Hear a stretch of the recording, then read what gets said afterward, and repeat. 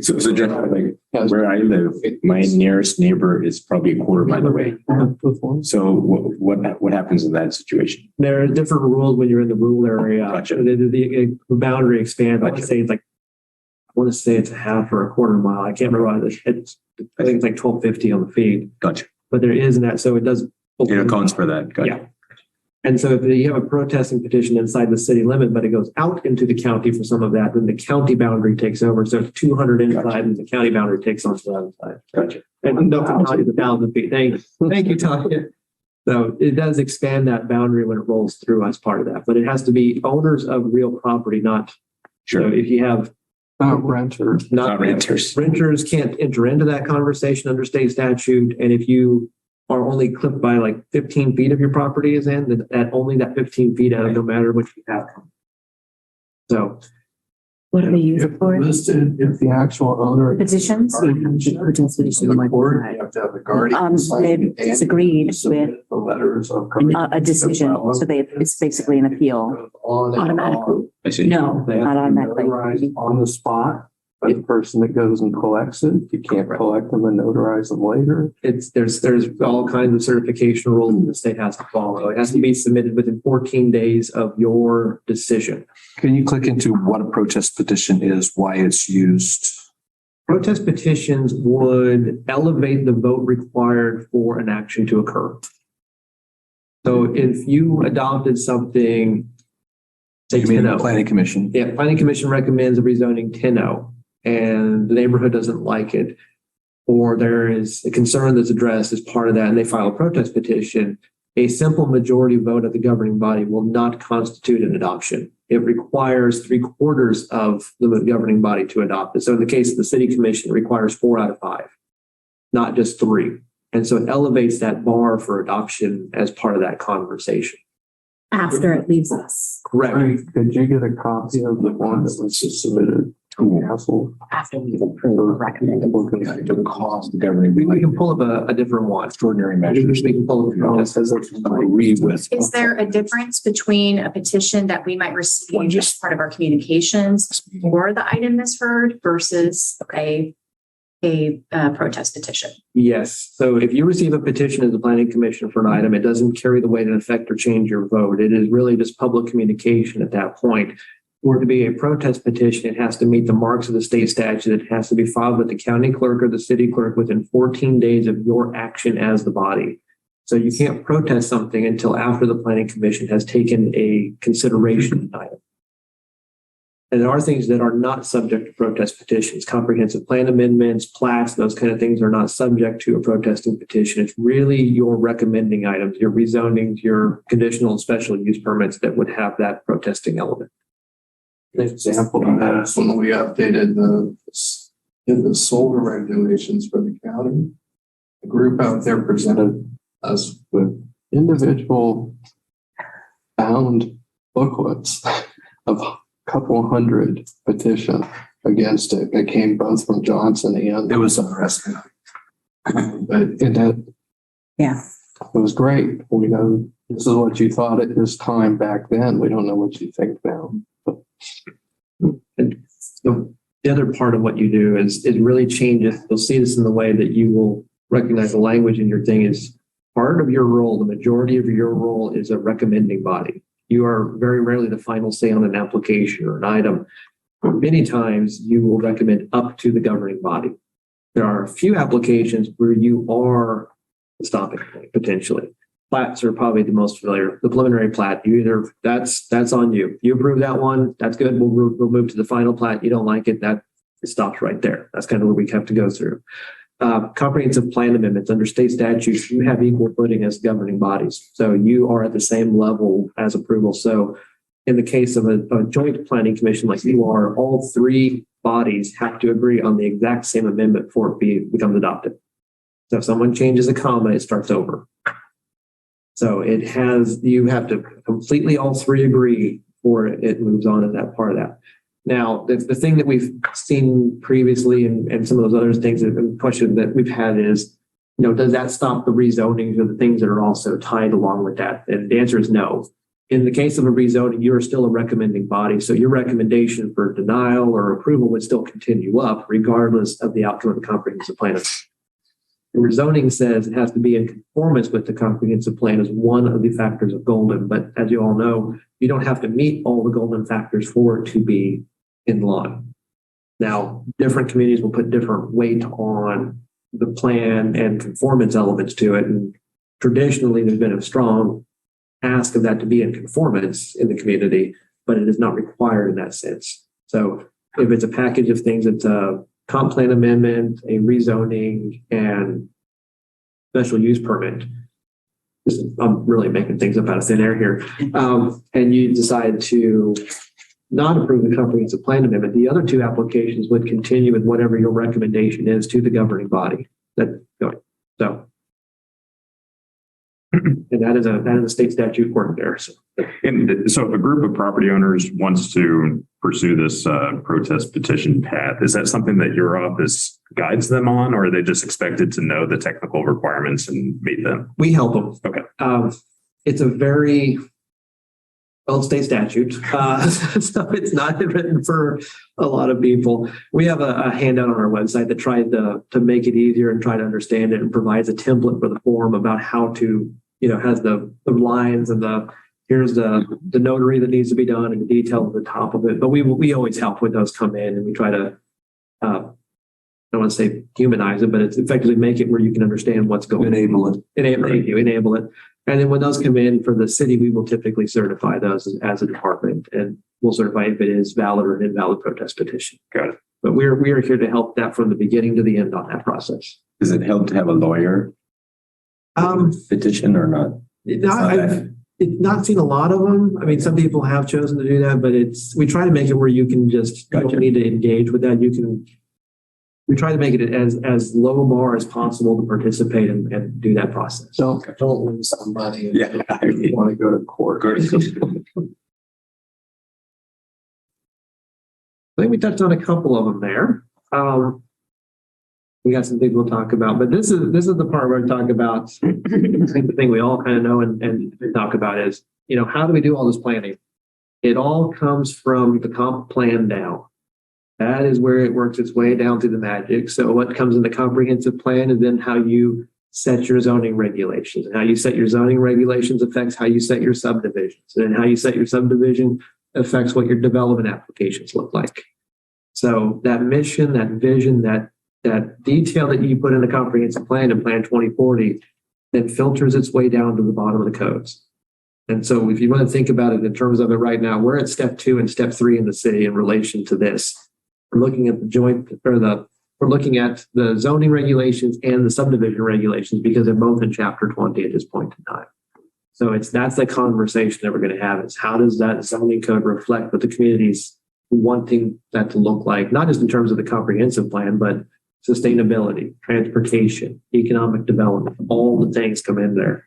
And so it filters down from that high level into those development applications that we get at your level when you see zonings and special uses, but also a lot of the plans that we see at site plans that staff is working on for properties that are, going from a restaurant to an office or someone's trying to build a new store or whatever it happens to be. That's how it filters into the process there. And so we're going to talk about this one later, so I'm not going to dive too deep, but clearly Plan 2040 had just replaced Horizon 2020, and it went through a 6-year process, as you can see there. It was adopted in 19, and there was public input throughout the entire process, from beginning in 13 to when it was wrapping up in 19. We were always taking public comment. We were always reaching out, trying to get people engaged with it. So we'll talk about this in the next big thing, so I won't dwell on this too much because I will keep you're all stuck with me talking all morning. I'm sorry. But then, of course, that all feeds these other plans because the comprehensive plan incorporates by reference a lot of the other plans that you see and see us bring before you in some respects, the sector, the corridor, the neighborhood plans and those. So they all come in and we'll touch on those too in the next session. But so what it really comes down to is when you hit that lower level, when you come from the comprehensive plan, is it affects what we're doing with our zoning and our design. And the best way to describe it is and Drew will probably nod vigorously when I say this, to come on board with the city of Lawrence and the Douglas County Planning Office here is you learn about 4 codes and close to about 3,000 pages at the end of the day. And that's not including plans and studies and the other things that come on. When they're on a pod shift or they're taking calls from people, they could get a question about the county zoning code, the city zoning code, the subdivision regulations, and possibly the smart code all in the same hour. And so when the planners are really working through all those things, they are learning 3 full codes at one time. And so trying to remember which code has what language and how does this one react versus this one react, you can see why we, give you an idea, the city zoning code is upwards of 560 pages. Horizon 2020 was 321 pages before it was put on the shelf. The current comprehensive plan is about 110. So there's a lot of detail that come into that. But on top of all of this, they also get to learn design guidelines. So there is a downtown design guidelines that they will keep track of, the 8th and Penn District they keep track of. They also keep track of the Oriat neighborhood design guidelines. And as part of part of the zoning code, there's also the community design manual. So for any property that is on commercial or industrial, they look at the design guidelines for those as they come in. So what was 3 codes have now escalated to a small master's degree in just planning for us. So they have a lot of codes that they're going through. They're looking through a lot of things. And Drew, correct me if I'm wrong here, but with the pod day, you never know what question you're going to get. You just know you're going to get a question, and then you got to figure out what am I answering? Where am I going to? How do I get that answer? Which code am I looking at? How far does this need to go before we run into maybe there's something hiding in there? What seems like a simple question, all of a sudden, oh, well, but for now, you got to go this route here.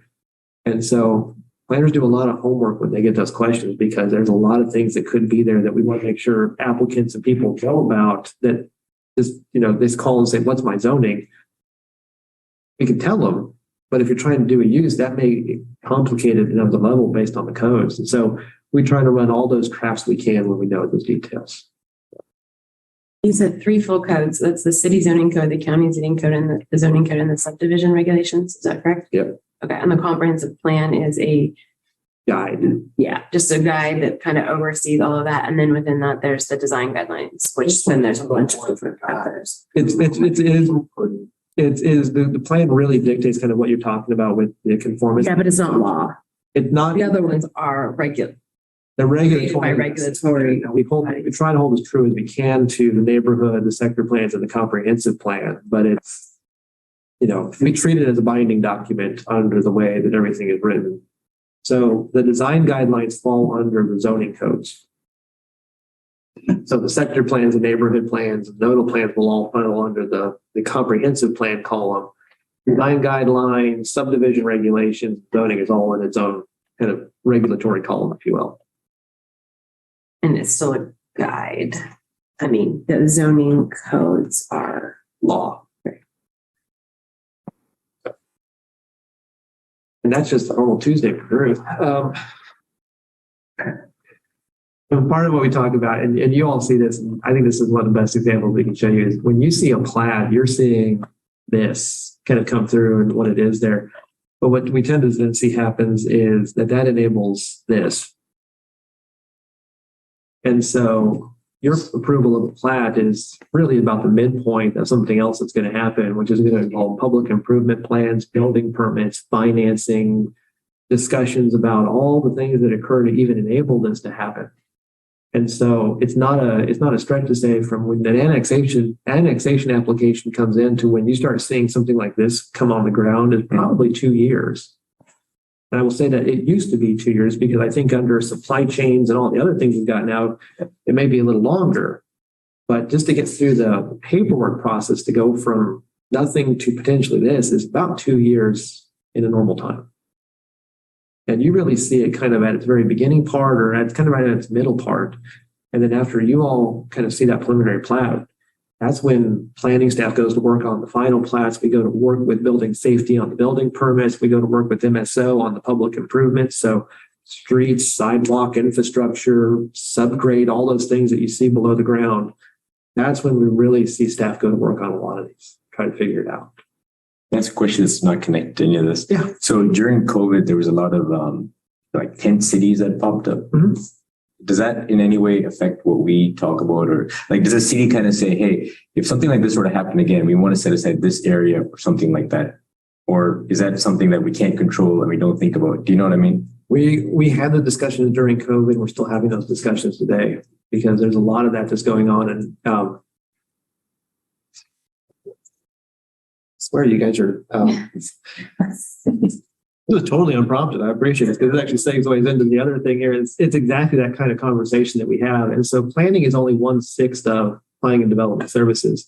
We have another group called Housing Initiatives who's actually working on that right now, is to find out what does that look like? How do we make sure people are housed and they're safe when the weather turns cold in that, or in the COVID situation, if we can't do these things that we used to do, how do we make sure everybody's, as sheltered as possible, but not being exposed to things? And so that's one of the groups I work with on a daily basis is Housing Initiatives, and they're doing that right now. We're still doing that today. So I see. It may land in your guys' court at some point in time. It may not. Yeah. Not You want to amend the code with it. yeah, there's a code amendment that does require that it'll come up on that one. And Each of these groups have subcommittees. I see. too, that I see. get people from all over the place. I see. With different- so I think the high level thing is most people think when they hear me and I will be completely honest, I've got 10 different titles. And depending upon what meeting I go to and what role I'm sitting in, my job title actually changes about what it is. So today I'm the planning director, but in most days I'm the director of planning and development services. Some days I'm the MPO secretary. Other days I am a building official, whatever I happen to be that day, or whatever it happens to be. But PDS, all the people that are here and going through the things, they do everything from your building permits, your safety inspections, your checking to make sure you're in the building code, to our code compliance team who's going out and doing the rental license inspections, making sure the rental properties are up to the codes. But then also if you have weed complaints or your neighbor's got a tree down or those kind of things that we do all of that. Housing Initiatives ranges from everything from affordable housing to homeless issues to community development block grant, emergency home solutions grant. So if your heater goes out and you need money to fix that, that's what they do. They're trying to make sure that you have that part of it. Clearly, you know about planning. The other one is transportation planning. So the MPO is inside of PDS. So that's where we coordinate those transportation plans between 2050 to Plan 2040 to the work that MSO does. And so there's 42 people that on a daily basis that are doing all these different things around us to make sure that if we're going to be doing a development project, here's all the different departments that need to be engaged. Or if we're talking about something coming before the Planning Commission, these are all the different departments we're also talking about. And this is only for PDS. There's also municipal services and operations we work with closely, fire prevention, both in the city and the county that we work with closely, zoning and codes at the county that we work with extremely closely. So it's all that. We do a lot of talking with a lot of people, not to mention private utilities and all the others that are in there. So Right. Got a lot of good work going. Mm-hmm. And you will see some of the work from one of our other divisions on your agenda coming up next week. So a lot of good lists on those, but excellent question. Okay, thank you for the perfect segue. That was More than 42 people. This is the organization of your presentation. I will take that.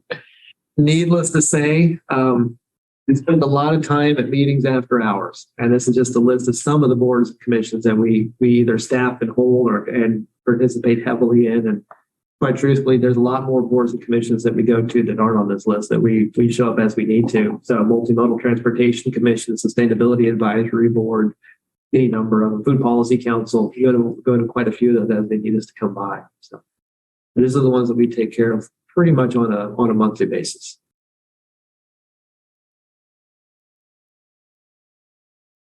So I always end this presentation by simply, because people now are like, oh, okay, well, you've told me all these things. Where do I go see it? Anywhere. Step outside. Take a look. That's it. It's really that. It's, your neighborhoods, Mass Street. If you're just on a trail, the Lawrence Loop, that is planning in action. Mass Street is planning that was done in the 1970s. If you want to see what 1970s planning did, that was Massachusetts Street, the way that it shapes and forms out. The Aids and Penn District that we all know today started in the mid-90s. The way that West Lawrence has grown was an evolution of what was called Plan 95 and Horizon 2020, the two previous comprehensive plans. And then those two plans spurred off the 1966 zoning code. So all those things started with a plan, a mission, a vision, a desire, something the community wanted. And how you see it today is because that's how they said it sometime down the line. So the best way I describe this is I'm trained as a long range planner. And the part about long range planning is very simple. This I will never see any of my projects come to fruition. Not a one. By the time I'm retired or gone, that is when they're going to hit their peak. And it's just something I've come to accept. When I started my career back in mid 2000s, I worked in a city where we were getting a lot of great things off the ground, and I put a lot of energy and effort into those things, and I've never seen it. All the work that's come after me has been taking that forward, and I've not been back to see it. I've not had the chance to go back and witness it. I've seen photos and people that I've worked with have shared it with me, but I mean, I've been here for almost 10 years. And so I'll tell you exactly it. I did 10 years worth of work in another community. I've been gone 10 years, and that's 20 years now down the line, and it's finally coming to fruition. So I think it's a slow burn sometimes. You see it in the instant, you see it in the rezoning or in the special use, but in the long term of it, I won't ever see it happen. That's for my kid to see. I want her to be able to say, I want to live in Lawrence. This is where I want to be because of this. So I don't do this job for me. I got to do it for her, that next generation down the line, because that's who's going to reap the benefits of the work we put in today. But all of that, anybody got questions? Probably 1,000, right? Yeah, where to start. That is planning 101. The one thing I will also mention, we kind of touched on a little bit, and kind of goes to questions on the board here is,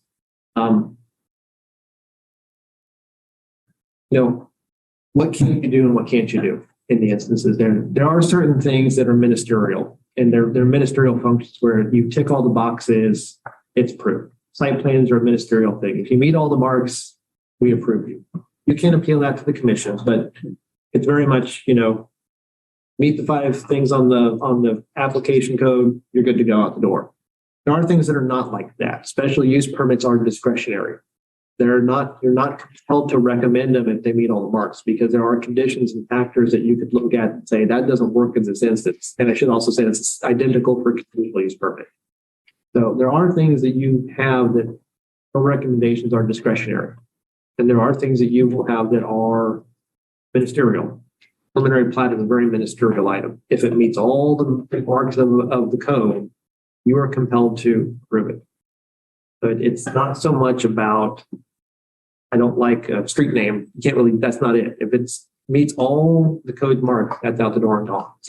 Zoning and the golden factor will affect the way that you can look at those things too. So there's a varying levels of what you do in there. We'll talk about quasi-judicial versus your legislative roles a little bit too, but there's some differentials in the way that you go about it. And I know one of the questions we wanted to know was, what is in your purview where you're the final say and what is not, well, when you're not the final say. Part of your orientation packet, you have a handout in there that kind of lists out what is your application steps and then what are the steps that you're recommending at.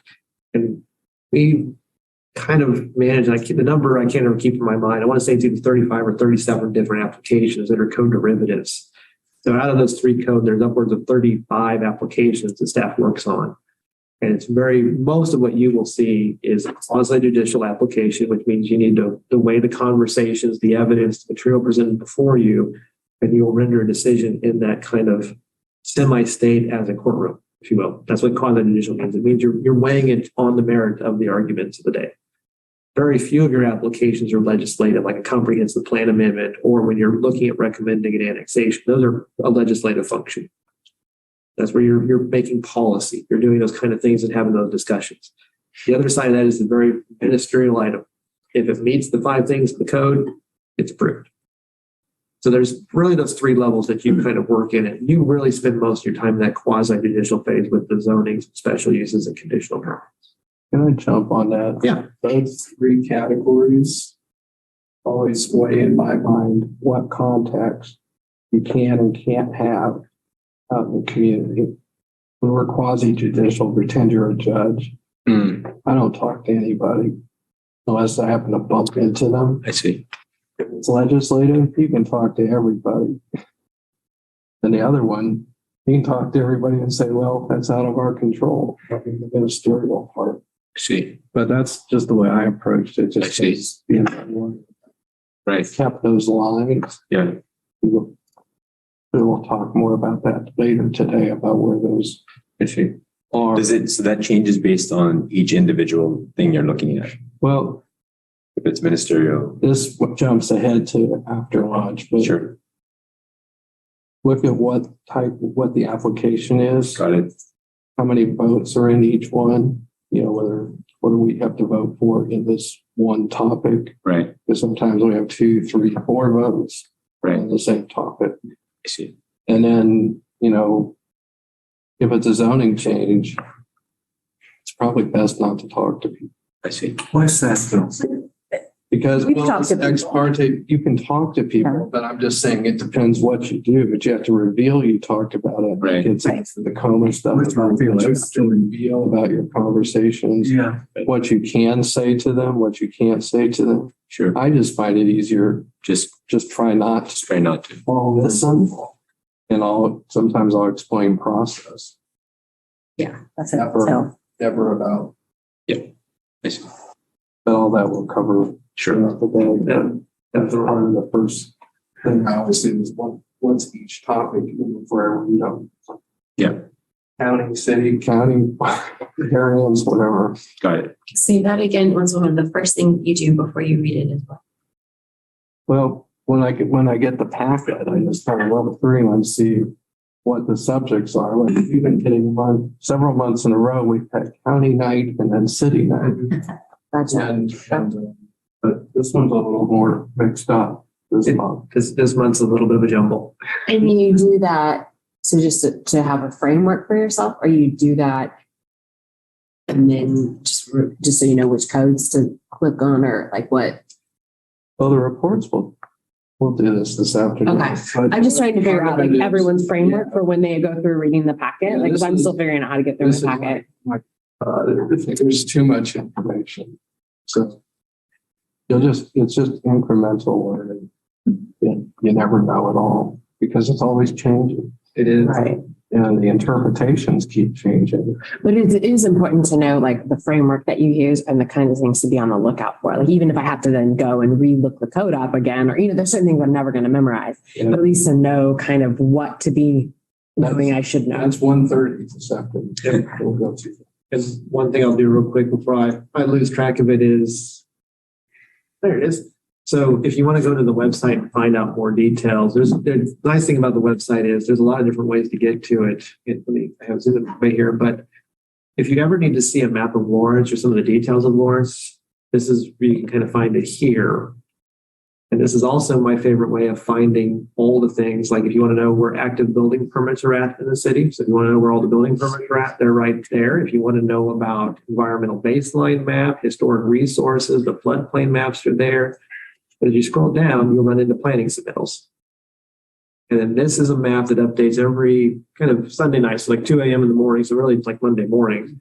But this is all the submittals that have been submitted to the planning office in the last about 18 months. And if you click on them, Holy cow, yeah. just tell you exactly what it is. It'll tell you who's done it, and it'll tell you the planner who's working that case. And it gives you the number on how to get to it. And if some of these where the capacity has that you can click on this, and it will sometimes, if it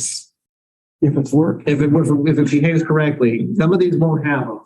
You can then come here and then you can see the site plan submitted in the application as part of that. But that is really the list for, oops, that's my Zoom bit here. That is really how you see those kind of what's going on in the city, and that updates like that one. Or that website will also show you applications we receive in the county, because the system that we have is both on it. So if you ever want to see what's in a county submittal, it'll also show you those too. So the most important link then would be going to the city website and using the map link. And then you come to that big long list and you would recommend using that interactive map. Cause like I go to Google, like at the meetings, I'm Googling, right? And it's fine. But like I would prefer to use the maps that other people are using or the maps that you guys recommend. The interactive map is a lot of fun. It goes all the way down to the type of pipes underground. And because you had told me that there was, and you had sent me a link. And so, yeah, that's cool. If you go to the city's homepage, you'll click on offices, you'll see planning and development services here. And if you let our page load up, it'll have this list. It'll tell you about the building permits. You can look up and see all the codes that we administer. They're all housed right here. So if you need to see the property maintenance, the zoning codes, they're all housed in there. But if you want to drill down a little further into the planning submittals, you can click on this PDF dashboard. And when this loads up, it'll tell you kind of the statistics and what's going on behind the scenes and behind those maps. So not only show you where the planning submittals are at and building permit submittals are at, but it'll tell you the details behind going on out there. So where are the rental licenses? How many of them have we seen in the last year? Get to that map. PDF, interactive PDF, if you go to the planning commission site. If you go to planning and development services, which is just under my Zoom bar that I'm not navigating very well. And this updates as data becomes available. So it'll tell you this was last updated on the 16th is when that new data became available. So it'll always tell you exactly what's going on, not just in planning, but in building safety, code compliance, rental licensing, the whole 9 yards. So it's the PDS dashboard on the top of the bar right there. And if you ever need any of the maps too, we have a link on our page that goes directly to that maps page. So you can pull those up at any time. You can see that. But of course, all of our stuff is housed here. So if you want to know where our plans and studies are housed at, like if you want to see all the sector plans on their own or any of those details. Because I'm on the website, I don't see the PDF thing. It was up at the top. It'll be under offices. The big blue bar at the. Oh, got it. Yep. And so once you switch there, that's PDS, and then you can go in and that's where we have our page. And so all the things are housed on there. And so if you ever run into it, you'll probably see us point to this website. It's just lawrenceks.org/PDS. But this is where we keep all that information in detail. So if you ever want to know what's coming in or going on, even if it's a building permit or a rental license, it'll show up in that dashboard and we can do it. And you can also find updates to the land development code and to the other area and neighborhood plans that we're working on. That bar, that ribbon that was up the top there. You can click on. There's links through that way too. I think that's what some of those key links would be nice to have on like a 3x5 magnet or card that I could hand out at a meeting so that people could find this. I like a QR code. So like we're talking to someone and they like. Yep. Old school. I'm very old school. Like I don't know social media or anything. So like I suggest that it means that like everyone's doing it.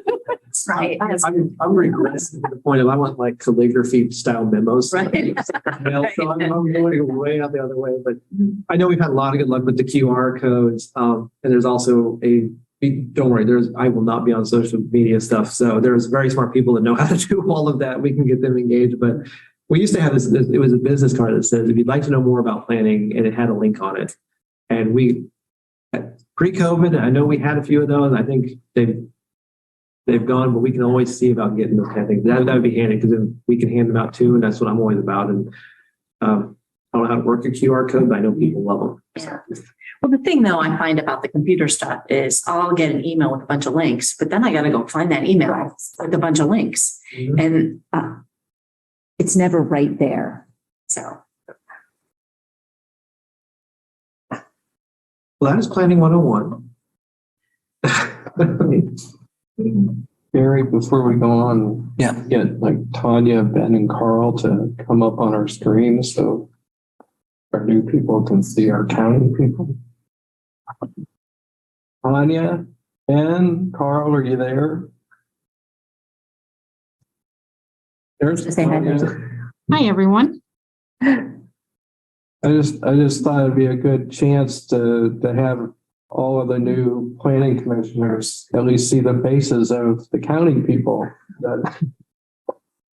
Thank you. I do plan to be there later this afternoon in person, just so I can get to know some of the planning commissioners as well and introduce myself. So I'll see everyone here shortly. And Ben does Hi, Ben. our code enforcement for the whole county. Not the county limits, but. Been around. And Carl's the newbie, so. I like all the plants in Ben's office there. They're really pretty. Who's Leo? Leo is our zoning specialist here at the office. Awesome. So he's doing a lot of the deed research when people are saying, can I build a house? He's doing a lot of that every day, all day. Very good. Thank you. Good idea, Jim. Jim, thank you. All right, so we're at the end of topic one. We've got a scheduled break coming up. Why don't we, schedule for 15 minutes. We're a little bit ahead. I'm going to suggest that we stick to 15 minutes if that's okay. We'll stay a little bit ahead. Maybe we'll give us a little bit more time around the lunch hour to get ready for that session. With that, let's take a break and come back at 10:10. Just a reminder, if nobody's watching, that's why this is just good for you guys to came in. See, this is a meeting. What's that? So we're live on Zoom I did, and it's yeah. recorded, which is And I could plug in and for this meeting, but maybe we'll have, I could plug in easy to kind of fall off of. lunch and for the session.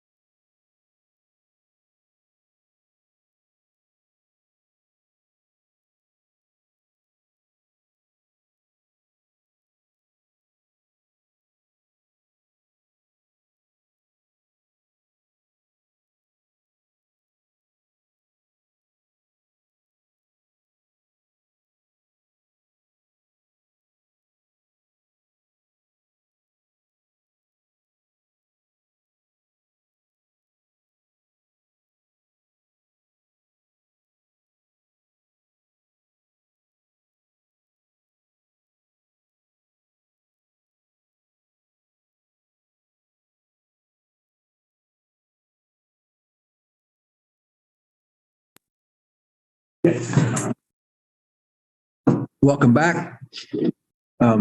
Continuing with the Planning Commission orientation session today. On to topic 2, also presented by our own Jeff Crick, talking about Plan 2040, the comprehensive plan.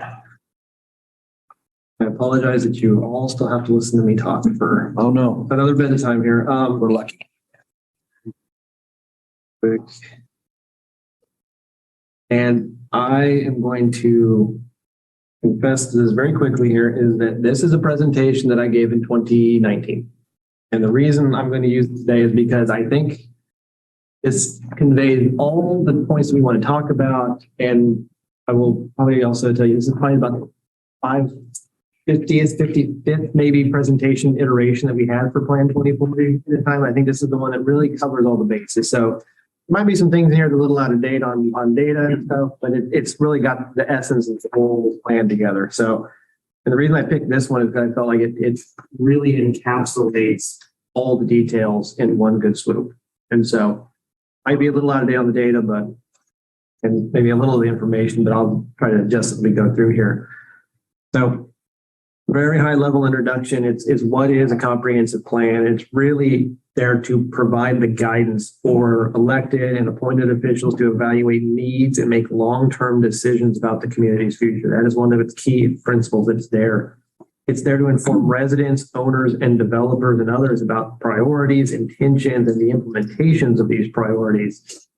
It also promote continued coordination and collaboration, like we were talking about a little bit earlier with, not just the neighboring municipalities, but Douglas County as a whole in that intent and drive. But it also outlines the expectations and principles the community has for values that it's strive to uphold for those future generations. And so there's a lot of that language in the mission and vision as you look through Plan 2040. It is a little bit of an elevated language because it has got to be. It's going to be that piece that you look at and go, this is where we want to go. This is who we are. This is where we want to be in 20 years' time. And so it's really having that conversation out there. But one of the things people sometimes will mix this up with is strategic planning. And if you look at what a strategic plan is, it's meant to be a short-term plan with specific initiatives. And so the comprehensive plan feeds into the strategic plan. It's a little behind the Zoom box there on the screen in the puzzle pieces. But it really feeds down into that strategic plan. And so it's meant to be a long range tool. It's meant to always be, best phrase, it's got its eye on the horizon. It's looking out in the distance at all times. That is where it's going to be its most powerful and most useful. That's the comprehensive plan you're talking about. Correct. So really, this is the highlight of that one, where that strategic plan is a short term with specific initiatives moving in that direction. The comprehensive plan is that long term kind of set the course and let's go kind of thing. So one way to think about it is a strategic plan will last 2 to 5 years. The comprehensive plan could last 20. So there could be 10 strategic plans or 5 strategic plans in the lifetime of that comprehensive plan potentially. The strategic plan accepts, comprehends, acts on things that weren't anticipated when the comprehensive plan was done. So it's also kind of more of it's going to operationalize some of those things on a quicker, more daily basis. So if we're talking about the city needs more affordable housing. The strategic plan is going to operationalize that. Like, what do we need to do in the next 2 years to lay that groundwork, make that foundation, build that next step up? So it's going to always be trying to move up in its columns on that one. The comprehensive plan is going to just say, we want a community that has affordable housing for all ages, all abilities, all incomes, everywhere we need to have it. And that's that guiding overarching goal. That strategic plan is going to set that course. We're going to do this with the Housing Trust Fund. We're going to do this as part of the community process that we're doing with discussion. We're going to do this with our infrastructure. That very operational day-to-day movement that we'll see. How does political change affect a comprehensive plan? So, does it or should it? Can it? It can, and it should in some ways, but typically you don't see it. It tends to weather pretty well in the longer term. If you look at Horizon 2020, it was done in the 90s, and it weathered really well until we kind of put it on the shelf in 2019. So it should respond and it needs to be flexible and responsive to the world that we're in and the asks of the community. So it needs to be there. But what it typically is that vision, that long-term aspiration is usually set and kind of stays. I see. So there's little hope on, we never know what's coming next. Right. But you always want to kind of be like, we know where we want to be and we might need to deviate to get there, but we know this is where we'd like to get at the end of the day. I see. So, there you go. I had that one in there too. So long range, taking my own segues anymore. So there we go. So I think it's always good to start with where we kind of took off from in the very beginning. So Horizon 2020 started in 92, was adopted in 98. It was the first joint city-county plan that was adopted since 1935.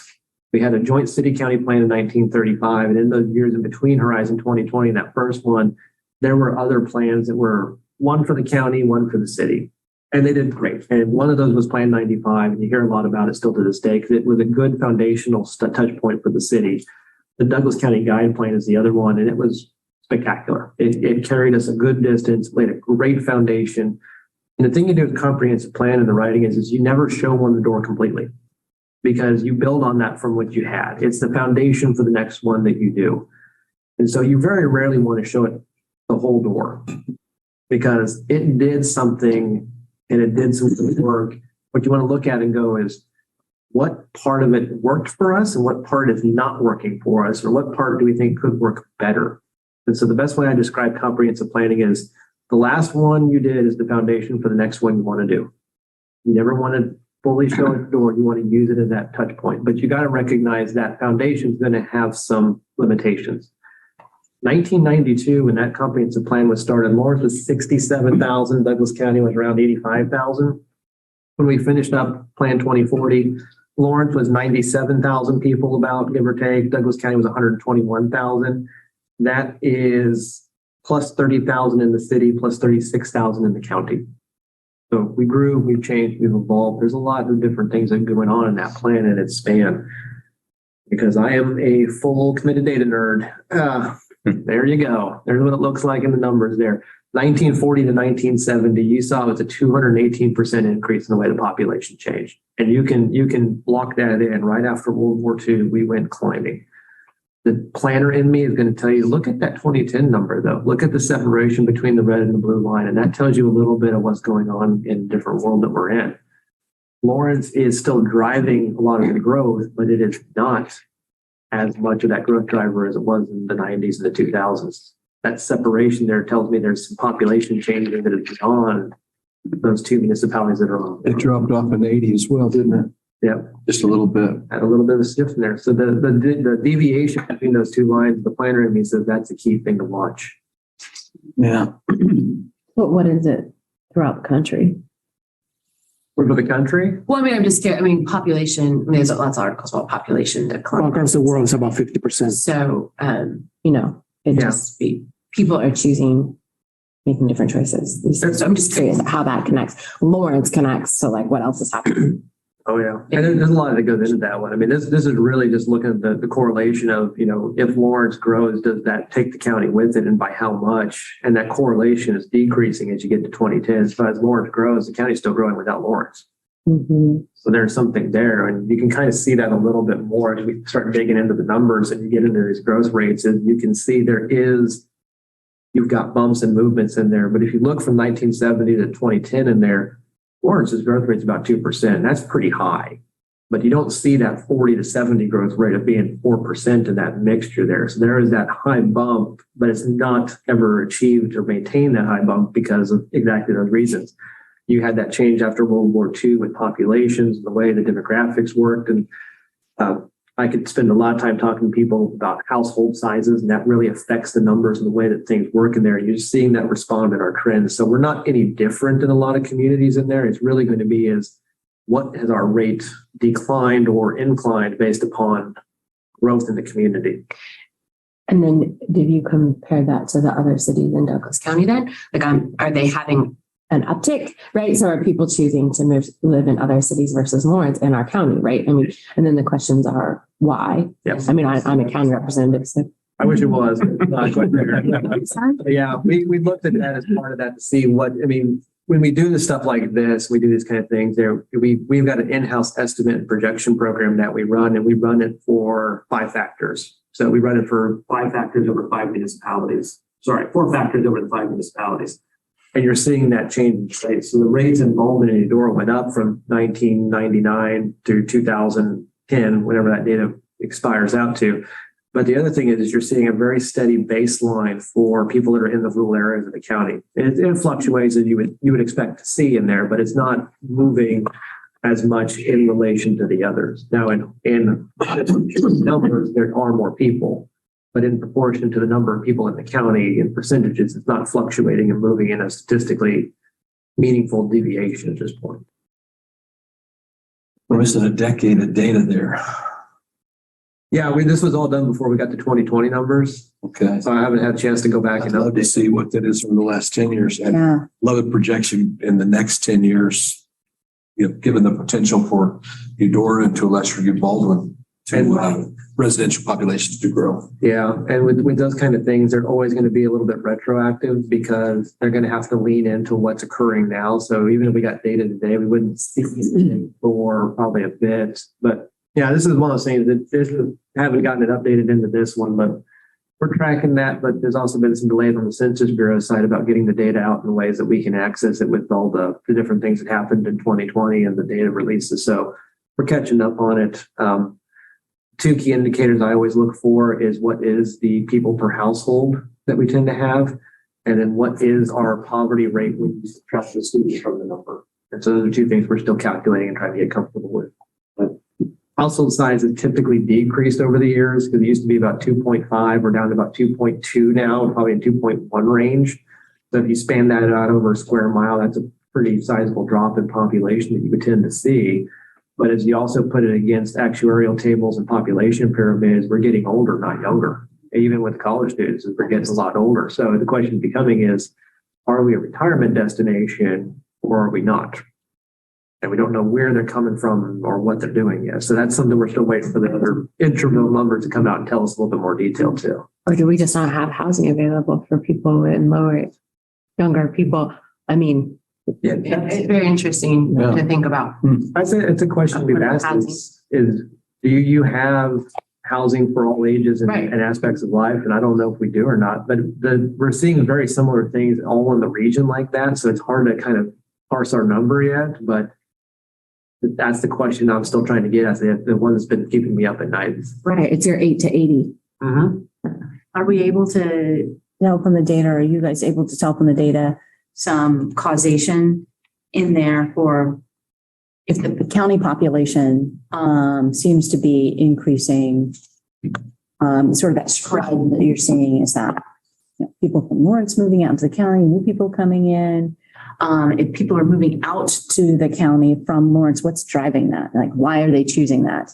Can't get, kind of stuff? we don't have that kind of depth in the data that we're getting. What we're kind of being able to find out is, are they intra-migrational or inter-migrational? So are they coming in from out of state or out of county, but we can't tell if they're in the county, if they're moving from one municipality to the other in the data sets. You can qualitatively kind of pick that up as you look at the numbers and get a sense of it, but I couldn't give you a good statistical number or a good run at it. It's more of a feel than anything else there. We're getting some different tools and some different data sets online to kind of take a deeper dive into it, but there's a lot of stuff going there. Do you have the in-house ability to do that kind of research? Yeah. Or is that something you can pull from KU? No, we can do it in-house, but we also we'll talk with IPSR at KU. I can't think of their the full name of the acronym, but it's their Census and Statistical Bureau. We'll talk with them quite a bit, and we also talk with have that kind of data. But we have in-house for a lot that we lean into. So I have a dumb question. I should probably know more about this that I don't. The comprehensive plan, and like the coming up with it, I understand it was like lots of people, but how do like these numbers and that kind of stuff, how is that taken into consideration in the comprehensive plan? Because like sometimes when I read this, it's very idealistic. It's fantastic. Like they're all one, but like how much of this was data driven and based on what we see, like what we saw happening and what we wanted to correct or change or whatever. Yeah, Versus just words on paper that sound pretty. I got some slides for you. Perfect. Of course, I also got to put this out here in the chamber because this is an outdated slide, but what I'll tell you is our in-house estimate program is the blue line. The red line is the census estimate programs that we tend to see in there. So I will put in my plug here is you got to take all census data with a grain of salt. We don't think they're in the vicinity of us. Right now, when we did our last July 1 population number, we got 104,000 people living inside the city of Lawrence. And that's not an uncommon thing to see census numbers trend in different directions from where municipalities are tracking based on what we have in our data sets in-house. So my suspicion is at this point is our number is not just low, but very low. So That excludes students. that includes students. This would always include students. Okay. Census is always based on where are you residing on April 1 of the decennial year. So part of the problem with the 2020 decennial year is what was going on April 1. Yeah. Yeah. AU and Haskell were closed. Formulas, aren't they? Well, they should be. National level? Yeah, all college towns, all things that have that are reporting the same issues. They're seeing undercounts and deviations in that they can't attribute to because on April 1, most colleges and universities had sent their students home. So you're seeing a little bit of that deviation there. Yeah. We know from discussions with the Census Bureau between Haskell and KU inside the city of Lawrence, there's about 15,500 people that are considered transitory. So they will show up in August and they will leave in May. So we drop about 16,000 people when summer semester kicks in. And you can look at some of the different data points that we have and we can corroborate that number pretty cleanly that that's the case. So that's why you can get restaurant reservations really easy. That's, I only got to be stayed in the summer.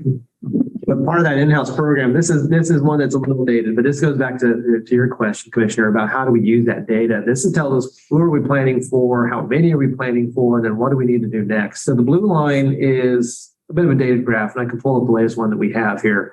That dashed line is the commonality trend line that comes data set. That's where it's projecting forward in time. But when we did our 3 estimation programs back in 2011, we did a high, a medium, and a low run on the model to kind of take a look at it. And you can see we're running just beneath the medium run. This works out to be about a 1% population growth for the city of Lawrence every year. So if you want to put that in real numbers, we add about 1,000 people per year to the city of Lawrence. But you just said that the blue line was, or One point of the blue line was low. a low estimate. Yeah, and so the medium line is running 1.2, 1.3. And what's the high line? High line is, I think, clocked at 2+. And then this is Panasonic. This is all before Panasonic. This is actually before COVID. This chart here is 2019 at its best moment. And I can pull up after this, I'll pull up the one with the newest one we have information on. But this is all just us kind of looking at going, this is where we've been at since 2000. We've been growing at this rate consistently. If that trend is consistent and holds true, versus where we think we would land at in that point in time.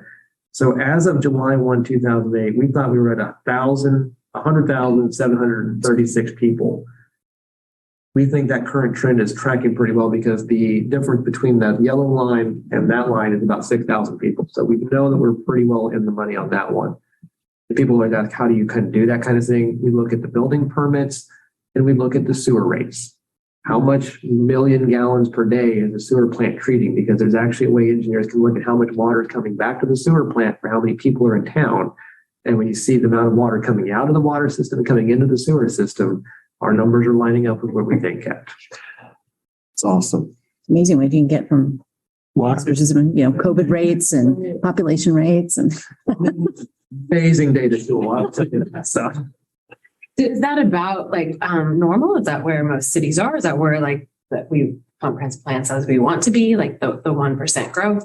There is no right one for that one. Some cities are going to be in decline. Some cities are going to be growing very low. Some cities like Austin and Phoenix will be growing double digits. But the question is going to be is not so much what do we want, but if we're going to plan for it, what do we think we can sustain over 20 years?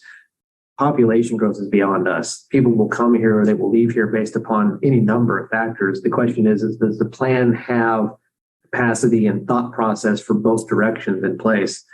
Lawrence is extremely lucky in that it has not seen a decline in population growth since World War II. There's a lot of cities that can't make that claim. So there's not really a good number or right number for that one. It's just a matter of where the community feels comfortable with that number. That's what I meant. I guess I was like, what is the community goal? Because we were just talking about, we were visiting, I overheard you guys talking about visiting. I mean, it doesn't matter. You can make people like your city more and want to live there a little bit more by some of the things you plan. Good bike lanes. Good bike lanes. Right, that would help. But so I just didn't know if there was a target goal for that or anything. Okay. No, and it's a lot of those things. I mean, college towns aside, I mean, usually the one thing that's going to draw people to your community is either going to be an amenity or in a job. And that was all pre-COVID. Nowadays, you either apply. I can work remote. So how do you attract a different kind of worker or a different type of job skill or whatever it is? Conversations all planners are having here. And I'll give you a great example of it. There's probably planners who have done your planning commission meetings that were not in the state of Kansas. And they don't need to be. They can work remote and do those kind of things. I mean, we've had staff who, done that before because of, they had a family commitment. They had to be somewhere else for a different reason. And pre-COVID, that was a different thing. It was in a room, but now, that's given them a little flexibility so they're able to participate. And that's, any number of us have probably done the same thing. It's, I can participate on Zoom, but I'm not there. So I think when you look at the population numbers, the question is going to be about not just jobs and things like that, but what else is there? I'll give a great example. I have a friend who not too long ago left where he lived at for a very long time, same job, but because they went remote, he can now move closer to his family. So he did that. But he left Austin, Texas, and moved to Madison, Wisconsin. So, I mean, he could be close to the family, didn't have to change his job, but then they also said, we don't need a physical office anymore. So now you're competing in an environment where physicality is no longer in play. So I don't know what the number, I don't know if 1% growth is even, it could be higher. Yeah. But I hear you saying it's not a problem for us. We're a lucky community not to have that issue. And when it comes to like developing a tax base and getting growth or money. So that's the important point is we're good on that. Population and tax base, I would say, are not equatable because you got to match it with what you have as both your portfolio for residential properties and commercial and industrial properties. The key is going to be is the state of Kansas sets the rates for commercial and industrial much higher.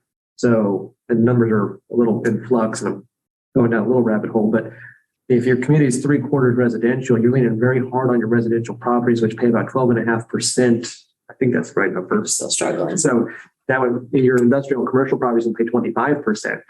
So if you're leaning hard on your residential, that changes the way affordable housing may come into your community differently than if you have a big industrial or a big commercial base, because then you can lighten that load across the spectrum. So what is your mix? Is it 25, 75, 25? it's about that, I think, or it might be 2/3, 1/3. I don't have the number off the top of my head, but it leans heavily into the residential at the moment. Yeah, it does. Yeah. So, Yeah. And plus, I mean, you talk about, are we sort of safe? I don't know that I think this idea that you can live and work anywhere puts more pressure On the community to have something else. Right. Besides the jobs to. so people don't move or people move back. For people like small towns, Yeah. relatively small towns, people like bike lanes, people like walk downtown areas.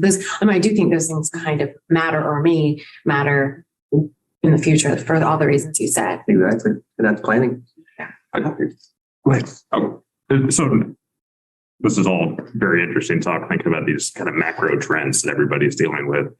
And as we're thinking about these plans, I understand that they're driven mostly by community needs and values here on the ground, but to what extent and how are they also influenced by trends that you all see at conferences and different innovations in planning and what we're thinking about cities and all of that? They're driven a lot by that because you always want to look at somebody else and go, will that fix what I'm seeing in my community? Or would that be something my community would look at and go, that would be great if we could get those kind of things. And so I'll look at places and we'll kind of keep the trend on that one, but we also got to kind of, they got to be right sized. So people always will bring up, we should do like Seattle does, or we should do like Portland, and that's a different tax base. There's a different thing going there, and then you got to look at it and go, is that really, would that really do as well here? Because we got a different climate, we have a different geography. So what we do is planners have a pretty good latitude about attending conferences and training sessions, those kind of things, and we always kind of talk about it. Bring back some ideas, bring back those conversations, because that's might not be the exact same, but maybe there's an element in there that we're looking at going, that would be great.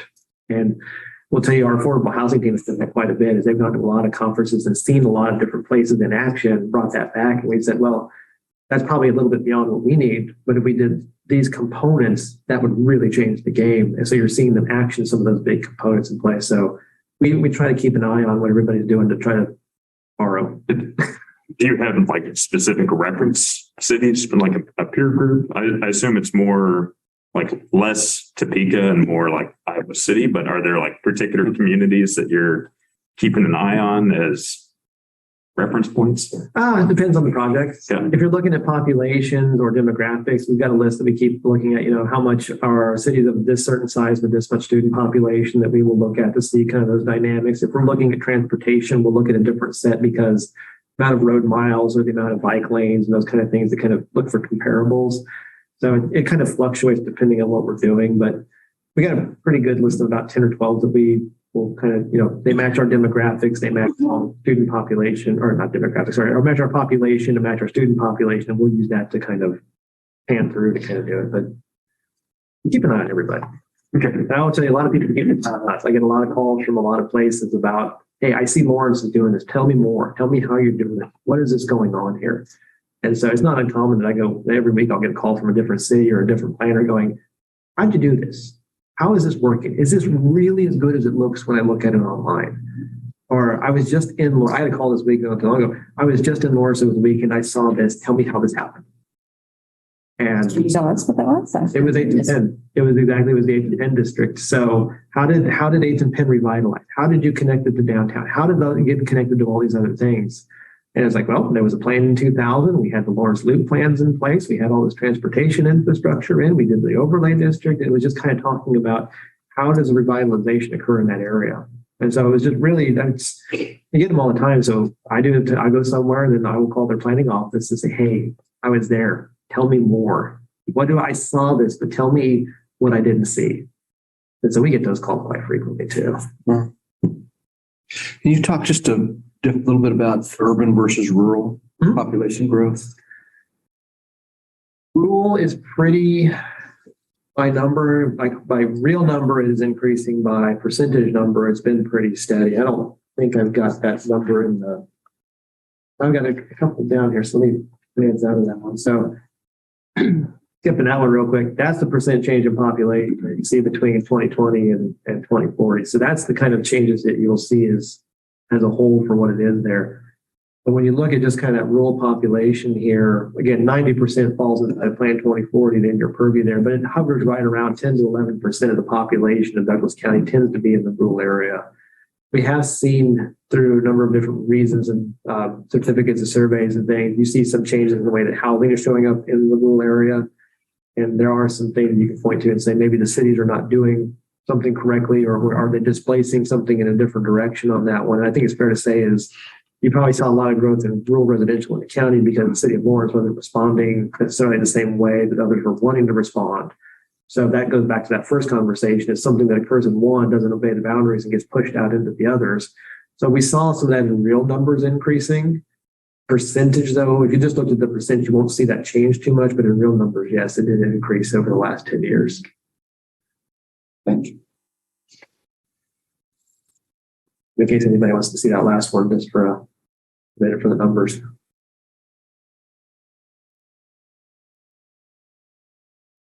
So we're Plan 2040 kind of started, and where Horizon 2020 started, those years that you can kind of see there. And that's the change. And that's 50% almost increase in population, what we're talking about. So it has to respond a little differently. So it goes back to that foundational work. We think we've got some parts in there that are really good. What are they? And what do we think they're really going to be? And so part of that conversation we started to have with that was with the steering committee. And as part of that steering committee, there was a county representative from Planning Commission and the city representative from Planning Commission throughout the committee. They met for 4.5 years. They had 43 meetings. We did 18 months of nothing but public input. And at the end of that day, they came back with the issue action report, which was adopted by Planning Commission resolution and by joint ordinance resolution by the city and the county commission. That set the framework for what we were going to do next. And so it kind of lined out all of the action items, the big things that the community said we're doing great at, we're doing okay at. start this thing over. This one didn't work at all. And so what we did as part of that public input during that phase is we had a statistically valid survey we put out, and we pulled the entire county. We got a statistically valid survey that matched our demographics, our economics, all of our things, and we got responses back on that. We did 8 open houses throughout the county. We did an open house survey that had 373 responses. The steering committee had 2 public forums they held in November of 2014 to sit with people and just have conversations about what they were seeing or things they were talking about, having those things. And then the steering committee actually had a public meeting that was just a listening session. They just sat and said, anybody who wants to tell us about the issue action report, about what they're seeing, we're here to listen. There's no presentation. Staff isn't talking. We're not talking. We want to hear from you all. And so they had an entire meeting to just gain more information as part of that public input process. But the outcome of that was the issue action report. Very easy to tell. Low is things that work on, green are things that are great, just keep on going. And so this was all adopted in November 2015 by the governing bodies and by the planning commission. And this is the framework that is set the revision and the updating process from there on out. This gave staff and the steering committee direction. Like, this is the thing we need to be talking about. All issues during this received update. So even the high issues received work and revisions as part of this, not just the low strength items, because you can't, just because you're doing great on it doesn't mean that it can't get better. So everything got looked at from stem to stern, the way that I put it. We looked at it from the beginning to the end. But the really large takeaways out of the whole discussion that we heard was, this is what the community wants. These are the things that we need. We need employment opportunities. We need a plan that was readable. And if you've ever seen a copy of Horizon 2020, it was a great thing if you had insomnia. It was wonderful. I loved it, but man, you needed to have a lot of coffee and a treadmill to want to read that thing from beginning to end. We want quality housing for all incomes. That was a very poignant thing, not just in the city, but everywhere. Quality housing for all incomes. Arts and culture amenities. What is it that makes Lawrence and Douglas County Lawrence and Douglas County? Kind of that amenities conversation we were just having. What do we point at that's us?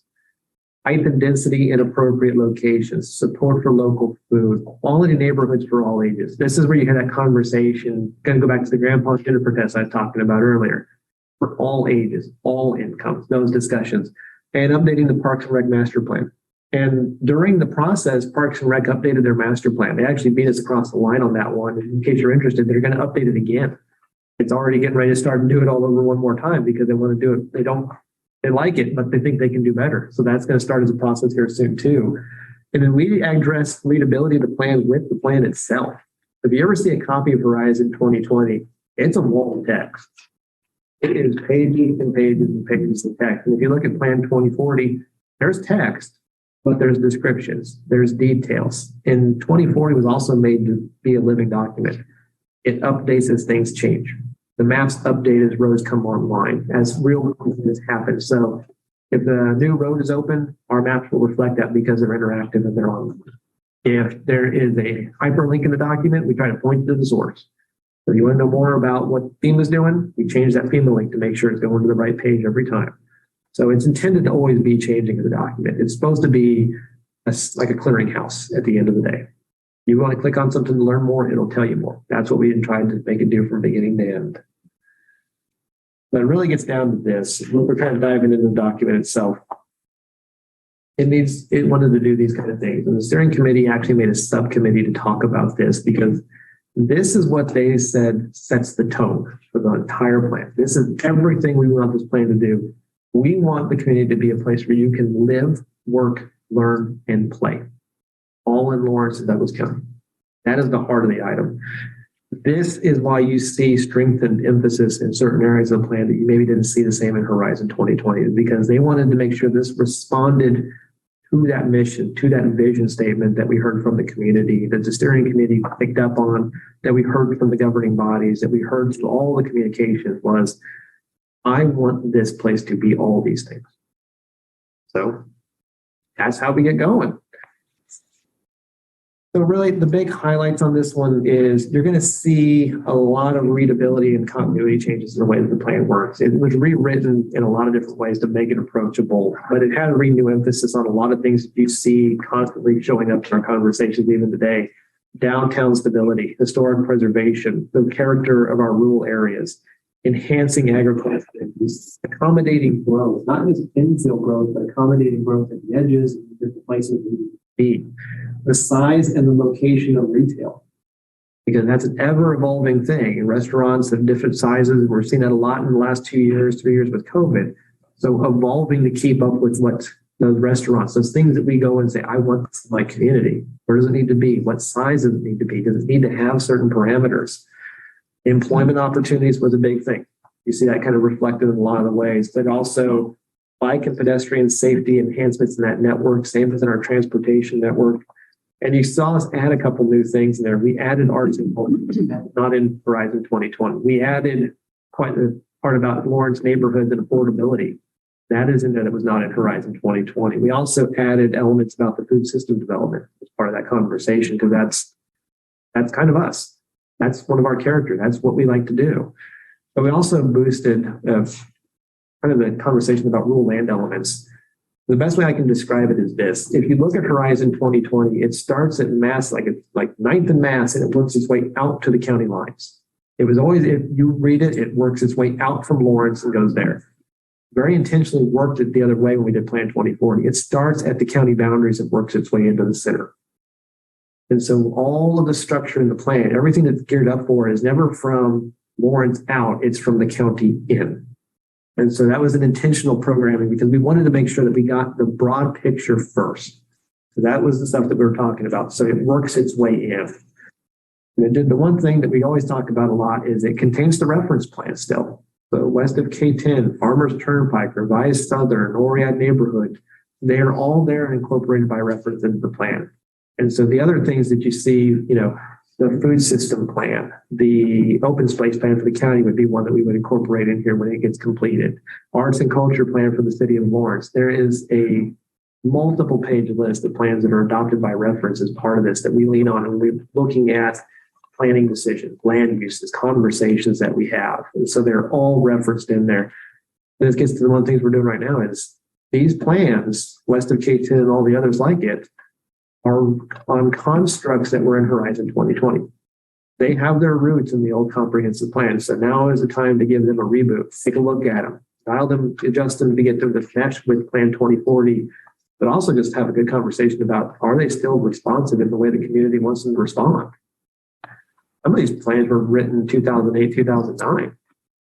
So got an effort underway on the planning side to take a look at that, but so there are links then to all of these referenced plans in here. Yep. So all of the images in Plan 2040, if you click on the cover images, Okay, they're all that makes hyperlinks. sense. Okay. But those are by year. Mhm. And so where would I find that? It's either on our website, it's a PDF that lives on the website, but if you click on the images in Plan 2040, it'll take you right to the PDF. We also have a map online that shows the boundaries for all of them. Okay. I'm probably just on the wrong page in the plan, but that, so I can be in the plan and click on it and see this. Yep. It's all in there. And it goes for all of the plans, like the arts and culture and all the other plans, they're all hyperlinked in there. So we tried to make it, if you were in Plan 2040 and you wanted to learn more about anything, you could click on it and it would take you right to it. I don't have the skill set to go digging. So I was like, I'm going to make this thing a clearinghouse of stuff. I also tried to break Adobe on multiple occasions trying to do it. So we got to, that's kind of the essence of it. Those will show up in the article in the appendix as part of our reference plans. Are the plans that are sort of on deck, like the open space plan, is there a clickable reference just for status or that it's coming? We have open spaces to add them as they come online, but we keep an eye on those. We work really closely with a lot of people on those. So we know when one of those is coming or going to be adopted, that we will work to make sure that we get it incorporated, follow the protocol and get it incorporated into the plan so that you all can lean on it if you need a question or if you want to see how it's dovetailing into the broader picture. All right, so we're going to dive a little deeper. We'll keep going. That's really the bulk and mass of chapter 1. So chapter 2, this was an intentional change the planning commission made when they adopted the plan, was to elevate the environment and natural resources chapter to chapter 2. Previously in Horizon 2020, I think it was like 16. Yeah, it was like way down at the back. Even 7 years after Horizon 2020 was first adopted. Yeah, it didn't ever, it wasn't in the original, it didn't quite, get it. So this became chapter 2 in here. And I preface this with the way the kind of conversation is, when you write comprehensive plans, you typically thread your large items through multiple chapters. So you want to have these things like the threads that bind it all together. So you pick out those things in your mission and vision, and that should be what threads the document from beginning to end. So sometimes things show up in a lot of places, and that's a central tenet of the entire document, part of the whole. Sometimes you'll see them very explicitly called in one chapter, but that doesn't mean that they don't show up somewhere else in a different way. And so those threads in that mission and vision, you'll see through the action items and the entire statements, all the document itself. And environment is one of those central tenets that show up everywhere. And so that's a lot of discussion we have, but you can see it really wants stronger floodplain protection.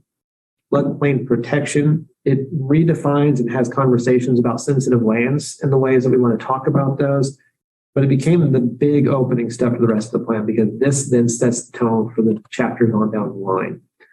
And I believe Commissioner Carpenter may be the only one left from the, Commissioner Ashworth from the, I think 8 or 9 months, chapter by chapter, line by line evaluation of the plan.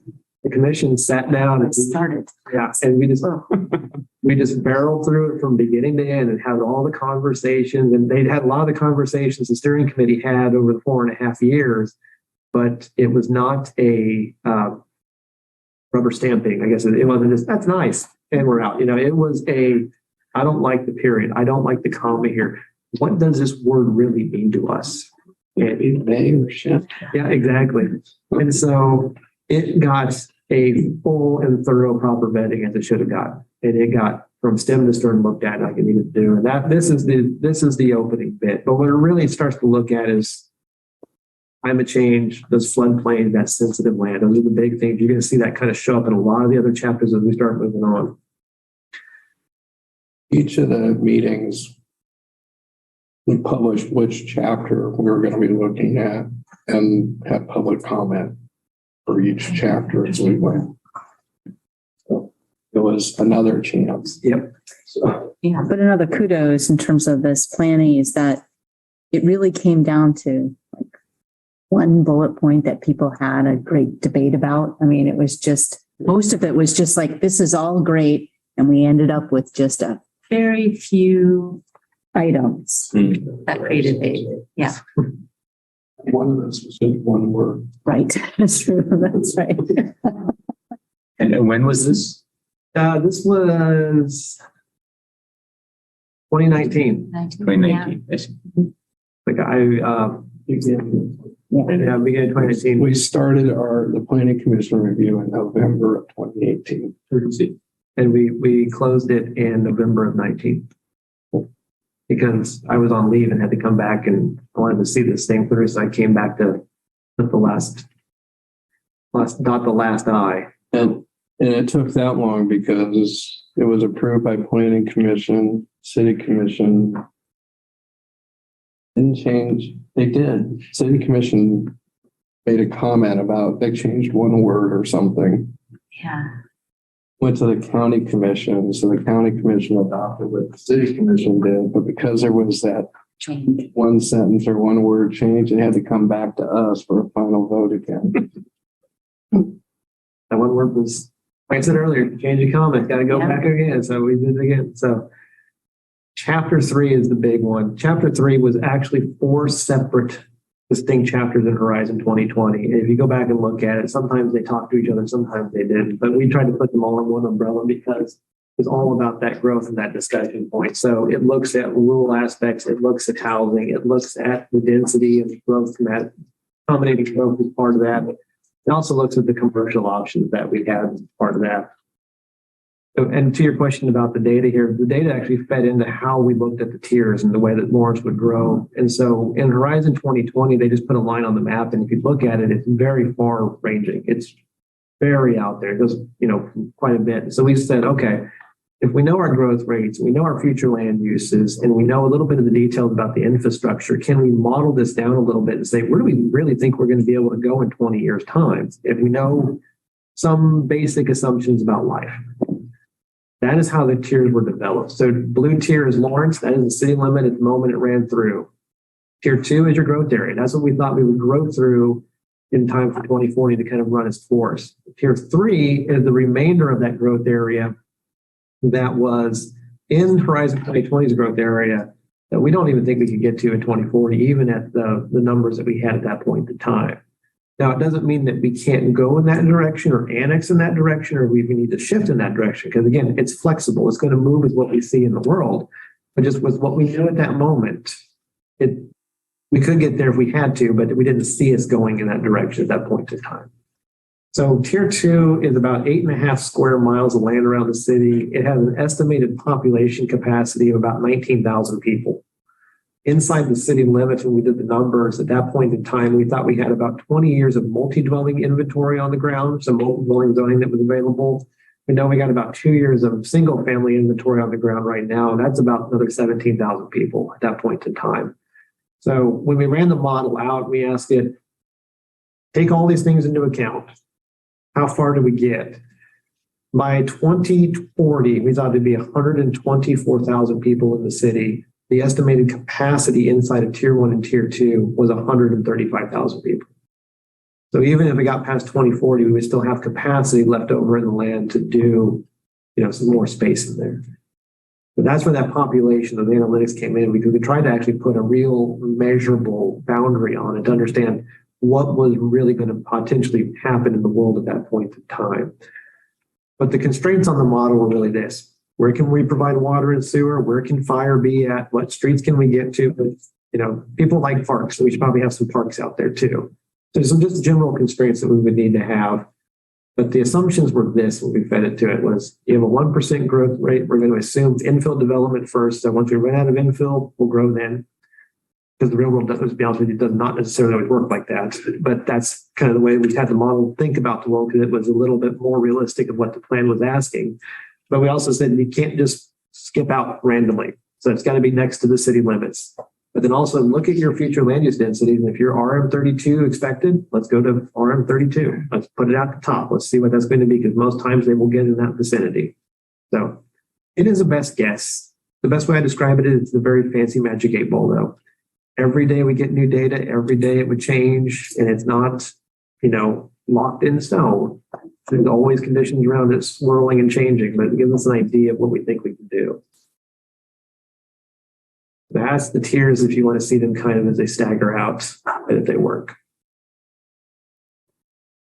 Do you all track undeveloped land within city limits? I know there's different forms of infill, but just like straight undeveloped land, do you have a measure of like this is out there, this could be developed? Or Yep. And then, so related to that, do you that track how much that is being developed by year? And do you have a sense of infill is actually happening? Or yeah, we've not got hard numbers on it. I haven't seen the latest runs for it, but yeah, last time we did it, we were seeing there was infill happening, but it was not just in residential; it was in all components, so industrial and commercial at the same time. But yeah, we do follow back and track on those, and kind of have a good sense of where everybody's kind of moving and going to. We actually kind of keep a pretty close eye on that, because that will change how we interpret certain things in the way that we maybe present to you or conversations that we have. Because if we find that we're running out of one thing, then we clearly might need to get more of it. So yeah, we keep a pretty good eye on it. I imagine with that model, you can also tweak things for the type of infill, regardless of what the existing zoning is.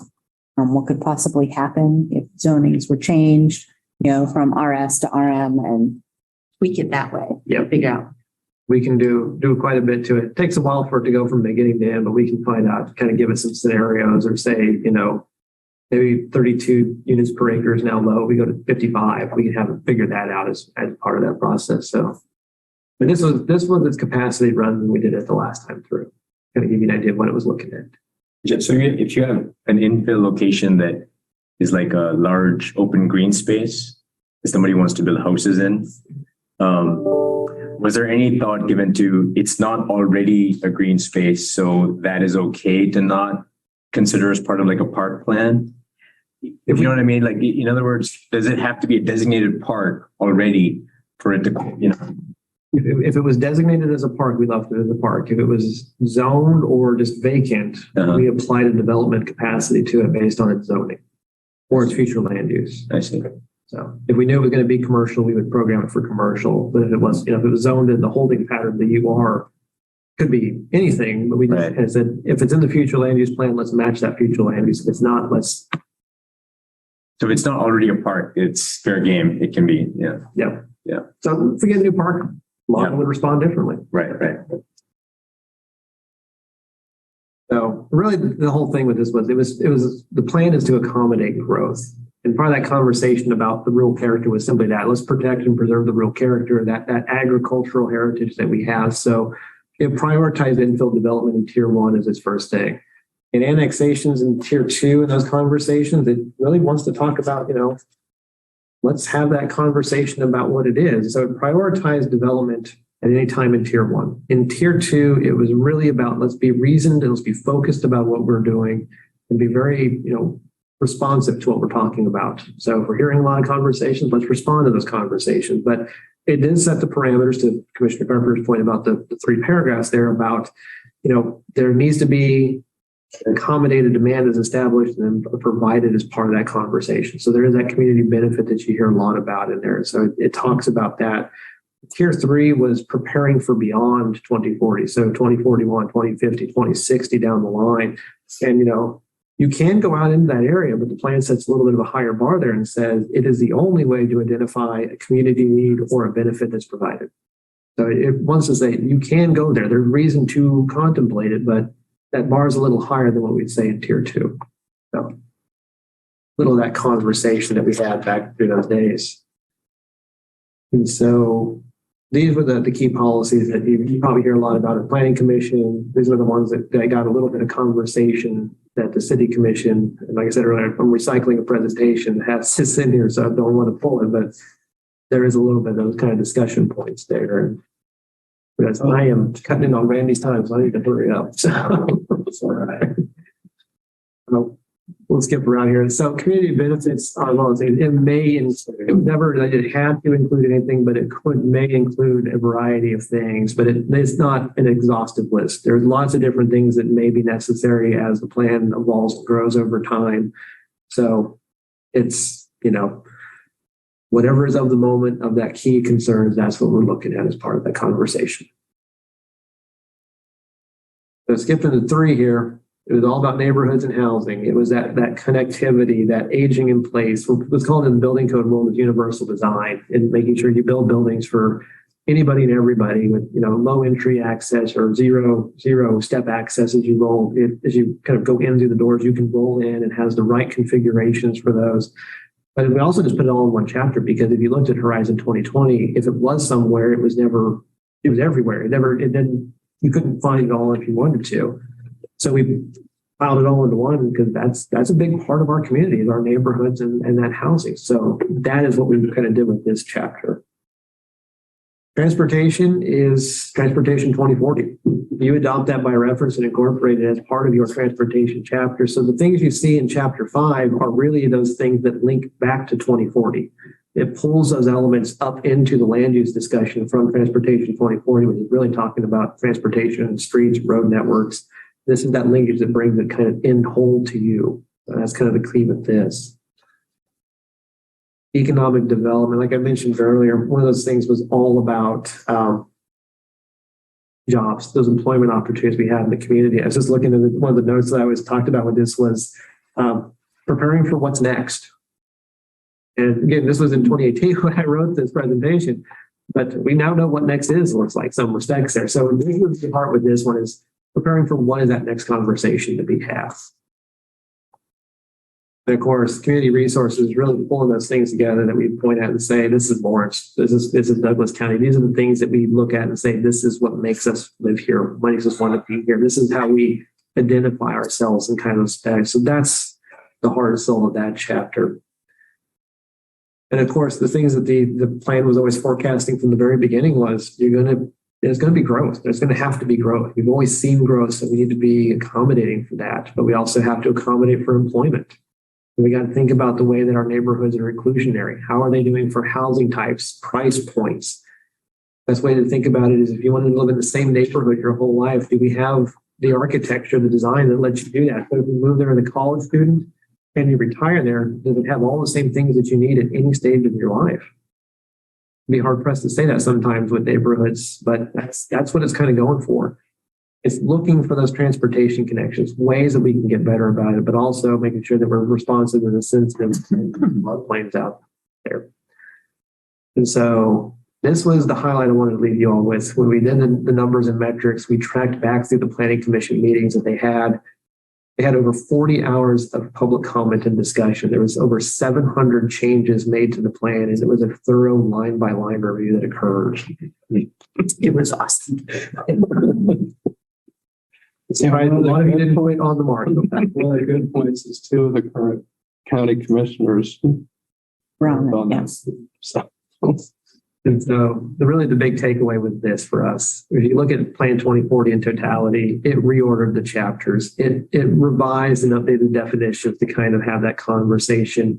We brought some metrics and data and analytics to that growth management, that rural emphasis discussion to make sure we were kind of meshing correctly. But we also put in local foods, which is a big part of, I think, the Lawrence and Douglas County experience, and it was never there in Horizon 2020. So that is a very rapid crash course of about 7 years of comprehensive planning. And good news is you don't have to listen to me talk anymore. But I do have a question. When you were talking about the different things and the changes that you made from Horizon 2020 to 2040, like reordering the chapters and things like that. What I hear you saying is that those things matter and that they have an element of priority, or when we're looking at things, it may matter like what chapter they're connected to and the order that they're in and the language that was chosen. And the reason I raise that is sometimes people will talk about that at the public meetings for public comment, right? And I just want to make sure that I'm understanding it and that we're all understanding it, right? So like, if natural resources or whatever is now chapter 1, I mean, that's something that is supposed to be relatively high on the priority list. Not that everything isn't important, right? But those types of arguments are those things that what I hear you saying is those kinds of things do matter and they were taken into consideration and they are reflected in the structure, the word choice, and the way that the Plan 2040 is presenting our value system. There's a prominence to the chaptering, but I wouldn't say that 7 is lesser than 2 in those respects. I think they're all in that same way, but we wanted the commission, and I think the steering committee wanted to reflect was the order was a little bit by intent and a little bit by what was there in 2020. So some of those chapters were still ordered in the way they were in Horizon 2020, but they didn't want to imply that 2 is of the utmost importance at the expense of 4. So it's not so much that there's the system, they're right there all together. Now the question is what threads between all of those, and then how does that show up in the day-to-day that you're seeing?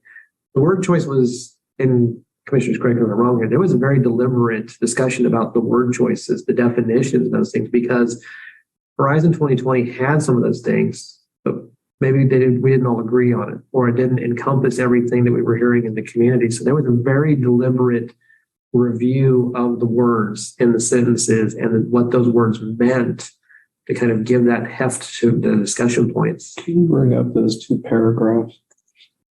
Part of it is you're gonna bring whatever you bring, to the conversation. I hope by moving environment up towards the front was to always have that in your head. What is the long range impact of what we're doing today? Right. Within these categories. So you point the first paragraph up there where it's shall be annexed. That's the only place we use shall in the whole. That's the only shall. And that was a point of contention at the city commission meeting where it was presented. Karen Willie was chair at the time. She had to go to Wisconsin or something, but so I was there. But that was the back and forth we had, why we chose Shell and that was there and no place else. And then the biggest bone of contention was the community benefit, which is kind of left open-ended here because the hope is it's going to be further defined in the updated code. Yeah. Okay. People talk about it. People do talk about those things. I'm hearing that kind of stuff in the public comment. And so how to value it, the balance and whatnot on that, I think is important to know. Thank you. I find it very helpful to have that touch point. When you get down into the weeds of some of the stuff, to think back to 2040 and say, okay, what was the vision? Right. And to use that to inform how I look at the projects that come before us.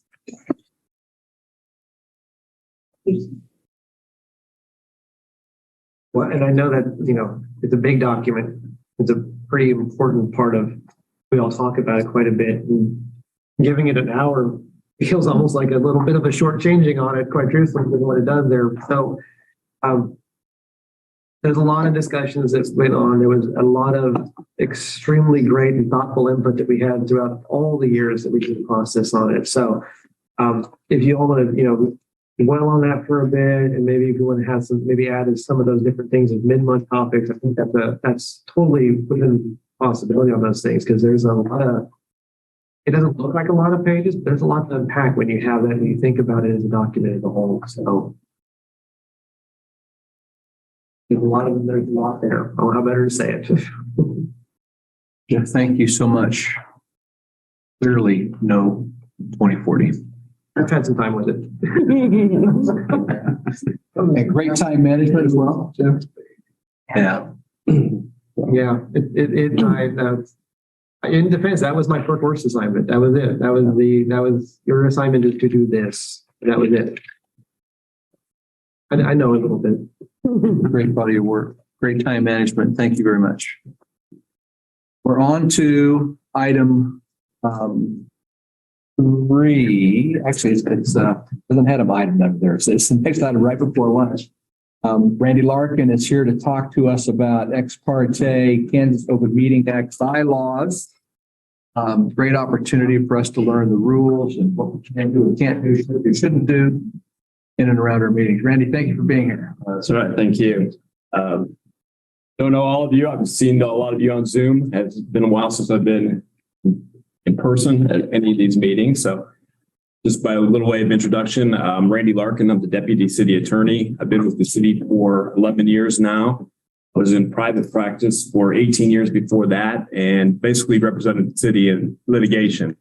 And then when the opportunity came up in 2011, I went in-house with the city. For that, I worked for a couple of judges and then worked for a judge and then was in law school before that. I've been in Lawrence for 36 years. And so anyway, all right, I'm going to talk to you today about the Open Meetings Act, conflicts of interest, ex parte communications, bylaws, things like that. It's important stuff, but it's kind of dry. So if you have questions, and that would make it interactive, that would make it a little better. So with that, I'll just jump right into it. We'll start with the Open Meetings Act. That's probably conflicts of interest. They're both equally important. Anyway, the Kansas Open Meetings Act was enacted in 1972. Kansas was kind of on the front edge of that. We've not always been on the front edge of things like this, like the Open Records Act, we were way behind. But with the Open Meetings Act, we kind of were one of the earlier states to adopt it. It came out of some reformation and some things that they wanted to do that came out of the 60s. And so anyway, that was adopted in 1972. And as enacted, it's been described as the cornerstone of public access to local and state government. And really its fundamental purpose is to require that government be done in front of the public so that the public knows what's happening, so that we don't have backroom deals that may have been the situation in the past. the key is a representative government is dependent on an informed electorate, and that it is also stated to be an express violation of COMA if you were to recess meetings or to do something to avoid that. COMA applies when there are two things present. There has to be a body that's covered by the act, and there has to be a meeting. So that's it, two things. A body is covered by an act if it's a legislative, administrative, a state agency, a political subdivision. The city and the county both are covered entities. Additionally, subordinate agencies of city and county are covered entities if they have hearings, make recommendations to the public body. For that reason, the Planning Commission is also covered by the Open Meetings Act. So you are governed by the Open Meetings Act. All our meetings are, and we go from there. So you are a covered agency. Now, the big deal is there a meeting? Now, for there to be a meeting, there has to be three things. There has to be a gathering or assembly in person through telephones, interactive communications, could be video conferencing, could be Zoom, could be emails. So it has to be a gathering or assembly where there's communication, interactive communication anyway, by a majority of the members of the board for the purposes of discussing the business or affairs of the body. So it has to be a gathering, interactive communication by more than a majority, and it has to be to discuss the business or affairs. Those are the three things. We'll go into each of those. A gathering or assembly, that's easy when you have a meeting, when you're here. This is qualifies. We're all here among each other meeting, so that qualifies. Telephone calls, video conferencing, Zoom. Those are interactive communications. Majority of the membership are 10 members in the Planning Commission. So majority is one more than half, so it's 6. So if there's 5 members meeting or talking, it's not a meeting. It has to be 6. Not covered by COMA. Not covered by COMA, right? So 6 is the number. That's also the quorum. And then business or affairs of the body. This is where sometimes this is where the substantive issues usually occur, because it's usually easy to determine whether or not there was interactive communications, whether or not there was more than 5, whether or not, there's a covered entity. So it's whether or not it's a meeting. Just discussing the business with affairs does not require any action, doesn't require any formal action by the board. Just has to be a discussion of something that's before you. So if it's something, for example, something that's coming up before you, something that's come up in the past, and you discuss these things in private and outside of the public meeting, outside of where people are, and what we have is a meeting. Social gatherings are not necessarily a meeting if you don't discuss the business or affairs or things that appear before the body. You can go to, we've had gatherings where people had dinners and outside meetings like that. Those are all fine. You can attend seminars together. That all works fine, just as long as you don't discuss things that are coming before this body or things that you've handled for this body. You can talk about planning in general. Those are all perfectly fine, just cannot be the business of the body. Also prohibits serial business meetings. And that's something that comes up every once in a while. A serial meeting is, for example, Commissioner A says, hey, what do you think about this to Commissioner B, which is not necessarily a problem. Once that you get a chain of emails and they're connected and say, hey, what do you think about this? What do you think about that? And it gets to 6 people, we've had a serial meeting, and that would be a violation of the Open Meetings Act. So be very wary of doing something of that nature. Another thing that you want to watch out for is hitting reply all. It doesn't necessarily cause a problem, but it could, depending on how the communication started or how it went. Could be interactive. And so be very careful about hitting reply all. We've had to report a couple things to, not from the planning commission, but other boards where you talk to the attorney general and the attorney general as well in this situation. No, Yeah. we don't want to have to do Staff that. uses blind copy as a method of reducing the chance that someone would file. Right, absolutely. That's great. That will work. So that's it. I mean, so basically the thing is there has to be a covered entity, there has to be a meeting. For there to be a meeting, there has to be some type of interactive communication or gathering. There has to be 6 of you, and you have to discuss business or affairs of the body. So those are things that protect. Now, if something happens, other things that go into Open Meeting Act, there has to be notice. If you do an agenda, they have to be made available to everybody. You're not required to, but if you have it, make agendas, they need to be made to the public. And if something happens, and if there is a violation, here's what can happen. Anybody that is aggrieved is empowered to bring a private cause of action in district court to challenge it. The district attorney and the attorney generals have authority to bring an action against the city and against you. If an action is brought, remedies include injunction, mandamus, there's several penalties, payment of costs, and maybe other appropriate orders. One thing to note, if an action is brought against you, they flip the burden of proof in these types of cases. Typically, the burden of proof is on the party bringing the action.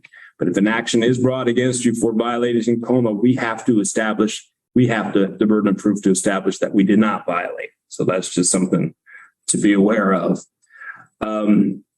Penalties, any action taken by the planning commission or the city commission can be voided or is voidable. Civil penalty of up to $500 for each violation. You can be assessed court costs for that.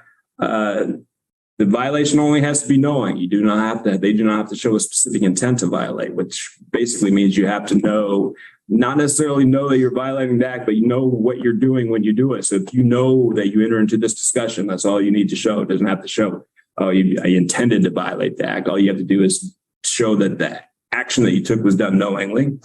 Of course, the court can issue injunctions and can issue costs.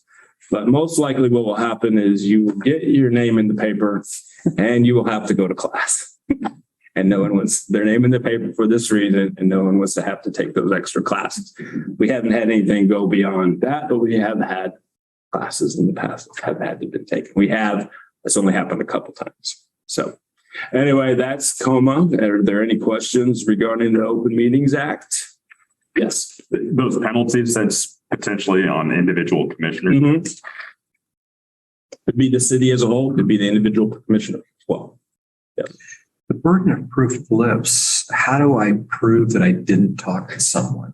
I mean, it's not an easy thing to prove a negative. Yes, you'd have to prove that it did not happen. Someone just thinks that I did. I mean, well, they'd have to bring the action first. Yeah. And then you'd have to establish that, that did not occur. That's interesting. So, I mean, how you would do it is then becomes a issue of fact.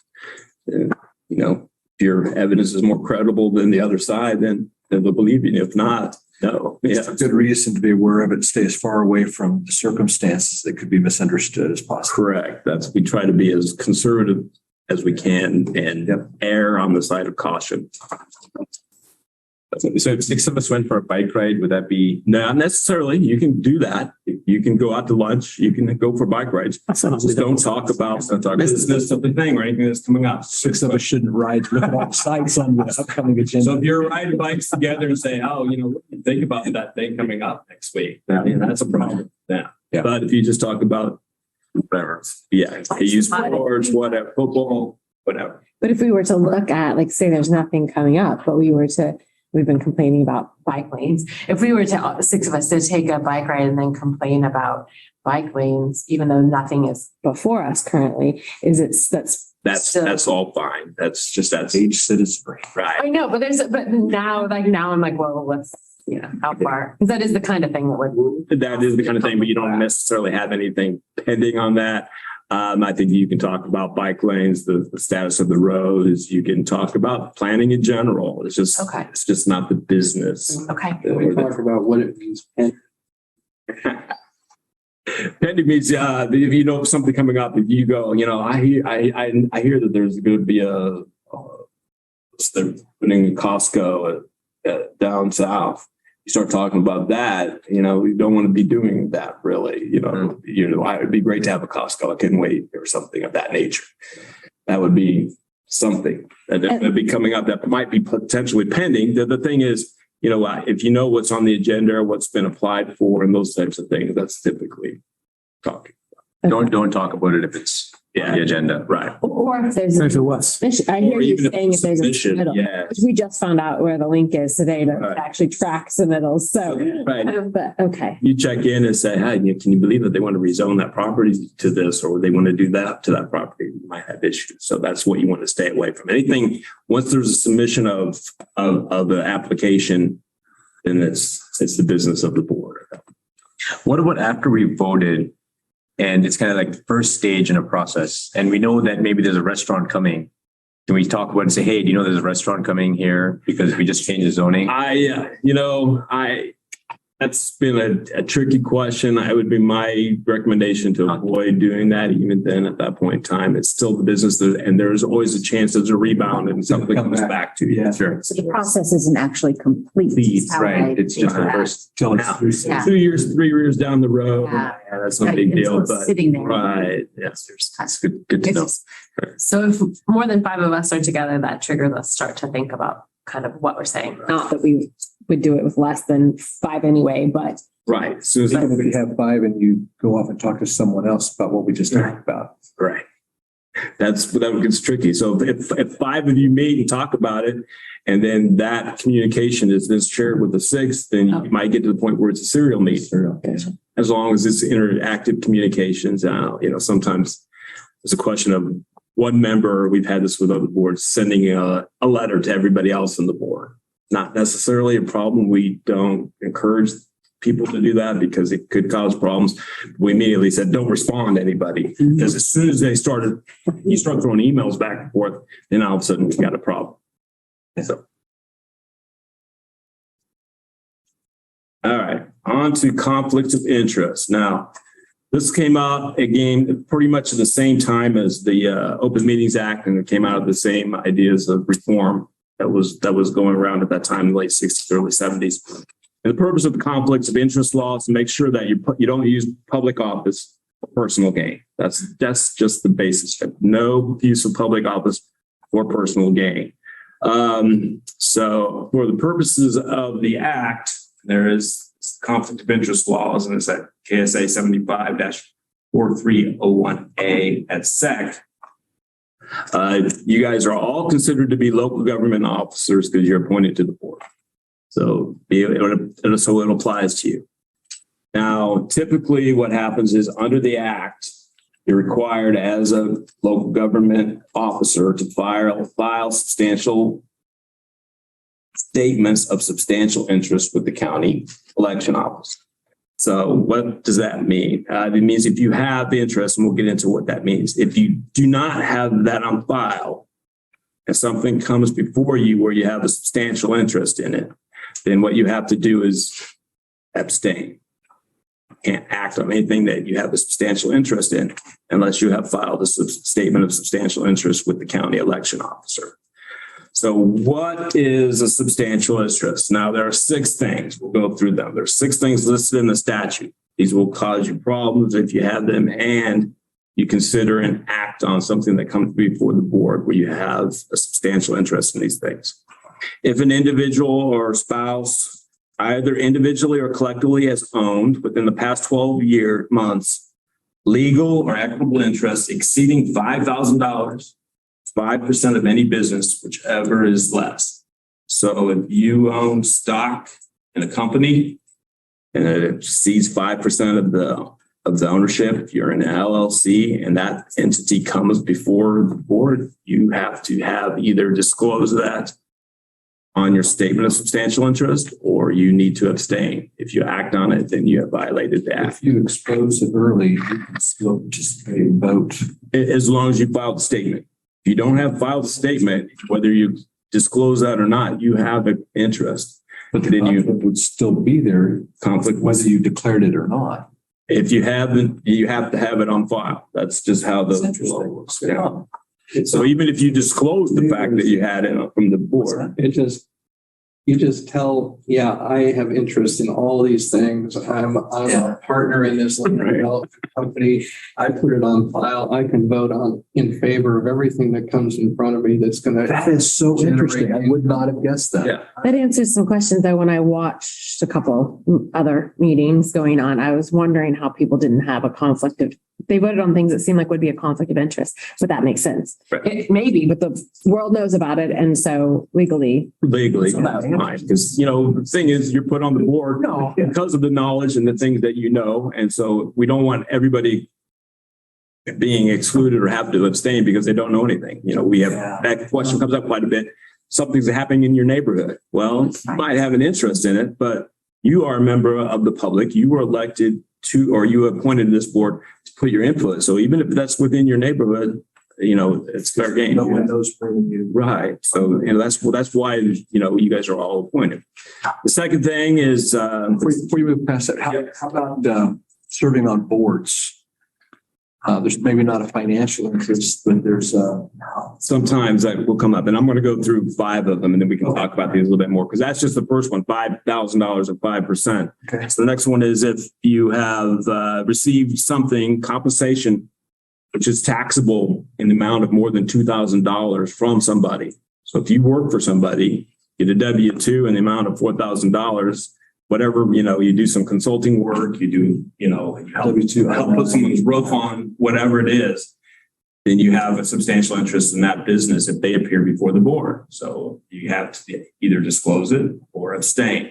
The third one is if in the preceding 12 months, without reasonable valuable consideration, you receive $500 in value from somebody. So you go to Dillon's and win a $500 shopping spree. You now have a substantial interest in Dillon's for the next 12 months.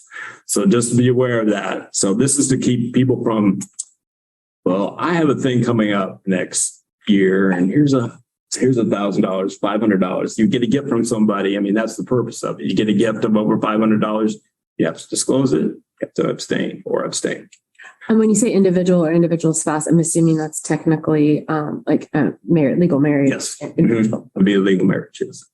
Now, whether it gets to common law or not, I don't know. I've gotten that far, but that would be a different issue. Yeah.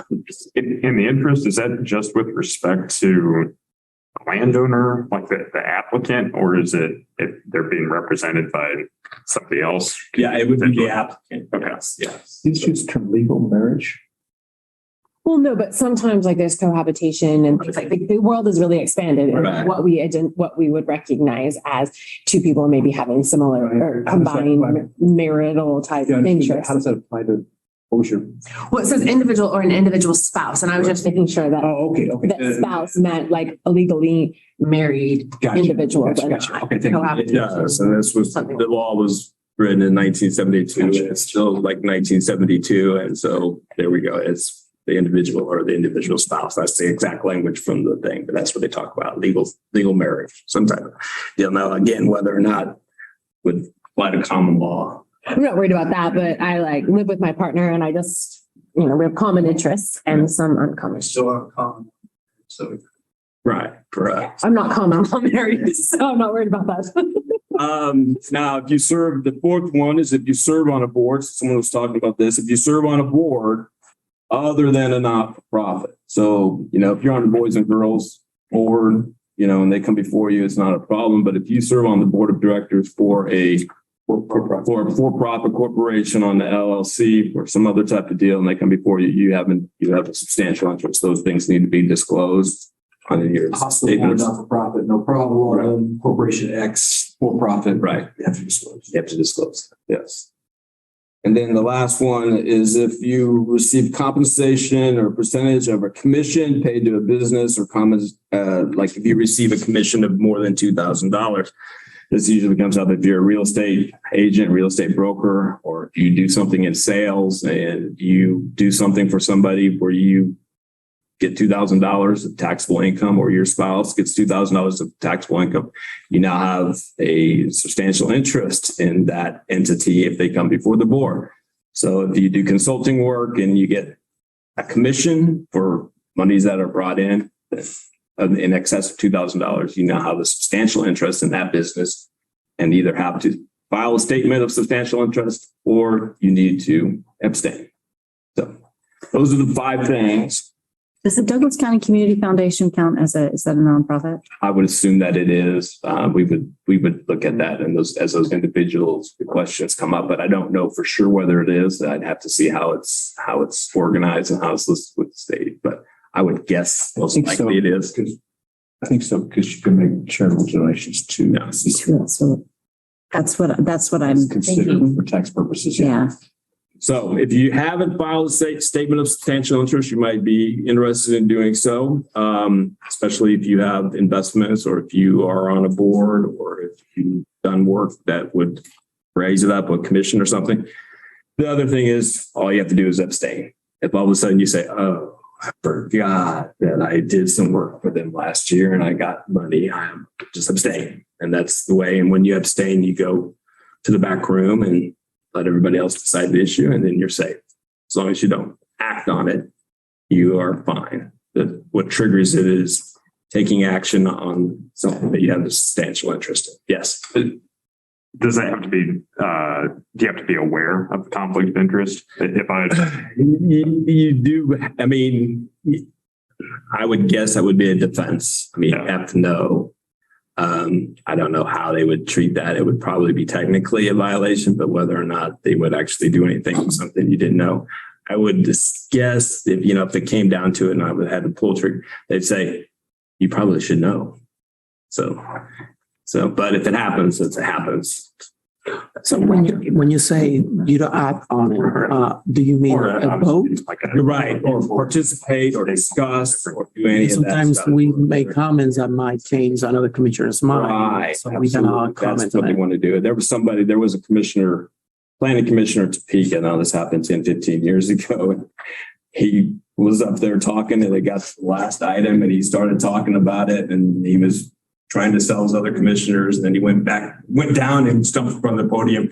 I'm actually the applicant. I was like, pretty much. Those are the things that, Class for that. yeah.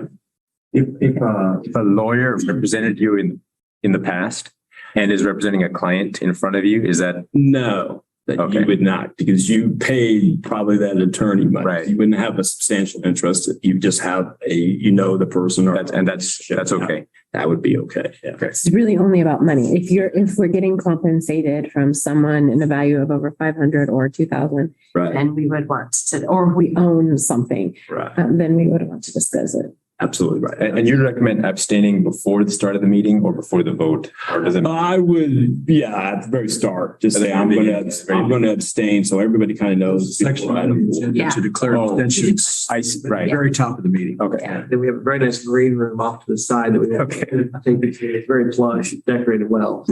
Now, there are some things that come up that aren't technically violations or technically a conflict of interest, but your brother-in-law comes before the board. You don't really have this conflict of interest, substantial interest in that. At the same time, you have some type of familial relationship where the appearance of impropriety may outweigh any conflict. And we've had people say, I just don't feel comfortable. I don't want to look like I was overly fair to my brother-in-law. I also don't want to get in trouble with my brother-in-law if I don't go for it. So they will recuse themselves, however. So sometimes those types of relationships will come up. It's my best friend from high school. I don't.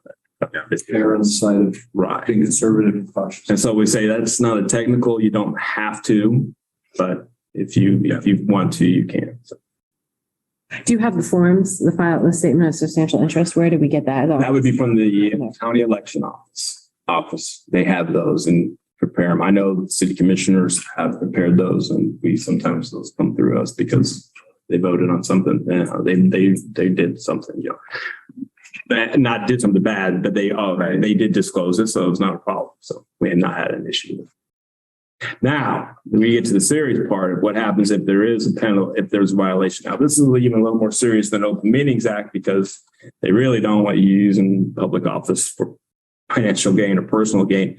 If you are convicted, it's a Class B misdemeanor, and you could be sent to jail for 6 months and have a fine not to exceed $1,000. So that is actually criminal as opposed to civil penalties of the Open Meetings Act. So be aware that the penalties are a little more severe for the violation of this. So definitely want to err on the side of caution. If you have any questions, whether you have a conflict, our office is there to give you advice. There's also the Kansas Government Ethics Commission. They are also available. If you're not comfortable asking our office for one reason or another, they will give you a written opinion. And if you get that written opinion, it's like a get out of jail free card. Even if their opinion is wrong, you cannot get in trouble for following their advice. So just to give you a heads up on that. So I think the information on that from those things are set forth in the handout I gave, our contact information if it's not. Are we going to get copies of these slides? Are they're available if we need them? They should be handouts. I don't know. Oh, handouts. It's in the, okay. But Got you it. can also make sure the Oh, slides are, yeah. Yeah, thank you. Are there any issues with if you are somebody who donates to various nonprofits and they come before Nope. the commission? Okay. That's all fine. Because you're not getting any personal gain other than maybe tax breaks or something if it's like, but that's not counted and that would not count. Then the city ethics policy has some other things. I'm not going to really go into that in much detail, but I think that's available for you. And just to kind of look at it, it kind of follows the same idea of not taking gifts and those types of deals for actions. Most of this stuff's pretty common sense. It is pretty much common sense, yes. Yeah, they got 2 county commissioners in Johnson County. They got no common sense. I know. I mean, Randy, since we got some new commissioners here, could you maybe take a minute and talk about prejudgment and what that? yeah, I'm good. I'm gonna kind of slide into that now if you have time. I think I got a little time. Absolutely.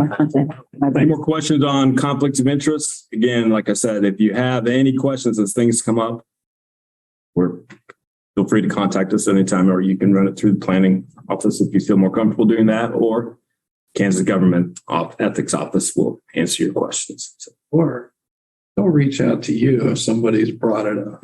every once in a while, what about this? I'm going, yeah, they live in the neighborhood. That's fine. So I got an email once from, we have this concern from an applicant. Yeah. You want to consider participator. All right, so what we'll do is we'll go over we'll talk a little bit about the bylaws. And then we'll go into a little bit about ex parte communications and when you act in a quasi judicial capacity, which you do most of the time, and due process rights and those things like that, which all kind of go hand in hand. You have bylaws, so we follow them. They pretty much govern they're the side laws. That's what bylaws mean. They govern procedures and how things handle it. We're required by law to have bylaws. You have them. So look at them. If you have any questions about them, I'm not going to go through them one by one. They say it just sets up the internal structure and how meetings are run. So anyway, that's the bylaws. You have 10 members. Quorum is 6. And then a majority of a quorum is 4. So sometimes that's quite required. So to actually do business and act on anything, you have to have 6 members. If 6 members aren't there, you can still talk about things, but you can't take any action. So. And Randy, that's at the beginning of the meeting? Yeah. We'll determine whether or not. I mean, I don't know. We've ever, maybe one time we did not have a quorum. I think one rare instance it was like a blizzard. Something like that. 6, Or 7 years. if we had quorum at the start of the meeting, if we just had quorum and then somebody had to recuse themselves for one of the items to abstain, we still have a quorum because you're still at the meeting, even though you have to abstain. So just as long as everybody's there. Now, if somebody says, I've got to go and pick up my daughter at school and they leave the meeting and it drops down to 5, we no longer have a quorum. So we're at that point in time, we'd have to either suspend activities or just have general discussions. So as long as there is a quorum there, we can proceed. Does that have to be called for or is it automatic? Somebody have to question court, like if you start with. No, yeah, we would keep track of that. And if something were to happen and we realize, oh, we didn't have a quorum, we would treat that as being voided out. We would come back and redo it because it wouldn't be valid anyway if someone challenged it. One of the things you don't see us do all the time is when you're all on Zoom or something like that, we're constantly hawking the list to make sure that we still have a quorum, because if there's something like an internet outage and 5 of you drop off, that's something we're always mindful of. So we're always watching to see who's engaged as part of that meeting. All right, so getting to the meat of the matter, those are just kind of procedural issues. Is when you're dealing with an item, dealing with a particular property, you're applying the law to a particular situation, a rezoning, special use permit, conditional use permit, those types of things. Those are all considered what they call quasi-judicial. So you're basically looking at the facts, finding what those facts are and applying the law to it. So you're acting kind of like a small court, small judge in that situation. And when that happens, then there are certain due process rights that attach the individual has that is in their property, and then also would apply in those types of hearings. So that's why we do certain things like ex parte communications. That's why we allow everybody to speak. So anyway, when there is a quasi-judicial hearing, then due process, we try to procedural due process attaches. 14th Amendment requires us to do that. So there has to be 3 things: proper notice of the hearing, which is up to you guys. That's what you guys do. An opportunity to be heard. So the individual who's bringing the application has to be able to explain their case, why they're entitled to what it is that they're asking for. And there has to be an impartial decision maker, and that's on you guys. So denial of due process would render your decision void or voidable. And it also could subject the city and perhaps yourselves to an action under 1983 for violating somebody's due process rights if we do not afford them due process. So be aware of that.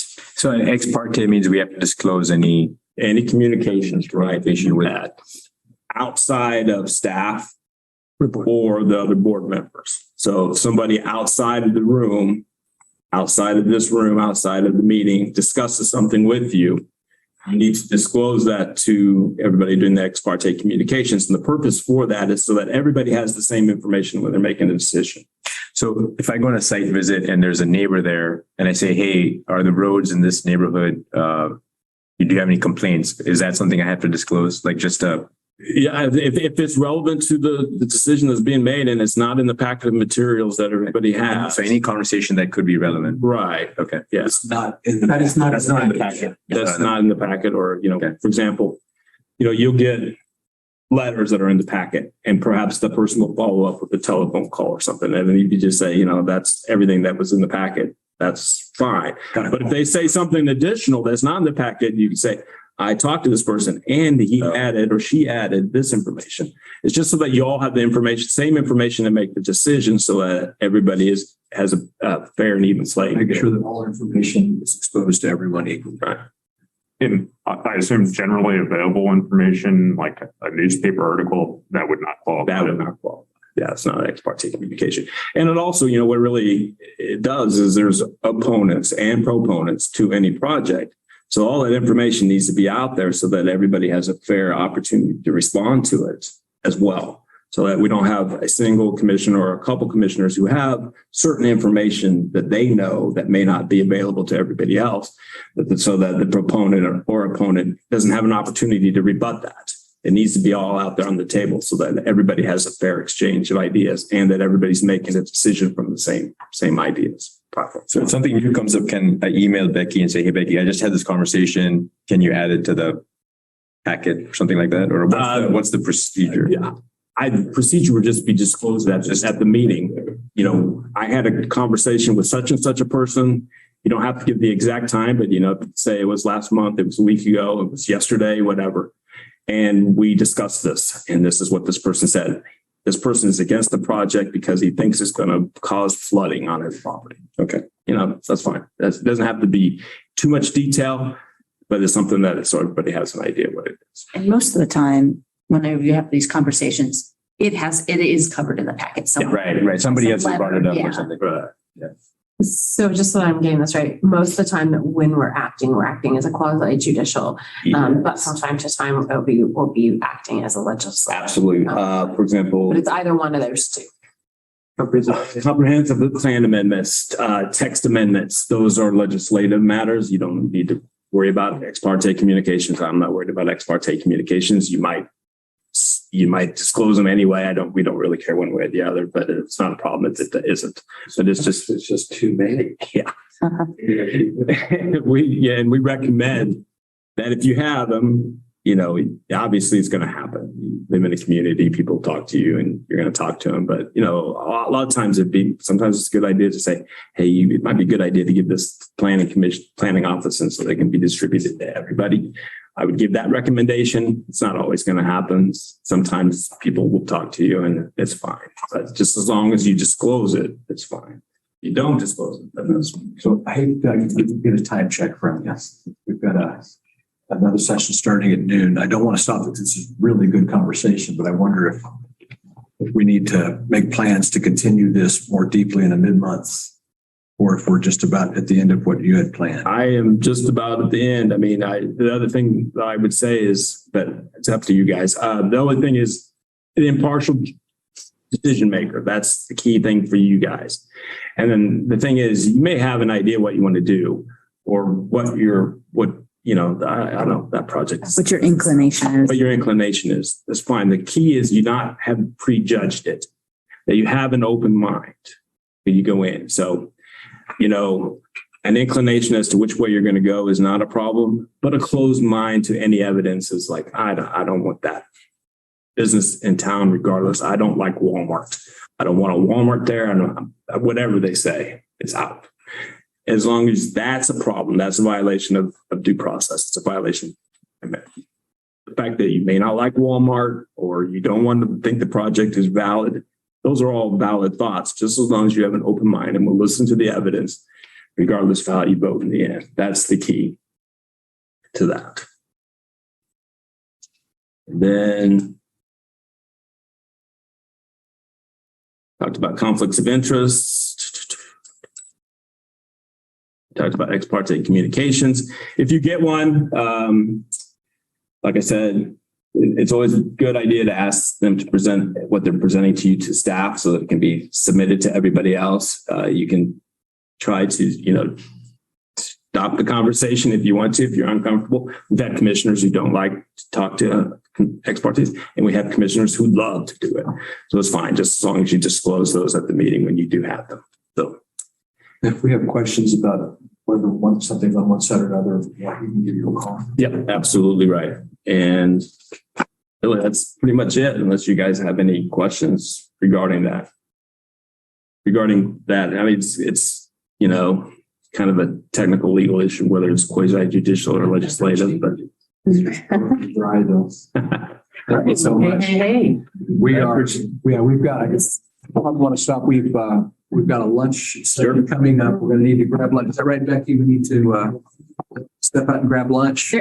There should be lunch up. I've not stopped to look. I believe so. Because we had it scheduled from noon to 1:30 for lunch. So knowing Denny, it's probably out there. I'm just not aware. So we'll grab it. We'll come right back and we're going to pick up at noon, at least the first one. And we'll have several other folks join us.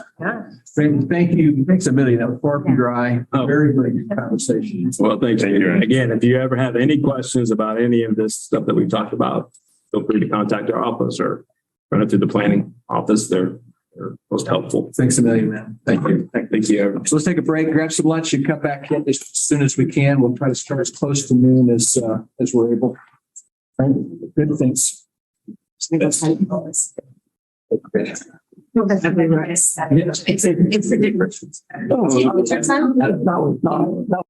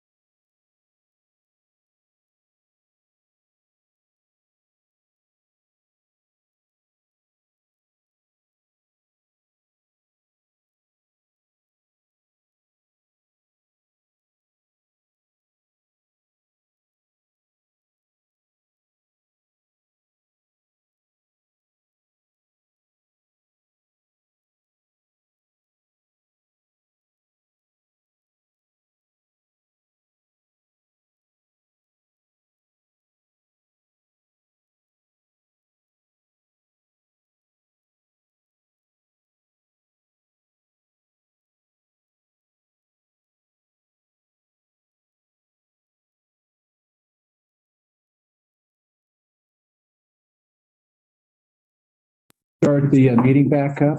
Are we ready to go? Thank you. Thank you all for being here, continuing the Planning Commission orientation session today. We're into a noon session, a great opportunity for the Planning Commission to meet with our City Commission and our County Commission leaders. We have some topics we are certainly interested in understanding. We'll get into that. What we'd like to do is start with, there's so many people that may not know each other, to start with a quick round of introductions, who you are, where you serve, maybe how long. Sharon, yeah, I'll stop there. Start with you, Patrick. All right. I'm Lisa Larson. Lisa. Hi. I'm Patrick Kelly. I'm on the Douglas County Commission. 4 years in. Prior to that, I served 6 years on the Planning Commission. Appreciate planning commissioners, your service. Afternoon, Amber Sellers, Lawrence City Commission. Thank you. Drew Bilby, I am a planner one here, helping the Zoom facilitating. Tanya Boyd, I'm the Zoning and Codes Director for Douglas County. Chelsea Hayden, brand new planning commissioner. You're Rexroad Planning Commission for about a year. Timed it right. Wait for it. Art Littlejohn, City Commission. Still working on that. Still have a little bit of that new car smell. So, okay. Jim Carpenter on the Planning Commission since January of 2016. Karen Willie on the County Commission and served 6 years on the Planning Commission not that long ago. Hi, good afternoon, everybody. Thank you for coming. My name is Becky Pepper and I'm the Planning Commission. And I'm Lisa Larson, City Commission. Craig Wayne Development Services. Craig Owens, I serve as Lawrence City Manager. Courtney Shipley, I'm the mayor for Lawrence. Pedro Borroto, I joined the City of Lawrence City Planning Commission back in June. I'm Prashant Devor, Planning Commission about 4 months. Yeah. Steve Munch, Planning Commission for 2 months. Sharon Ashworth, Planning Commission, going 4 years now, I think. So. And our facilitator for this session. Yes. So hopefully this will be kind of good, informal, lots of discussion. We've got some questions to start out, but I'm sure it will go in a different direction once I ask the question, and that's quite all right. My only parameter is that once a question is thrown out there, that everybody gets a chance to shout out or participate or discuss or say something. Okay, just make sure everybody, so I'll just check in every so often and make sure that the question is still being answered and that everybody's got an opportunity to say something if they wish to. So we'll just start off. I'll start with one question and we'll see where it goes from there. I have others in my pocket that we've looked into. There's a lull in conversation, which I'm sure won't happen. So let's go ahead and just start with the topic. The question at hand that was listed in the agenda was from the Planning Commission to the other commissions present. How do the Planning Commission discussions and votes better advise your decisions? What do you find most useful from the Planning Commission to inform your discussions and decisions? Well, it's the most important part of the meeting that I watch. Without that, I have no idea why you voted the way you voted. To me, your vote doesn't mean anything unless I hear why you voted that way. And so that's how important it is to me. You know, I encourage, I know Chelsea, right, Chelsea? Yeah, she came in, hitting the face, that's for sure. And I really appreciate your jumping in there right away, because it's hard when you're first on the commission to really get in there and engage. But you've done a really good job of that, and I would encourage everybody else to really step in there and start talking about why they're voting the way they're voting. Yeah, I would echo that. It's that, especially the differing viewpoints coming from the Planning Commission, kind of gives us a little bit more perspective so that we can see the entire field and figure out exactly, where our alignment is a little bit more. Because we can't watch everything, we can't see everything, but I know we all hit up the Planning Commission because it's so important and so many important things come through it. I echo Vice Mayor Larson. If you guys have any questions, ask them. If you have any comments, give them, because all they do is just help us make better decisions. Yeah, I agree. And also because there are more of you than there are of us, and you have such a wide variety, you may be an expert in stormwater, bioswales, or things like that. And I rely on hearing certain kinds of things from Karen, and I hear a certain kind of viewpoint from Jim, than maybe from Commissioner Rexroad. And it really helps us to put those things together. We all come up with ideas, even when we read the packet, that we don't come up with the same questions necessarily that you do. Because you just have such a wide variety of experience. It's very helpful to watch your interactions. And you're also very positive in your interactions with each other, which is very helpful. It's actually very civil and enlightened conversations that you all have. It's much appreciated. It does feel, I'm pretty new on the planning commission, but it does feel like planning commission gets to have a depth of discussion that maybe sometimes there isn't the time and capacity for at the county commission anyway. And I love that. And it's such a key role. And that respectful disagreement is a powerful thing. We just love hearing different points of view and flagging things from the public that might otherwise missed, that people are more likely to come to the planning commission and speak. I think it's more intimidating to come to their city or planning commission. Well, that's an interesting point. I was going to ask, is the public more likely to come and speak before the planning commission in the city or the county? Others can answer that better than I can. Everyone who has served longer than I am. I think they're more likely to go to the city commission meetings because those turn into the marathon meetings on hot topics, even if they've been to the planning commission, where we may not see many people, but I think we're starting to see a little change in the trend. I mean, just in the time I've been on it, we're starting to see more informed comments coming from the public. They're starting to pick up on, I can't just walk in there and say, it's going to be more traffic and decrease my property values. They're actually expanding on that. And they've really picked up on the tag team approach, getting the neighborhood issue across in 3-minute segments. So it's gotten better at the planning commission. I think we're starting to generate more people to come to that to discuss it.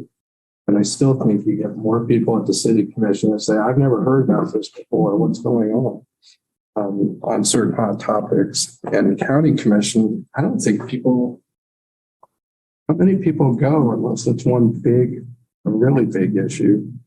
Like the solar, that got a lot of people, but I can't pick the others that have really generated that kind of interaction at the county commission. No, I think there's just a different level of engagement, a different type of engagement. Who comes to planning commission meetings is different than who comes to county commission, or what the content of what they're saying is a little different. There may be a more technical aspect when it comes to planning commission and a more political aspect when it comes to commission. So I think those who from the county commission are maybe looking at a bigger picture, sometimes not just the single item, but sort of like what's the county's approach to this issue altogether, whether that's like heavy machinery and the, or some of those are home-based business. That's what you sort of hear and not maybe that specific item. I think sorry. Wanted to get myself to speak. I think for me, boards and commissions serve as a system within the system. And too much pressure on one aspect of the system will create a dysfunction. And so in a democratic system of governance, it has to go through a process in order for it to be seen in all different capacities and for it to be received and to understand those technical pieces so that it processes through people. Then the end result is the discussion and the vote. So having an effective and efficient board and commission takes you through the technical pieces. the subject matter expert pieces, because that's not a requirement for the governance piece. It may be a value add if you have a commissioner that has expertise in planning, development, design, or things of that nature. It's not a requirement. And so in order to create equity and equality in the governance system, and for us to be able to do this work, because it's very massive, it's very complex, it's very technical, you front load it. For me, it's front loading those individuals that have that keen sense of knowledge or expertise in that area, or a strength about them that can dissect through that and be a partner in this work with us as commissioners. The fact of the matter is that if I'm a commissioner, if I have to board and commission, how to do your thing on the board commission, and why do we have the board and commission? So for me, it's giving me another resource, because I have to make my decision based on what I know and what I'm hearing from the constituents, where you may not have that relationship, your relationship with your staff and whoever the applicant is. And so they're working through that piece, and I'm seeing that and taking that information in with what I know and what I'm hearing from the community, and the decisions being made. So it's the relational piece. And I think it's that relationship within the system and ensuring that it is working well is what makes this so beneficial for us as elected officials in this capacity. If I can add one more thing to the first question, having the discussion, yes, all that. But also there's a space there, especially around things like special use permits and CUPs, to work out some agreements in the community before it comes to us. So sometimes they may not be coming to the county commission because of the work you all have done on the front end to get a reasonable number of expectations that both the applicant and the commission is. So that's just another important role you all play that helps us a lot, because then we can move it through relatively quickly thanks to that discussion. I think that level of expertise that comes through the planning commission process really kind of helps the emotional response that we get from people coming then to the later commissions, because they kind of had a bigger context for it because of the work they do. So thank you guys for taking that first run for it. Easing it. Great. Any other comments on that question? Before I move on to getting and just drilling down a little bit more from that general comment is, of course, we're going to be experiencing an incredible development pressure coming up in the middle of trying to revamp the land development. So as we're having our commission meetings, having discussions, is there anything in particular about our discussions that would help inform you as we're looking at the land development code? So for example, sometimes when we're meeting, we're sort of flagging certain items and staff is flagging certain items where there's a difficulty within our current code. It's not agreeing with Plan 2040. It's not agreeing with where we want to go. I mean, is that sort of thing helpful for you? Are there other things that could be helpful related specifically to this upcoming huge project that the city is undertaking, city and county are undertaking really with the land development code? I would say continuing on that path, yes. I think any way to be able to flag something that we believe should be part of the discussion for the steering committee, or it should be part of something that we need to discuss as a commission as it relates to Plan 2040. I don't know if there's anything I can say about it.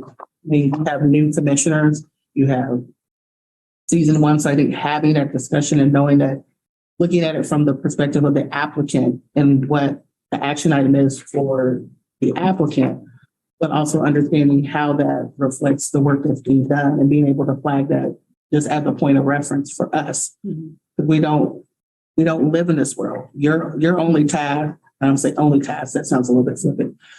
Your structure with looking at the application and the piece of planning and development and zoning, while we're tasked with, that's one piece of a bigger agenda that we're trying to tackle. So anything that you see that should be a flag for discussion would just serve as a knowledge nugget for us to have a conversation with a commissioner to take to Craig so that it can be shared with the other commissioners so that we can share, so that information can be disseminated to the steering committee in that capacity. I don't have anything of that because this is not my ministry. So I think it would be whatever it is that you're doing, keep doing it until we can see what your dynamic and how you guys are processing through. And then we can understand what that looks like and how we process information. Because a lot of this is based on how we process information. We're 5 different individuals that study and dissect this thing differently. So whatever you all have decided collectively on how to examine it, whether it's picking out items for discussion points for the steering committee, identifying conflicts within Plan 2040, that's just good for us because then that creates a common language for us as commissioners to then be able to talk to each other about. I would, echo Commissioner Seller's point and just dial it down to a specific example that recently came to us regarding, I believe, the church property on like 23rd or 22nd or 21st Street and then in the cul-de-sac. That kind of came into conflict with what we currently have in terms of zoning and planning that might need to be re-examined. You guys had a pretty lively discussion about it. All great viewpoints, but those are the kind of things that we need to re-examine and look at and figure out if there's a better way to do it or approach it. Because I have no doubt there's a bunch of those in our code right now that, kind of need to be re-examined and brought up to the surface and maybe changed a little bit or in either direction, but at least brought to the forefront. So that was just one that peeked up in my mind because it's pretty recent, but that kind of work that you guys do is really helpful. And it's really helpful for the steering committee of the land development code as well. That's a great example. And I think that's another thing that makes how a lot of you comment, where of course we're in this transition. So you may feel as sometimes when we do, well, we have to vote this way because that's what it says, but it's not what we're trying to do. And we haven't given you enough information to do anything other than to vote the way that it currently is. And it's really helpful when you all say, I'm feeling like my hands are tied. I can see where we're going, but that's not what I'm allowed to do right now. What I don't understand, and I'm going to be part of your discussion, or maybe even part of your ask, is how can you elevate that to us much faster? Because it seems like area plans are a great example. We know there's several places where we need some area plans. We probably shouldn't make some commitments. We're really not sure that's what we want, but we're being asked to do something right now. And you all are saying, well, we don't have an area plan for that, or we don't have enough information. And you're right.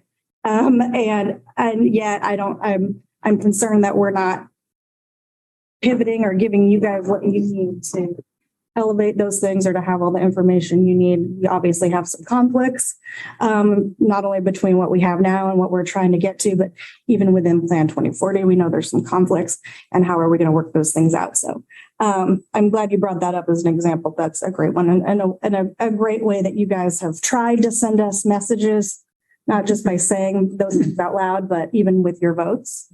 And that's really helpful. I just hope we can figure out how to be better at moving the ship.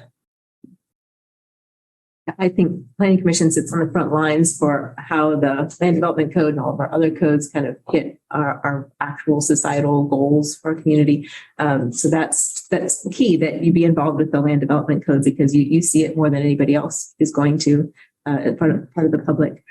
It's also the only body that really can flag some of these city county issues that, because after you get those issues get divided and some go to the county, some go to the city. But like some of these pieces, like finding out the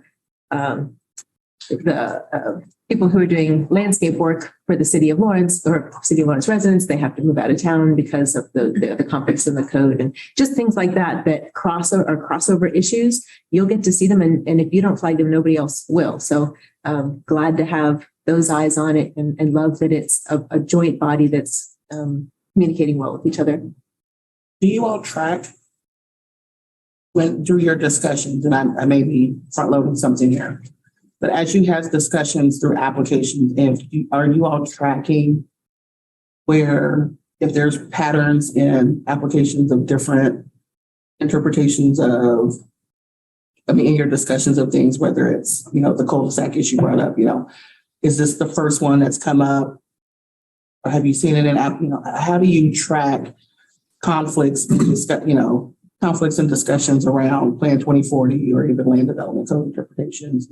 I remember with the Crestline project and the interpretation of, what was it? So it wasn't an RS, it was Was it an RSO, was it? Was it the RSO and the interpretation of of defining a duplex? So, do you track if there's patterns in discussions of concerns that come up with commissioners and planning in the meeting?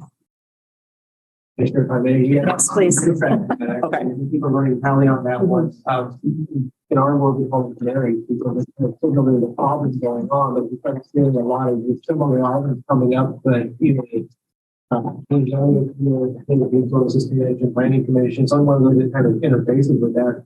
We keep tabs on that and we highlight it for a text amendment or a conversation for a change. So we do keep a running tally on all those different items. Would that be something that we would have access to? Because I'm just, as a new person, I am trying to figure out precedent. And I think it's important not to be stuck with what prior commissioners did, right? Because I'm here now for now, but I still would be very interested. And I'm having a hard time myself just keeping track and making sure I'm being consistent, right? And Jim's very helpful because he has a historical background. And it does come out sometimes in conversation, but that's very important to me to figure that out. And so besides just relying on Jen, is there more access I could get to I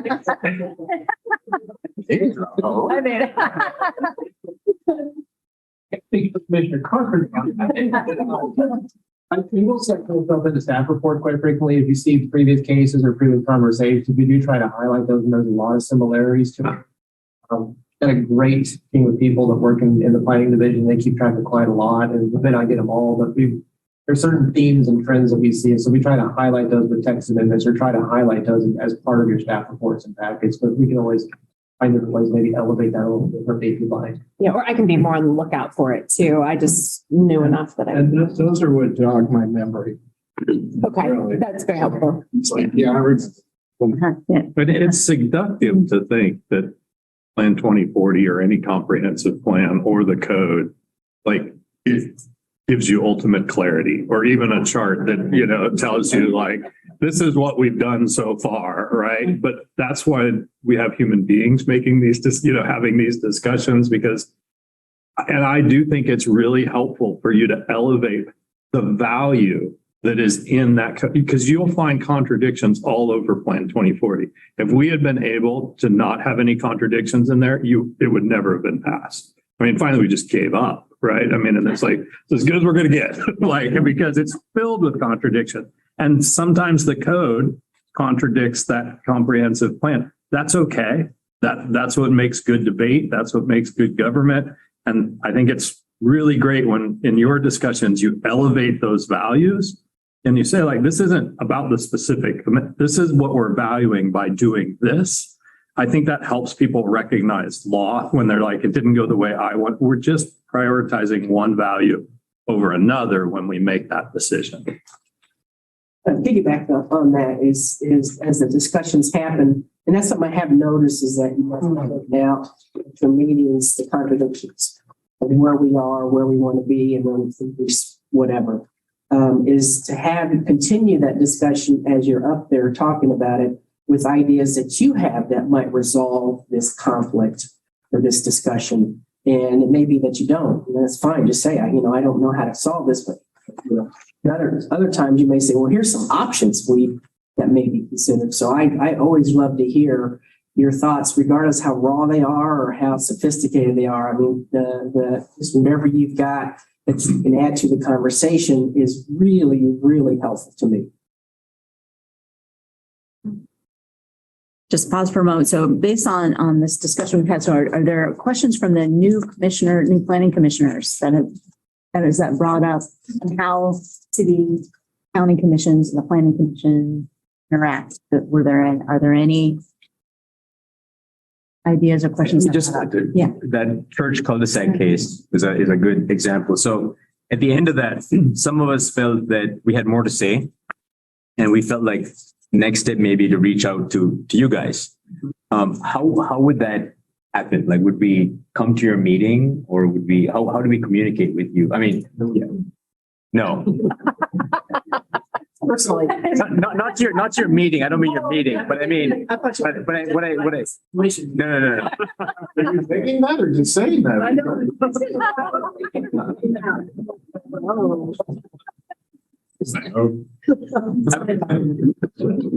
Freudian slip. No, just that's all I had. Just as a question, like what's. I'm just thinking about it. Get staffs. Okay. Yeah. Good. Because oftentimes if you feel like there's something you want to explain to the commission about it, it's easier to go to staff. Okay. So it can be disseminated.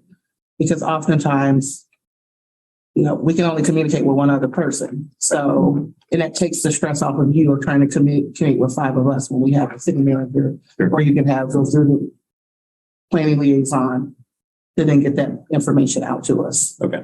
Another. Because if one has the question. To make a comment in the meeting as a part of the record. Yeah. So during the meeting, just make it. Yeah. This is why I feel, this is why I voted this way, or this is what I feel, this is the outstanding question needs to be asked. I'm saying this specifically for the commission that's going to get this next. I said that. Okay. Yeah, I've heard. Yeah, we don't have a 3-minute timer. Yeah, no, and I do think that I'm feeling that from some of us, I'm sure about, I think I had talked to some people knowing that it was helpful if we talked on the record, but then meetings kind of get long. Sometimes what I want to say is the same thing someone else has said, but I think you both do a very good job of always asking if there's any other comments. And I think some of us who are new aren't quite jumping on well, yes, I just want to reiterate that I agree with X or I agree with Y. And we probably need to do a little bit more of that so that we feel like we've left the meeting expressing our views and not that we need to figure out another way to get information to. I suspect dissenting or opposing or contrasting comments are more valuable than yes, I agree. Well, so would actually be very interested to know about that because I have stopped saying some things because what I was going to say has been said. But the fact that 3 people are thinking this is probably more helpful than just the fact that the one person who said it. So not that I need to reiterate everything, but I did try to say a couple of times that I agreed with your reasoning or I agreed with Jim's reasoning just to kind of get that. Is that helpful or is that just me talking? It is helpful. Yeah. Okay. And I think there's also, sorry, Jim. No, I'm just saying that's helpful during the meeting. It's very helpful during a meeting. And I can think of times when we've had, I can remember a time where I called Commissioner Willie when she was on the planning commission and said, hey, this was an 8-2 vote. And you were one of the ones who voted against it. Walk me through that. Right. So it's fine. And that's fine that there's an 8-2 vote, right? That tells us hey, flag this. There was something in conflict here that maybe we need to talk about some more, but I'd rather you not, no offense, I'd rather you not reach out to us. One, then we have to put it in the record that we had yet another, and then it feels like there's something that's not transparent there. So that's one issue that I'm concerned about. And the second one is I'm okay with you not feeling okay about where you sort of half raise your hand, yeah, this is kind of what I think. I'm okay with that. And you need to be okay with that and not feel like you need to explain yourself or say one more thing. Sure. Right. Because we see that in the meetings that we watch. We hear that in your comments and your voice. Yeah, it is helpful for me, though, personally, not that you were asking us, but it is helpful for me if the other planning commissioners talk and explain their reasoning or even explain who they agree with, because it does help me. And one, it might help me reach a decision, but it also helps me with that precedent I'm trying to develop and the understanding of how this is all working. I think it also helps when you've got an issue that everybody says, we kind of want this to pass, but there's this issue that we need to flag that's not the applicant's fault, but something that needs greater discussion. And sometimes it's kind of nice to know I'd like to flag one of these issues with the dissenting vote, but I still want to make sure that it passes. So hearing okay, we're good to go. So now I can flag this. That's a piece of information that gets carried forward. So I think it's all valuable. That gets tricky. Sometimes the dissents are just to get that reaction that Patrick talked about. Right. And And the other thing is check with Randy to make sure that your votes don't require a supermajority, Right. you know, as you're trying to make sure you're flagging us here on some of these. Yeah, So just yeah. think about that. Can I talk about the supermajority? Because I noticed the last few times, it used to be staff would always put that up on their slide. This is what needs to happen for the commission to vote, and this passes or not passes. And I haven't noticed that the last few times. I'm just missing that slide. You know what I mean? Yeah, for the governing bodies, where for the last slide said, this is what it needs to pass this. We had a slide there, maybe the kind of big part of the PowerPoints of this. We've been putting it in the cover memos as the last item on your executive summary typically, but we can always revise that. Yeah, I think it's really good to see that up on that slide and just stay there as we're discussing it. This is what the situation is, you know. Are there any comments that city or county staff want to make about what we've heard so far? Comment from the city manager? You know, I asked Jeff, where's Randy? So when you're putting so much in the record, it's very important it's still code-based. Because we will get into litigation. This is the number one place where the city does find itself in litigation. And so it's really good if you have feelings of dissent, that's fine, but just make sure that they're still tying back to the code basis when you're doing. I'm not an attorney, but that would be my main advice. So you can't just say, I hate it. I'm done. Right. You have a lot of discretion in zoning matters, but you have less in some of the other things to consider. So just really, you know, and I know that's hard, especially when you're new, like getting nervous to express what your concerns are. But I'd rather you be more cautious for a while. And also the staff reports really do embed your criteria. So if you agree or disagree with the findings of staff, they still have outlined the criteria and kind of evaluate. So everything you need, either way to vote, probably is in the staff report. That's the goal of it. Yeah. And, you know, there's a staff recommendation. There's still an evaluation of the merits of the code requirements. So that's how I think they construct those. The other thing, while I've got the mic, is on the previous question on flagging things. I would say flag things that are never discussed or are not controversial. Those might be a trigger for administrative approval, which we don't use very much in the city, but makes a much slower process in everything you do. So if there's stuff that you're having to deal with and it's never controversial and it's always the same thing, those would be good flags too. And code. A handful of those. Yes. Staff is also very good about saying, yep, we got that. We know that's a problem. We know that's something that we need to deal with. So it's good to know those things are coming up. Just saying, hey, this should change to administrative, and you change it, or probably. But I mean, that'd be awesome. I think these will probably be more offline notices. Okay. Good to know. Anybody else before I go on to another question? You know, the only thing I'd say, and I'm sorry for coming late, but, you know, I really appreciate just how the Planning Commission is so sensitive to your one commission that, in essence, you represent two very different areas in some cases, and how the unincorporated area is zoned and planned, and our unique approach to life out there. And so I just really appreciate how you take that into consideration, because, you know, if you've got city, and then county, like sometimes it can be hard to switch that hat of like, no, this equipment storage is not at all in line with the neighborhood. It's really weird out here. Weird, and it's a gravel road, and it's always going to be a gravel road, you know? So I just really appreciate that, like, it is a different, you know, I know you were under a lot of pressure on the development code to expedite things inside the city of Lawrence and to make things happen faster. I hope as the message is pretty clear to the Planning Commission about how the county views the speed of development in the unincorporated area. So if you ever have questions on that and that dichotomy, I think we stand to help you. That is a perfect segue to the next question. That was just perfect. So the next question, I'm going to combine these two because it is how the city and county commissions think differently about land use issues. Or on the other thing is, are there some really common themes that both commissions can come together with on land use issues?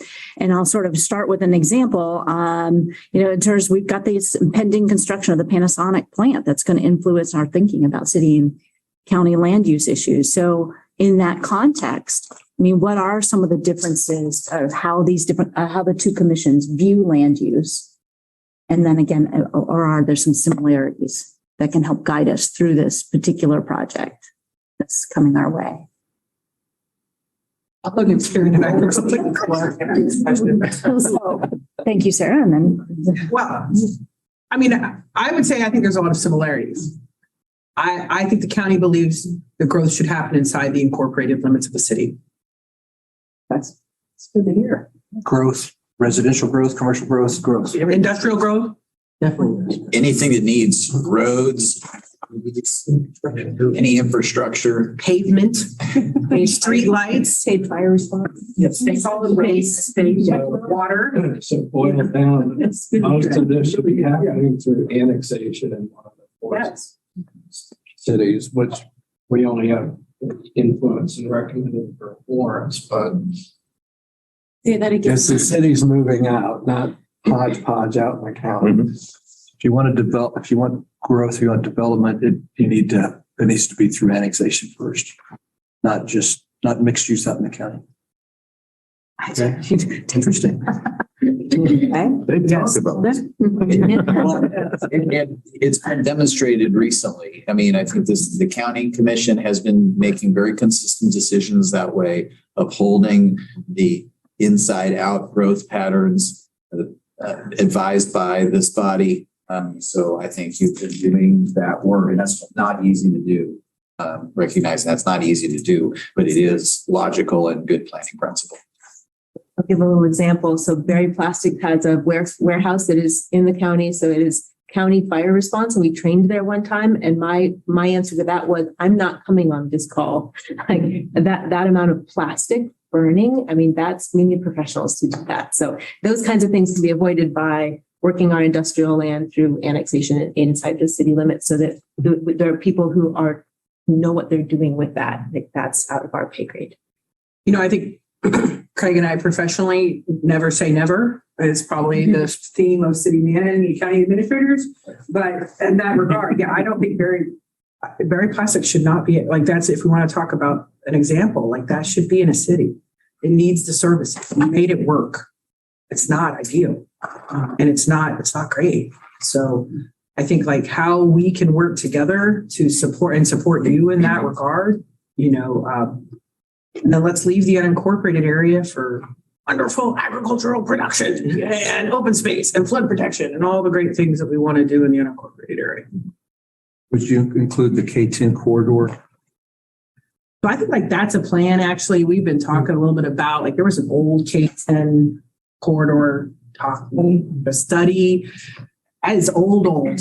Like it's at least 20 years old because I remember it. It seems like a natural magnet given Panasonic for some interest. I think it's worth, I mean, it's dusty. So getting with our partners in Johnson County as to how they've looked at that and where, I mean, it did some really great things in terms of preserving entrances and exits and not a lot of billboards and a lot of really great stuff. But I think it's time to get back into that and make sure that maybe it's all great and we're all good with it, but we should probably stop. You mean east, K-10 east of here, not west. I appreciate the question, but I'm a little hesitant as an elected official to respond to that. So I appreciate staff jumping in, and partially because I don't want to prejudge any application that comes our way. I want you to do your work before it comes to us about what you think where we should be on those things. I think the things that we put in, I think Plan 2040 helps with that, as flawed as it may be. I think it does help with that. I think previous actions by the county commission, by the city commission help decide that as well. But I think we get into a little shaky ground for me when we're saying like, what value do you want us to follow? I want you to follow what I want you to do. What we've asked you to do is talk about that, and sort of determine your view where that is, rather than you be Gary isn't a representative of my view. I want that to be in the hopper and talked about.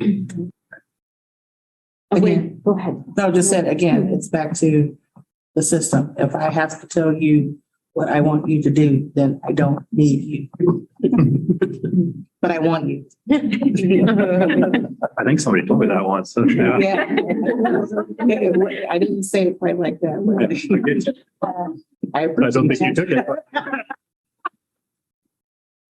That we can back out, from the Panasonic question, but just talk a little bit about just city and county views of land use and where there may be potentially different views or similar views on moving forward, just as cities, not just Lawrence, grow, and how we might navigate that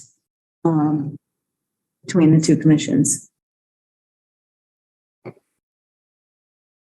Okay. I mean, I don't want to jump in and answer a brief question. So I think Eudora has done a tremendous amount of work recently to really work on their UGA. Tanya and I have a really great relationship with them and conversations about how that goes. I don't see anything I don't think I don't think there are any problems or concerns in that area, but I do think that they're poised to experience a lot of change and growth. There's talk of another quarry, I just think that there's a lot of stuff in that the pressure. And I know you guys all say it, but I'm feeling the pressure for land use development in the unincorporated area stronger than I have felt it in my 12 years here. And which is strange because I think we kind of tried to put the brakes on some pieces, but it's getting weird in places in terms of that kind of pressure. And I think like Tanya could really talk too about the pressure for housing, and some of that maybe and I think what happened is a lot of that happened in the certificate of survey process under the radar. No one ever saw it. And now we're seeing it and we're having to vote on it. You're having to vote on it. So maybe it is less overall, but that cat out of the bag of a number of so many lots that were split and that kind of process is something that I think like we're going to be dealing with for years. And the pressures it's putting on township roads, the pressures it's putting on private roads, which don't even get us started. So, all those kinds of issues is going to be really difficult, I think, on our end and in terms of those pressures in the unincorporated area. And I haven't even talked about open space. I haven't even talked about, other things. And the only way that pressure gets relieved a little bit is if those services that people are looking for are provided inside cities. I think it's really critical as we have some ideas maybe of what Panasonic's going to be, but we really don't know, right? This is a lot of guessing. For those items that come before you that require Baldwin or Eudora Planning Commission to come meet with you, that calls from the chair to that, because I know sometimes they're resistant to come, to say because we need a regional approach to this challenge, not in little clusters, right? Because I think what's going to happen is we're going to see some tensions between municipalities and how we're going to do this and impacts on the unincorporated area, right? So if Eudora really grows, just for example, that may have an impact on infrastructure from Eudora to Lawrence on those back county roads, right? So, I mean, that's the kind of stuff that we're going to need to talk about as a region rather than just a specific planning commission. So, and sometimes I know they're hesitant to come, but just a call to them and say, we really need to be involved in this conversation. To kind of piggyback on that, I'm glad you brought that up, Patrick. I'm kind of curious, what is the relationship? How has it been from Planning Commission to those municipal commissions? I've only really dove into the Planning Commission meetings like for the last year or so, year and a half, but historically, have they shown up? Have they participated? Have they responded? Have they been? We've only had just speaking from my experience, we only had a couple of instances where a joint commission was called, and I only remember one time where the other commission was actually there. It was on a really significant core issue, really significant issue for their community. We might get a letter or minutes of a meeting they held on it, but yeah, we'll know what their recommendation was. Right. Yeah. And I've worked to try to encourage that. Like, I think they just are reluctant, to do that. But I mean, I'm working on them to try to get them to feel more comfortable that's why they're your planning commission too. I keep saying. So and I think that's all. What is their reluctance? What are they? Well, they think it's Lawrence. So I have to convince them that it's not just the Lawrence Planning Commission. But it is being on the record too, maybe? I think, and I just don't think and there's probably a little more informalness of some of that. Like, I don't know, Jeff, it's my conversation with them. It's that formality of the planning commission here is a little different than what they're normally used to seeing and how they interact on it. So it's a little intimidating in that respect. But I've also had them share with me is, we don't attend because we're okay with what it is and we don't feel the need to do it. So we're good, we'll let it go. But when they do engage, it's because they have a clear opinion, there's something there that they really want to engage in. And that's when you see them come on board.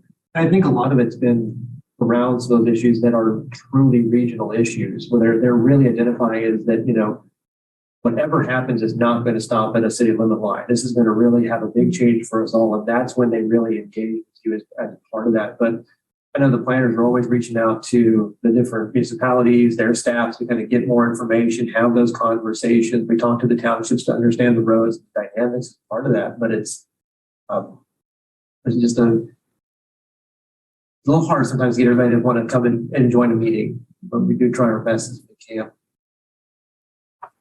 But we let them go first. Interest. Part of it might be that, and I'm just thinking out loud, when we get together jointly, I believe that's the Douglas County the Planning Commission's vote is the one that is taken that makes the decision. Their vote might inform, just like we might inform the decisions the governing bodies have. But at the end of the day, it's the Douglas County Planning Commission's vote that makes that call. Maybe they don't feel like they're. I think he's right that that is the official recommendation, but we've pushed pretty hard to make sure, like in Eudora, that we get their vote as well and list them both and not worry too much about, if we were sued over it. I think there'd be there's 2 votes on it. God forbid you're at cross purposes on that. I don't think it would happen. We definitely work to get in the packet that information from Eudora. And that's the one I just think of because I think the information is there. I just wonder in terms of why do they not feel motivated to show up? Maybe they just don't feel like they're voting. Well, I would just say, I just think it's just a different culture of formality. And honestly, they don't have planning staff. They contract that out. So I'm working a lot with city manager on those things. I know Tanya is too. So it's in a smaller shop like that, this position wears a lot more hats. And so I just think it's about the formality and they just haven't. I don't think it's that intentional. I just think it's just, you guys are going to do what you're going to do. And then we're like, hey, you got to pay attention. This is important. And I think that's happened in Eudora. And I don't think that will be an issue. We talk about larger scale utility production with wind and solar, depending on how close that gets to a city, I think there'll be other issues there. Something to watch out for on this sort of to putting in that extra effort, maybe from even, and I imagine that's something that the chair of the Planning Commission might be able to reach out to just personally and say, hey, why don't you join us on this issue? What are you thinking? Is that acceptable? Is that, I know there might be some stricture, some barriers or a box you can put around that, but what would be the limitations? Or I know in past instances, planning commission chairs have done that to kind of, build that bridge, kind of make that connection. Because it's one thing from staff, but it's a different thing when it comes from chair of the commission because staff is not the chair. Okay. All right. We always have great relationship with the consultants and with the city manager's office. So I want to try to encourage that and try to, make sure that if we're hearing a comment or we're hearing a concern, that we reflect it and provide that to you too. In case they don't attend, you still have that information to bring forward. And not that anyone has to come through me for those types of things, but I've really just tried to reach out to Jeff that if I can at all be of assistance in that, they generally take my call, so if there's things in that regard that to help, and Jeff and I talk frequently. So I think we've done made a lot of progress in that regard. And I imagine that thinking of regional issues, Commissioner Kelly, that the staff from county and city are working very closely together. And I know there's certainly limitations on the commissions being able to interact. But I'm just wondering, is there where you see opportunities in cooperation going forward with issues that affect the whole region, affect the whole county? Cities, is there? I'm just riffing off of, regional cooperation here. We talk fairly regularly. I mean, I meet with just about every commissioner of the city on a pretty regular basis. So if there are things from a regional perspective that, we talk quite a lot. So if that's what you're asking. Kind of, I agree. I mean, I've called up folks from Eudora, called up folks from Compton, Baldwin. Want to grab a cup of coffee? I want to learn about your city. I'll tell you about mine. Just so that I'm not a faceless voice, in the void. I'm here, and if you need something or run something past me, just let me know. And it's not saying I can do it for you, but at least I'll be a sounding board for you. Vice versa. I do the opposite because I have a busy life and I balance a lot, and I want to make sure that I give as much. Also, I do I've met with county commissioners. I've not had the opportunity to build that consistency. I don't have a consistent schedule.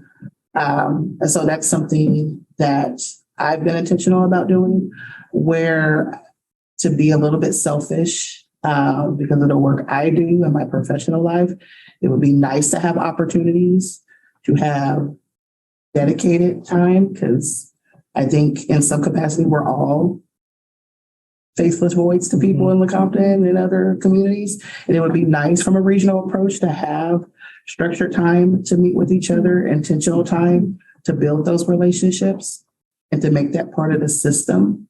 Again, this is just for me because that's what success looks like. And that's what success has looked like for me and other complex work that I've done. I think there's something to be said about being an elected official and being responsible to make those connections as well, but also to have that built into the system to support that and support that work in addition. So I don't think that's anything that's you all's responsibility. It's on us as how do we continue to build strong relationships with our regional partners, and what does that look like? And if we're going to agree that it's every individual for themselves, then let that be the standard. But there needs to be consensus in that. And I don't think we're quite at that consensus yet. We're getting there because some of us are newer than others. And we're still learning each other's communication dynamics, scheduling dynamics, and comfortability and vulnerabilities and knowledge and understanding and those connections that an individual has. And so as we continue to serve in this capacity as local electeds and we continue to learn and build on each other, then I think we'll see that become more stronger and more consistent. So we're getting there. I'm not speaking for everyone. I just speak for me, and I'm hopeful, and I see that we are getting there. But that's a wish that I have for our two bodies is how do we create consistent connecting time for us to thought process and strategize and be more strategy creators and less problem articulators. And there may be some structures in place already that aren't with the planning commission. You know, some people here advocated, there's the EDC, the Economic Development Corporation, is very tuned into what's happening with Panasonic. And I think that group is meeting, and Craig and Sarah and Commissioner Finkeldye has been at those, and that includes city managers from those unincorporated or those other municipalities as well. They're in that discussion. So that may be a good place to have some of those conversations so that when it comes to planning commission, it's very technical about that, you know, and you all do your work. So. And I'd say the advantage of EDC, because of how it's structured, is that it's not subject to the Kansas Open Meetings Act.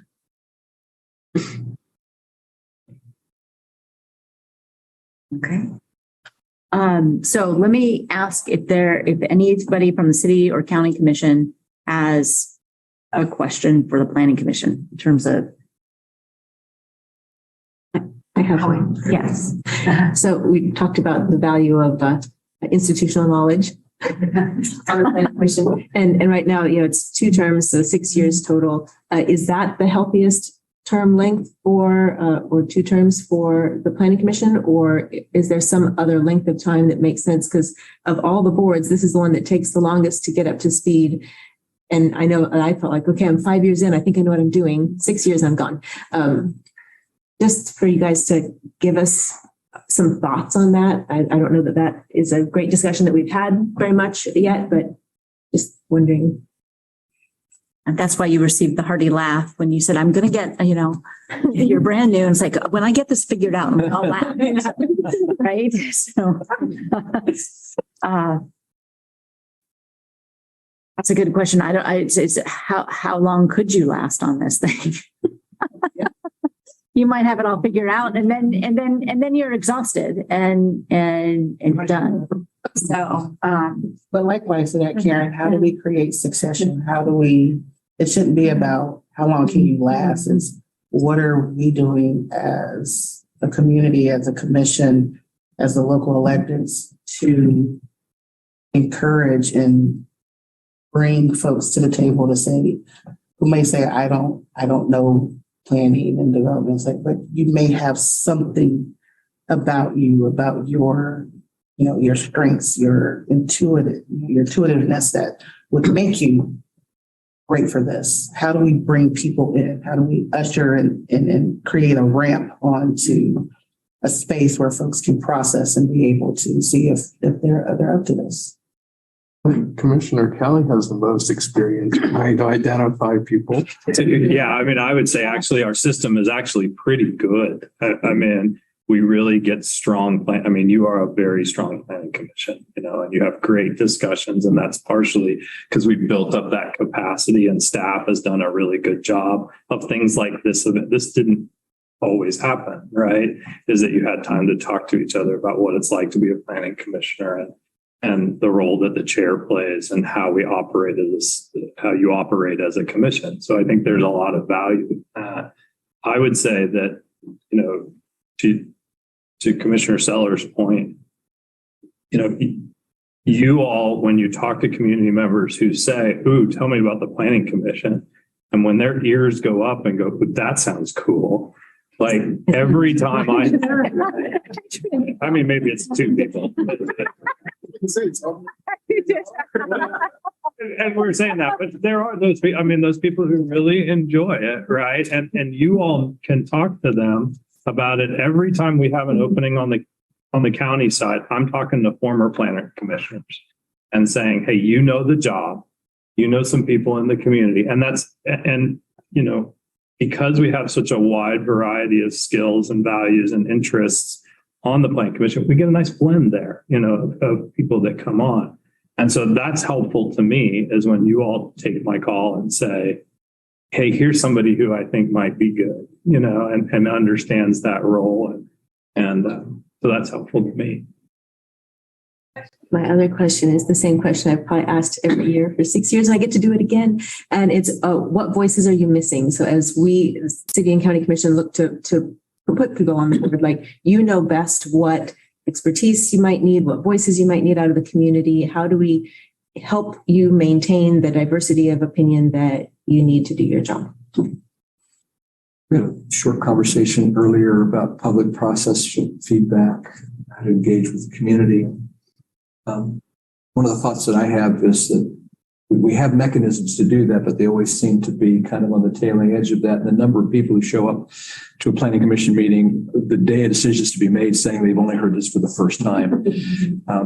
I find myself wondering and knowing, seeing like, for example, solar, where exhaustive work was done to make sure public process was thorough and complete and everyone felt heard, knowing how people can show up not agreeing with the decision, but saying, well, I can't see it, but you didn't listen to me. How can we bring together that the benefits of that exhaustive public process, but do it in a way that we're upfront on things and it doesn't act as it doesn't slow things down dramatically, but in fact, maybe even could accelerate things through in a happy way. I'm not sure we have the answer to that, but I'd love for us to put some time into an engaged public process that accelerates and really helps people build. One of the things I've often thought would be a fun experiment, but I don't think it's possible given sort of the necessity of making a meeting public and the limitations that puts on us, is if you traveled around a bit to have a planning commission meeting, where you actually went to the community and found a room, found a way to do, that's the thing, all the electronics, and be able to show how a planning commission meeting worked in the background. And so everybody's right there following along with the staff report. Obviously COVID has allowed us to do more of that. But I don't know that we're getting that many more people because we're on Zoom.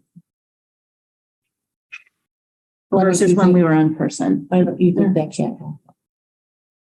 Oh, going to a different community? I don't know. I'm just thinking of the technical logistics of it might be difficult. That's all. And I don't know. I mean, I know that to put something on a hybrid meeting, we've had difficulty just suggesting other places to go in the past with being able to make that accessible to everybody.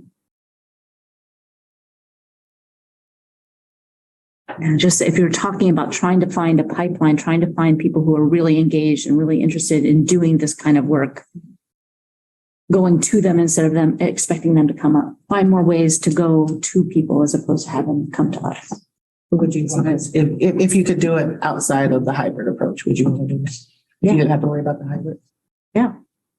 Could you maybe, I don't know, reach out to those municipalities that haven't been engaged and like, hey, you want to have a meeting and, of course, ask. It's like, would it be okay if we have a meeting in your city hall? When would be an available time that we could, make it easy for people to show up or make it easy for people to attend? And just like, this is a planning commission and this is like for the county, you're part of the county and this is what we do. And it's like, yeah. We have items in there. Yeah, exactly. Yeah, exactly. It's like, go to Eudora, go to Baldwin, or go to Lecompton and be like, this is your planning commission. So we want you to. Well, technically, it's not Baldwin and. Right.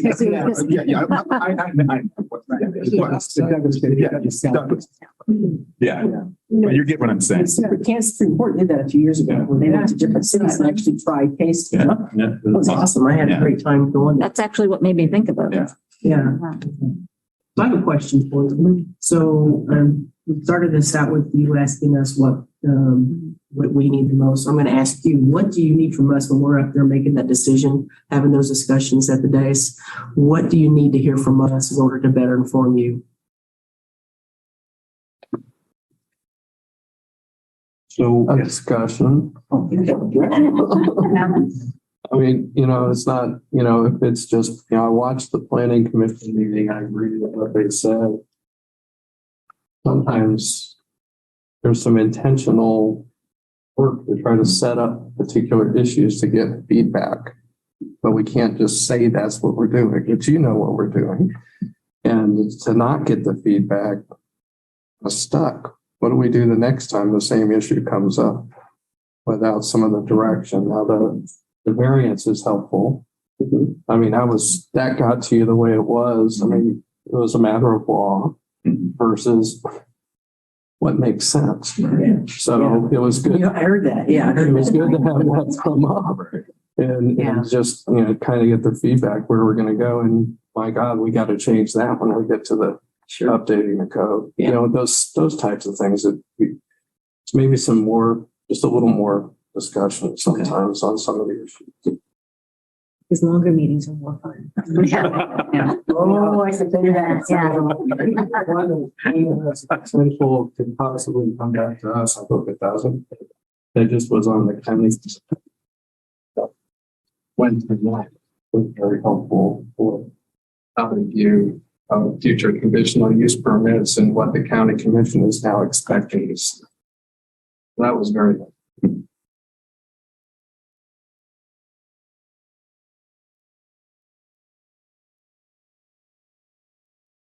I guess that's both ways. I mean, just, how is it that you are coming to the decision that you are making?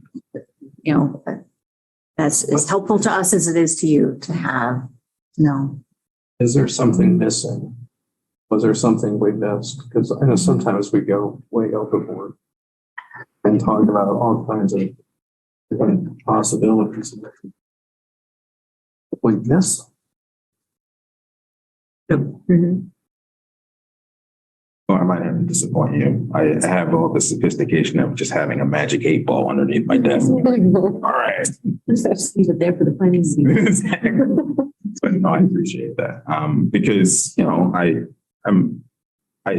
it's good to be reminded that this is reciprocal, that as much as we lean on you guys lean on us to go ahead and inform not only the decisions you're making, but your future decisions, and find some sort of through line to kind of make it a little bit more efficient, make a little bit more sense. So I appreciate that.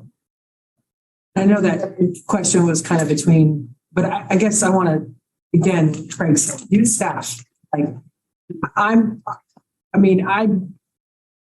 don't know that every county commissioner is going to have time to listen to every planning commission meeting on every item. So I'm just be Lisa Turner. Yeah. That's awesome. But so if something needs to happen, use staff both ways, let's use staff in that situation to make sure somebody gets this. And that's where we've made a conscious effort at the county to stay more on top of that stuff and to be more engaged in that space. But it takes a lot of work. But please just both, I think that can work. We are the conduit between both groups in that sense. I understand that for some of the issues that might come up. I'm more talking about just when the decision is made on their recommendation, when that decision is made, whether you watched the meeting or had the opportunity or not. I mean, we're trying to go through everything anybody brought up in our questioning, and you don't have to do that, but just, are there other pieces that we missed? Maybe please point those out. What did we miss? Sometimes just for fun, I will watch the discussion first of the planning commission, then go back and watch the presentation just to kind of see if I can fill in the blanks. It's kind of interesting. It actually makes me catch things that maybe I wouldn't have caught just based on your discussion first. So that's how important it is, I think, the discussion. I think I raised my hand this time. I would say to your point, Jim, that that's going to come with that. What you speak to is relational to the commission. And so more discussion and what you missed is based on the relationship that the commissioners have with other commissioners and bringing and discussing it prior to it being discussed on the dais at that time as the agenda item. So I think what you, not what you're asking, but what you're bringing to light is how do we as individual electeds, whether we listen to the meeting at 1.5 speed while walking, while doing other work, while showering, or wherever we choose to listen to it or do whatever, what are we doing prior to us sitting on the dais with each other to elevate that discussion? Because iron sharpens iron. So in order for us to be beneficial to you, we have to be beneficial to each other. It's also just more exposure to the subject matter. Right. And let's not be naive and not assume that there's politics at play when we're discussing that. When we're, yeah, I know, no one ever, yeah. But I mean, that does happen, and that's another reason to talk to staff. Exactly. Because sometimes we will have had a conversation I'm with staff. talking about just the meeting to meeting conversation. The public meeting, public decision making part. You know, the rest of it, going through staff and getting information out to everybody is, yeah, that's used and that's in the reports and supplements to the reports and everything else. It's just, I guess I am talking about the politics stuff. Where are we going? What's the vision of the current commissions? And even though we're applying the code to what's in front of us, there's a lot of wiggle room in how you apply the code to what's in front of you. So it's helpful to kind of have an idea of what the vision is and why certain decisions are being made without using politics in your answer, I suppose. But it is very hard to get a continuity of a line of decisions when you have so few agenda items that are related to that. And we have such rapid turnover. Yeah. So that was our conversation. If you have a rapid growth community and the city commission is processing 5 or 6 serious zoning matters per meeting, you can get a really good line on this is what this commission wants. We don't have that here. Right. And we've got, an average, I think, of this commission of about 2 years of tenure. Very difficult. And we're less now. Right. So it is a feature of this community's politics. And it has a detrimental effect in trying to be predictable to the development community and to residents who want to have land use decisions made. And to staff who are trying to say, oh, here's a staff recommendation. We're trying to give you, a new commission, what you're asking for, the important information that this commission wants. It is very challenging. Yeah. That has been the hardest part. And the development community is frustrated by that. Not a lot to do. I mean, there isn't anything you can do, but being cognizant of what have the decisions that have been made before I got here, those are helpful because if you're in agreement with those and hey, I wouldn't have done it that way. And so I'm here to change things. I think that's stating that change is useful. But if you're going to stay consistent with that, you say the people that came before me were making decisions consistent with where I think we should be going. I think that's useful too. But it is really just a batting average thing. If you don't get enough at bats on a decision, it's very hard to understand where you might be predicted to go. And you get more at bats if we support planning commissioners, if we support county commissioners, if we support city commissioners into, Craig and I could get on our soapboxes about why it's so important to have elected officials willing and interested to run for office and not just run for office once, but run for office again. Right. And how do we create that consistent leadership in this community is vital to the work that we need to do here over the next 10 to 20 years. So I'm really glad we're here to support you all. And this can be a conversation about how can we support you in this space? And then how can we support these folks that I just have tremendous respect for on a daily basis for the work that they do. So that goes back to that previous question. How do we get more talent? How do we support that talent? How do we train that talent? We're lucky to be in a community that is so engaged. Craig and I have both worked in communities where it's like, what? Who? What? And we don't have that here. And it is a blessing. And sometimes it can be hard and it can wear on people. And we need to acknowledge that and thank people for their service, what they go through every Tuesday night and every Wednesday night with the kind of heat they're taking from the public right now. I mean, Patrick, I can say it here that the abuse that man has taken for the last 4 months on a weekly basis, the names he's been called. is embarrassing for this town. I agree. I've watched them all. I mean, that's like your Commissioner Sellers comment, Yeah, where school you board. watch meetings. I mean, when I have a chance, I just run the city or county commission meetings while I'm doing other stuff at my desk. And I might take 3 days to get through them, but I do watch them. So. Well, now we don't know what's record our going on. public comment. So you can, we don't record our public comment, so you can't see those. So. Yeah. Everyone's amusement. No, sorry. And also, I'd like to commend the mayor as well. She's taken a lot. And she's handled it very well because I know if positions were switched, I'm not sure if I would have the patience of Joe that she does in that situation, but I've been very impressed with that.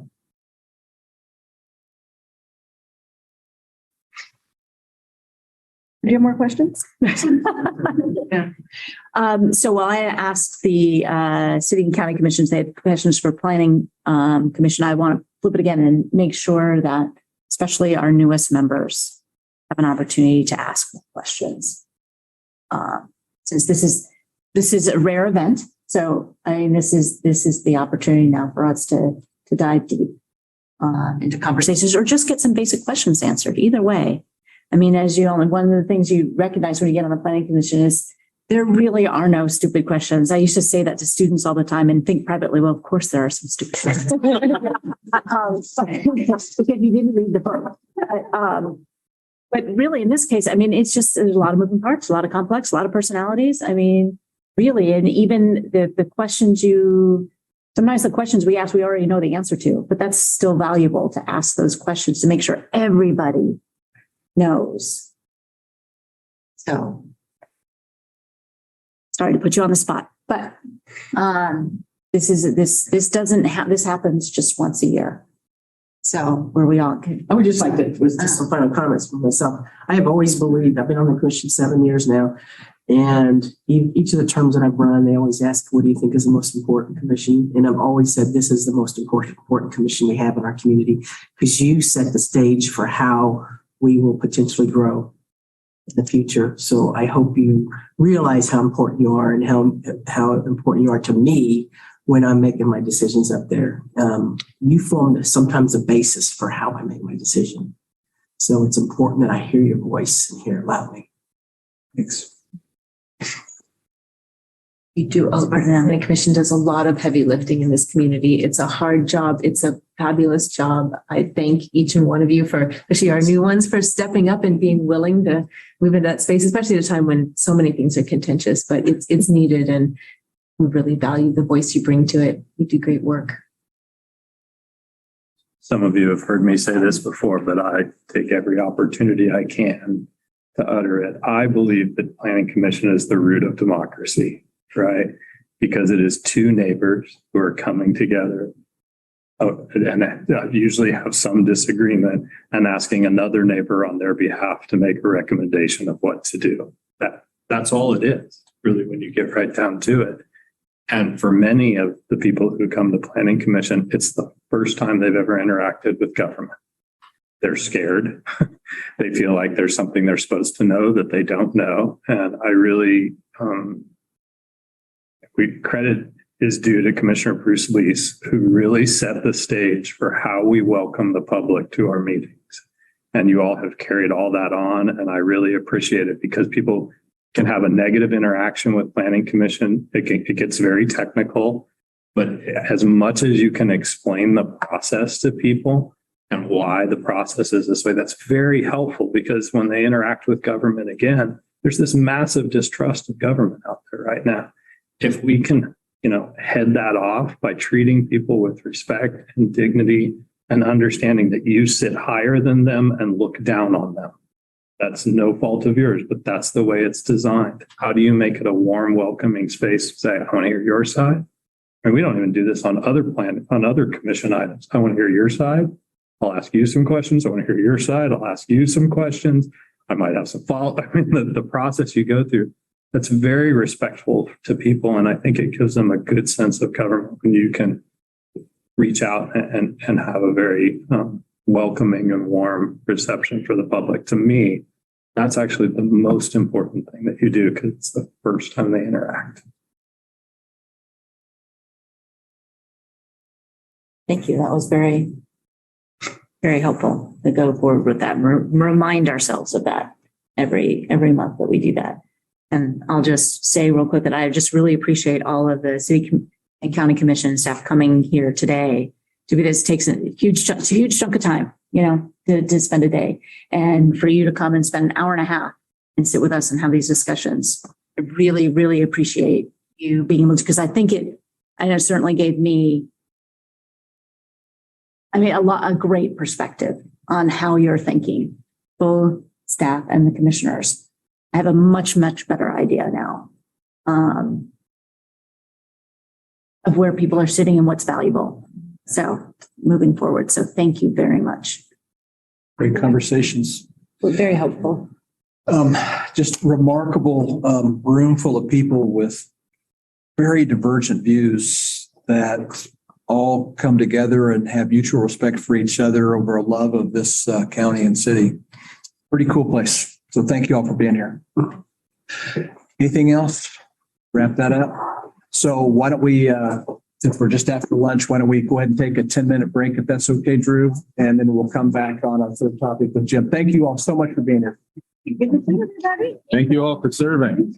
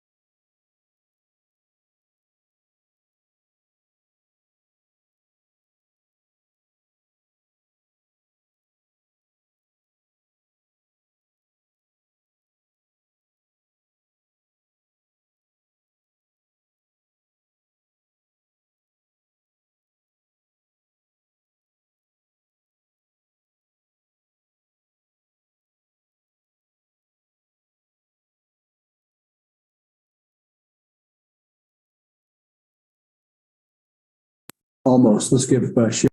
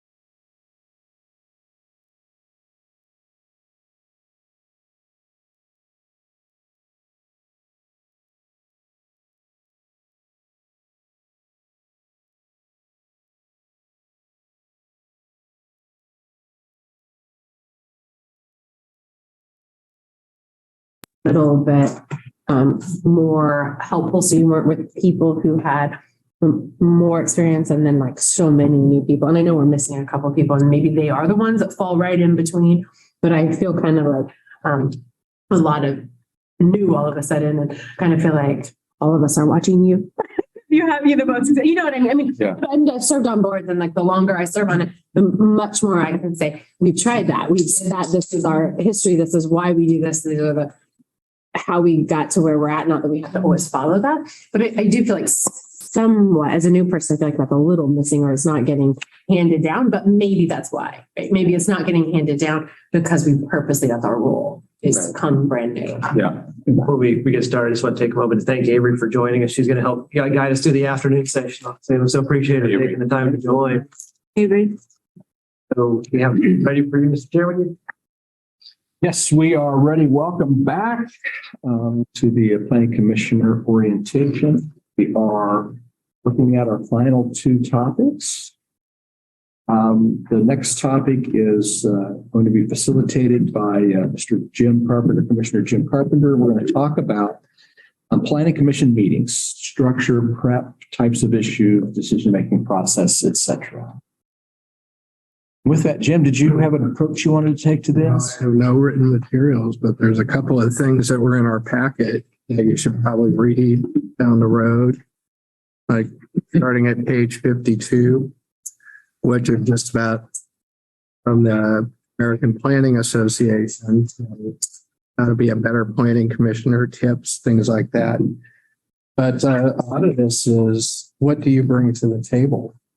What's most useful to you and how you want to approach it and make decisions, because you can get all wonky like I do sometimes, or you can stick with higher level issues if that's what you're comfortable with. That's why there's 10 of us with different backgrounds and different perspectives. But if you look at just a meeting agenda, you'll see that we go through a set order every time. And part of that is just to identify if there's any additional information for the night. If we've got people that have to step out for certain ones to make sure we have the quorum. And such, or if you're going to be there. And it's been weird with Zoom. I mean, I tried to do it from Nashville. That worked mostly one night. I was on and off the meeting like 7 times. I kept losing the connection, and the Wednesday night was impossible. So anyway, that was the first time I tried that. But once you get the packet, I'm just going to say what I usually do with them, which is going to be different than what you do. What are you, like you said? Oh, there's an agenda packet that was online for us. Okay, was it the same as in the May 20th, 2022? This just for the orientation session. Yeah, I have the orientation packet. Yeah, page 52 out of 96. Yeah, I don't think it evolved too differently than what was posted last time, because I think it was pretty close to the same one posted. I don't know. I just printed it out. I just was Douglas County zoning district description. Somewhere in there. But anyway, I generally just kind of get an idea of what we're looking at for a night. Like next Monday, we've got 4. Well, we have a deferred item, but I just kind of go through and you can kind of tell by what's at the beginning, PPs or preliminary plats. SUP, that's a special use permit, so that's a city one. Preliminary plats are usually always city too. And we have a zoning, so with Z's or zoning. So those issues. And then if you start, just look at the top, this was from being chair. Look at what's in there. Are there any variance requests buried in there? Because how many votes on each one to kind of keep track of, and how many different issues. I also like the map. Where are they? And how can I plan to go see them if I don't know where they are? Been doing this long enough that a lot of people are in town, especially on this side of Castle, on the east side of Castle. I don't need to go out. I know where they are and what's around them. But there's a lot on here this time. I didn't recognize the addresses, but then you can look at the maps. Where are things? And then what really, these are great reports. I've looked at planning staff reports from other cities over the years just to see. And we have so much information that's in here. It'll tell you anytime anything that's touched this piece of land has come up before for any decision. And you can actually go dig that up if you want to, but don't usually need to. I generally find that when I'm reading through and I'm in my mind, I'm thinking, what about, it's like 2 paragraphs down. Yeah. In their staff report. It's there. You kind of go through, so you'll get a little bit, here's what they're asking for. I always try to ignore who's asking for it or what they actually say they're going to do on a zoning one. I'm looking at what happens if we change the zoning. I don't care who it is right now, because you go around town and you'll find this out with time. You'll approve a zoning change, and the next time you drive by, there's a for sale sign. Right. They came in just to get the zoning to increase the sales price, and maybe they had somebody that wanted to do something, maybe they didn't. Or we often get a landowner come in that wants a change of zoning prior to being able to sell it to somebody else. So one that happened before the 3 of you was just east of us on Highway 10. Gary wasn't on yet either. That's a meeting right before I joined in. Right before Gary joined. It was about a golf course. And it came to us, there's this little driving range out there. He just needed to change land use conditions so he could build a structure, so he could set up like a little bar, refreshment stand, and you can hit your golf balls from under the cover. And that's what it looked like on the surface. But they wanted a change that would have allowed unlimited commercial use at that intersection on the southeast corner. And so we got that as we were going through our discussion, and we proposed actually two different options, to get to where what he wanted to do. And so we deferred it in that case. And then 2 days later, the paper reports, they pulled their application because it was outside developers using the current owner as a sympathetic front to get a zoning for what probably would have turned into a gas station or who knows what at that corner, which would have. Didn't say no to the applicant. You said absolutely yes. Here's the way we're going to do it. There's two ways to get to a yes. You said, but this question of changing zoning from this large area to commercial is something that needs to be handled in and of itself. I thought it was brilliant. So that's just an example of why I said, you're going to see zoning changes, but, because it's a good group or a good person and it's a great idea. That's not our job. That's the city commission and county commission's job. That's the political side. We're just looking at, does this land use make sense where this is in context of everything else around it? And does it meet the code? And when we're doing the zoning stuff, remind me of it's a recommendation still, because something came up in the last month or two where we were like the final decision on something that we were making. Well, we're never actually a final decision on just about anything because you can appeal. Well, I know, but it wasn't we weren't making a recommendation. At least at the meeting, you specifically said we are the buck stops here. That was the variance. Okay, so it wasn't a zoning, it was a variance. It was a variance. We are the final decision maker as far as who makes a decision before you have to go into an appeal process. Now I have to apologize. I forgot what I had just gone through about a sidewalk in North Lawrence not too long before, which is the same issue. And we established you could appeal it to the city commission. And that I spaced it for the last meeting. You're forgiven, Jim. Well, thanks. But anyway, no, because we had that. How could it stop here?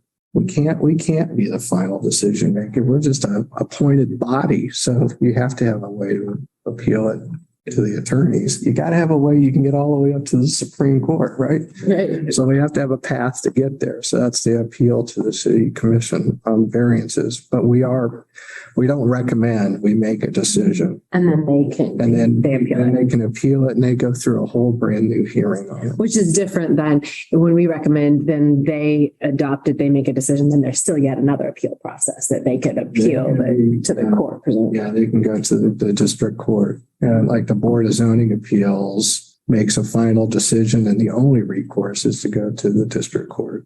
From the Board of Zoning Appeals, it's right to court. Yeah. Board of Zoning Appeals is a final stop for that application process. And it is actually the only stop prior to the court.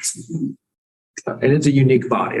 I should caveat with that. It is unique and governed under state statute in a different category than where you are at, but it is speaking on authority of the city, and that next step is district court. That's one of the other confusing things that I sometimes still struggle with, especially if somebody from the public asks me about something, because there's variances that go before the Board of Zoning Appeals.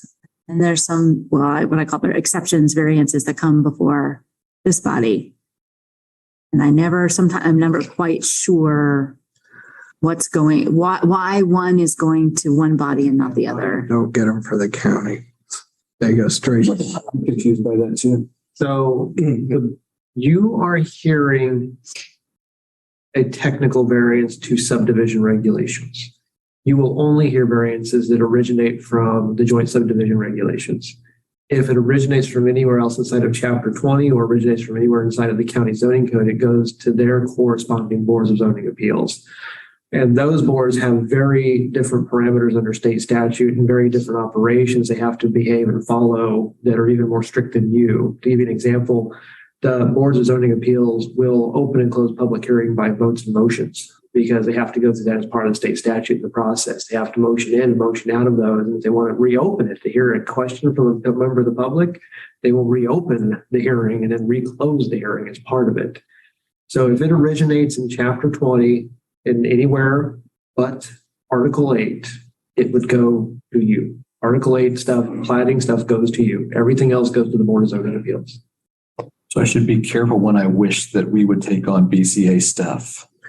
It's yes. And full disclosure, I was liaison with the Board of Zoning Appeals before I joined the Planning Commission. And I can tell you as part of their role, if it is not in their packet, it is not in their ability to consider and take it into account. So if it's not evidence brought before them during the hearing, because they are a full speed quasi judicial board, they can't take it into consideration. And if there's evidence entered late into that process, they would end up getting into situations because they don't have the power to defer.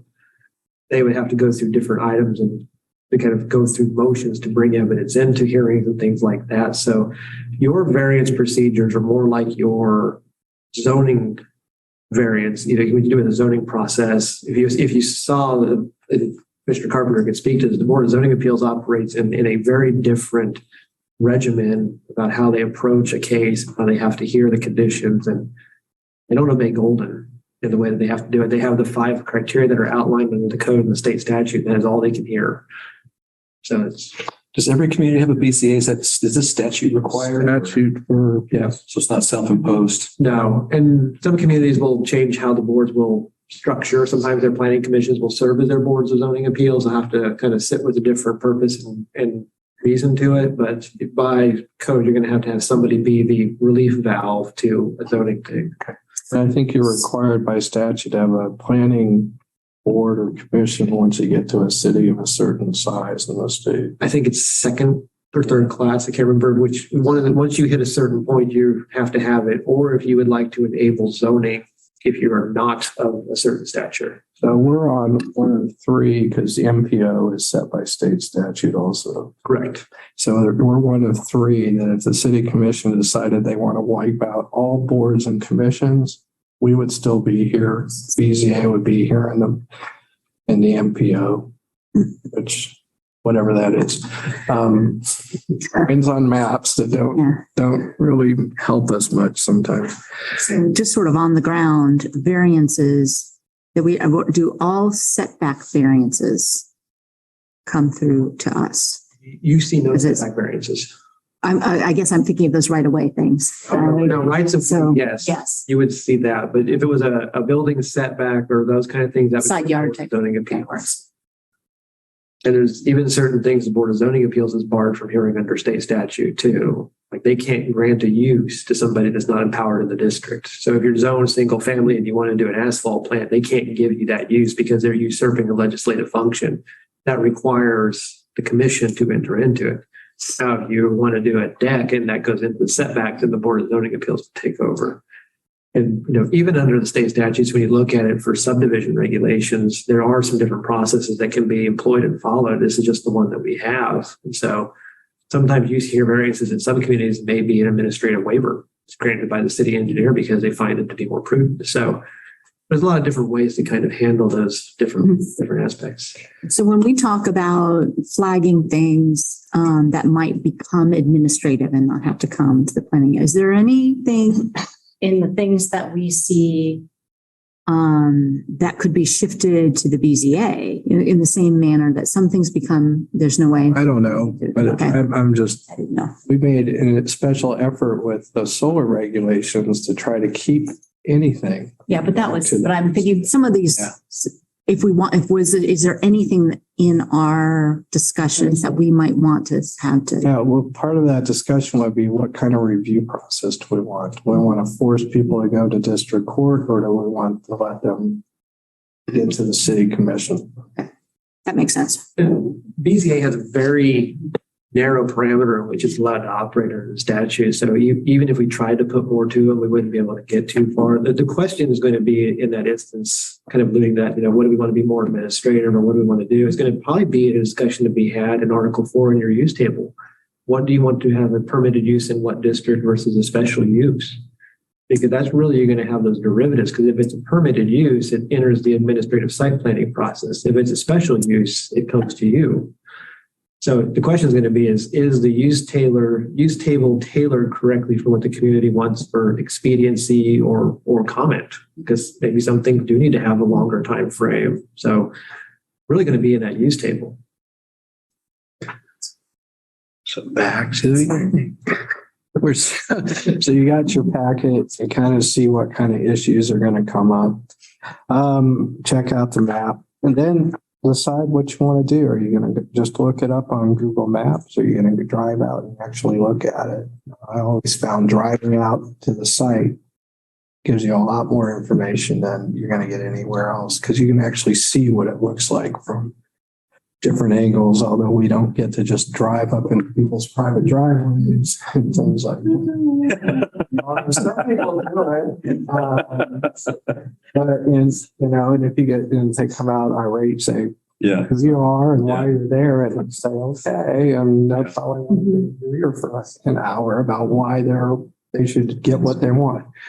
So I try to avoid that anyway, just because it complicates issues, although I'll sit in on land meetings quite often and just listen to their conversation or tell them about process. And we've been out and met neighbors. Gary, before his first meeting, came out with Sharon and I because a neighborhood wanted to speak to some of us. And they came out and they gave us a demonstration how far this was going to be from their lot line and all these other things, and told us that when you do that, make sure you don't give your opinion. Right. I mean, you can talk about what, here's how it's going to work. Encourage them to put their ideas in writing, because you only get 3 minutes at the meeting. Put it in writing. We read it all. We're going to address what's in it. And I think people don't believe that, but then they come to meetings and they find out it's true. Well, to what Commissioner Kelly said, I mean, it's true. If you're out there and you're telling them what the process is, it feels better to them to know what's coming up. They don't feel so lost. They don't feel so worried. They understand, okay, step by step, here's what happens. You come, I think it just really helps bring them into the process. You can acknowledge that you know how difficult it is to stand at that podium. I don't know if any of you have done it, but I've done it many times before I was on any of these. And I still get nervous. I've done it. Yeah. Well, I still do too. If I have to go do something, present any of our things to the city or county, I still get a little nervous, which I find absurd anymore, but I still do. So when you go and visit a site, can you say, what are your concerns about the zoning, or should you not ask that question? Is that an okay question to ask? That you're talking about neighbors. Usually if you go into the site, it's going to be a vacant lot sitting somewhere, or it's going to be somebody who's out in the county. It's going to be somebody's, their house is going to be set on their property. Yeah. But I mean, if you can say, well, what are your concerns? Because that's kind of what we're doing at the planning commission is tell us your concerns. That's okay. Yeah. Okay. Yeah. I'm out here. I'm just looking at the site. I'm looking at the, you can listen to whatever they have as long as you don't give an opinion. The key is to also then remember if what you discussed shows up in the packet. You have to, if it's not in the packet, you have to disclose it. Yeah. Yeah. And that just gets hard to keep track of. So like I said, you had to do that on the zoning. You had to do that, but on solar, we didn't. Well, because it was, but it's because they gave us a booklet. Everything they did say to us was technically, in which we're giving you this, but we don't want it on the record. You're like, no, part of the record. But anyway, well, but that was an odd thing that maybe could come up again. Is okay, there you go. Yeah. And could turn people need to understand that what they tell you and what their concerns is now part of the public record. They need to know that. You need to tell them that, hey, it's now. Some people thought that, well, no, I'm going to give this to you for you to read, not for public. Not for my neighbors to know what I'm saying. Information, but where the information came from. Yeah. Yeah. So I think it's good, The codes will come to you in bits and pieces. I mean, don't try to read the whole plan. I did that when I first started.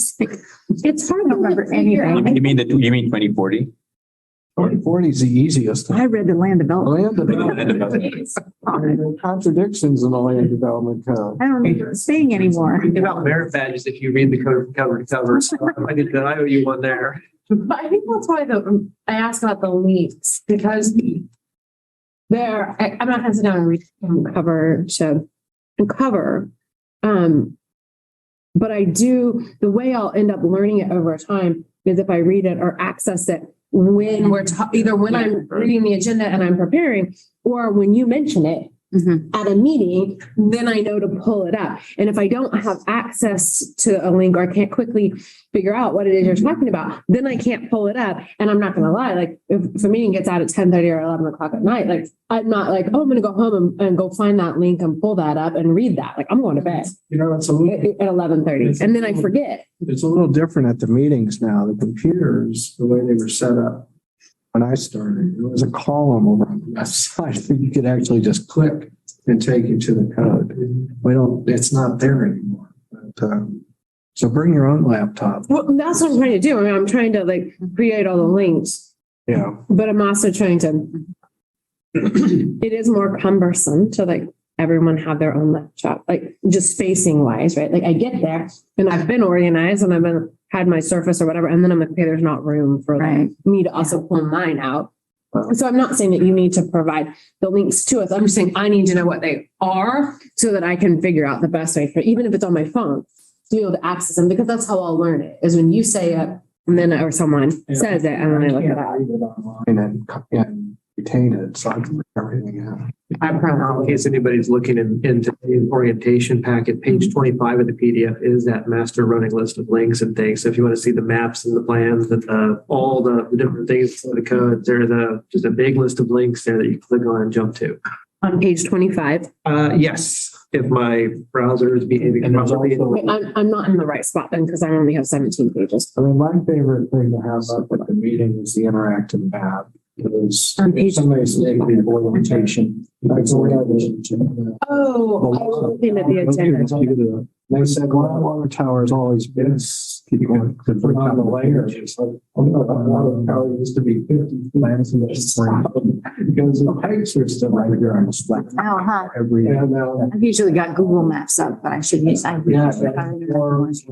just talk so, you I know, mean, all that's great, but it's still 7 clicks in the middle of a meeting. It's not what I was. That's why I just need to learn which ones to put right. It's once you've been out there and you can get it, but then you have it right there. It can also pull up. So much.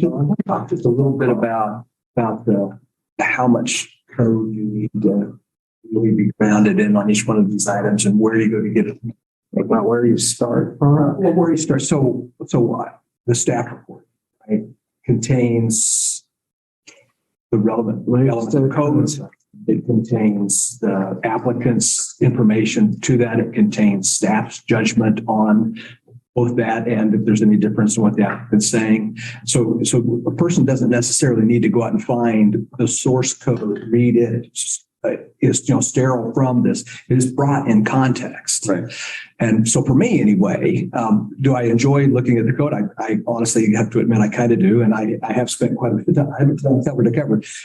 But I do like to try to understand things and to see if there are things, tangential to that. But one doesn't necessarily have to go find the raw code on their own and then try to drag it back in because staff has done that in there. And one way you could think about it is to say, okay, look, I've got it all here. If I read this packet, I've got it. I've got the code. I've got the context of it. I've got the applicant's information. Yep. Do I feel the staff's recommendation to approve flawed or erred in some way? Is there an interpretation of the code? Would I interpret that differently in this particular scenario? If yes, well, then maybe that's something to explore. If no, but that's what's difficult in this, and no offense to staff, but they've done so much and they have the background. They've already processed that part, right? So they've taken the things that doing the process of what may not meet the standards they've already done and then told us their final suggestion, which is awesome. I love it. But then it's really hard for me to feel like I'm looking at both sides of the issue. So that's where I'm struggling. And as the community brings things to you, as you read letters that are in it, right, there's other information. Is that what you're talking about? Well, kind of, but I mean, I hate to have to rely on the neighbor to file a letter, if that makes any sense. Like sometimes I get it if there's somebody that disagrees with staff recommendation that's in there and we can read it and see it. But sometimes, like if I'm looking at just one and it's like conformance with the comprehensive plan, and that's great. Like all of the different goals that staff feels like it conforms with are here, and that's really great. But being brand new, I don't have off the top of my head all the potential ways it doesn't conform with the comprehensive. And that's what you'll get from having these experience every month, and plus just exploring beyond what's there sometimes. Right. You're like, yeah, but what else does it say about that? So you can find it. But our reports, I'm just looking at one from Monday without talking about anything, but it starts out with a recommendation. First, it's just a brief description of what it is, preliminary plat. And then under key points is a good area because it tells you it's in tier 1 of the city under Plan 2040. So, infrastructure is already there. It's located within the planning boundaries of West K10 plan. So you might want to look at the West K10 plan just to see what that is. Which is one that's that's not the one that I review right now, is it? It's number 1 coming up for revisions right now. So, and that's one where have seen a lot of activity and a lot of requests. So, it's vacant, which is relevant because nobody's mentioned the golden factors yet today. I've noticed that. Where are the golden factors? Talking about them. We can talk about them. And then there's also the South Lawrence traffic corridor overlay. These are put in, and if you read through these key points, they go in just the order that Jeff had on the screen: comp plan, and then that comes down to under each one, and then corridor plans, nodal plans, blah blah blah. And you can find all of those online. I just wanted to add one thing to what Chelsea was saying, and I think this is what you're saying, but the issues that have the most public comment are the ones that learn the most about the case against it from. Mm-hmm. But if nobody says anything, you assume there's no case against it, but that may not be the case. That's never the case. And I think that's kind of what you're saying, right? It's like, so unfortunately, I mean. Yeah, and I know a lot of it's background work. You've been working on these for years, or some of them for years or months or whatever. And so staff is doing that work, and I appreciate that. And I understand that, like when we get to it, right, so much work has been done before it gets to us that you've thought through all those. But as somebody who's just jumping into the process towards the middle of it, it kind of makes it a little bit. And also we're kind of representing the public too, right? Like the city is representing the city. Right. So in a sense, it's a different role. It's a different role, right? So we are the public review portion of this whole thing. Right. So I think it's also important to notice that staff never comes to these with a determination until we review the case. It's very much an independent review that we're undertaking. So while we may be employees of the city, it's our duty to uphold the code that is written and the values that are stated. So whether we write a recommendation for or against something is not a derivative of an opinion. It's a derivative of our read of the code. And so that sometimes gets misconstrued in the public, and it's like, well, staff's already said this. We really don't ever get into that phase. It's really, we're looking through whatever factors are applicable to that application and processing out. And that's where y'all come in, is because our bit is that we are professional staff. We are going to look at this and render a professional opinion on this. You are representing that public interest, that public value to it. And that's where we need you. But we don't ever, like, I think one of the things that's weird is we don't see the things that you don't recommend, right? So like I'm sure there are a lot of things that like a lot of projects and things that get submitted to you that you go through them and you do whatever steps everything I've seen so far anyway has a recommendation to move on to the next step from staff. So I'm assuming like. That's not always true. Right. Well, everything so I'm assuming some projects have to, some things you have worked a lot or people have worked with you a lot to get the things, the stages where they're at. What happens when it doesn't, when it falls through or when like people pull them out or what are the other things that we're not seeing? There's a lot of times the applicant will, they will ask us questions or they will get a sense of where the governing bodies or you are landing on an opinion and they will kind of go, you know what, that's not going to work in this instance. And we're finding, quite truthfully, a lot of time it's something else. It's another factor that's out there. The financing fell through, the person's pulled out of the deal. It's a lot of those things. But, some of these applications, we spend quite a bit of time working with applicants to go, here's what the code is saying. Here's what the plan is saying. We spend a lot of time working a lot of those details through. Right. One of the things that we do with your applications and that we always have done is you don't see anything that's not code compliant. Wait, that's what I'm talking about. Like that's the part I'm talking about. So then what happens to those that aren't code compliant? They just withdraw the application or what? Insist on coming forward. And they get a recommendation to say no from staff, and the reason is it doesn't meet the code. Right, and I guess what's so weird for me is like we haven't had much of that. We haven't had any of that since I've joined, but I know that that's happening, right? And so I know that when I see something, it's been through the process you're just talking about, and that you've been working to get it to code, and everybody's been working really hard to make it happen. But when you just step in the middle of all this process, it's sometimes very difficult to be like, well, but not everything can meet, you know what I mean? It feels like everything is a recommendation in favor of even. And so that's where it's hard for me. I'm gauging how much questioning, how much like reading into these things, right? What's not on the page, I guess, is really like what pops into my mind, not in a negative way, because I know what's going on behind the scenes, but it's my instinct is to wonder what's not there. Yeah. A good example, I mean, if I can bring it up, was the cul-de-sac example that came up over lunch, where that's completely code compliant. And it's been recommended for approval, but there was a difference of opinion on whether it should go on there, but it was absolutely code compliant. Right. So that's an example where this body and the public input at the meeting really comes into play.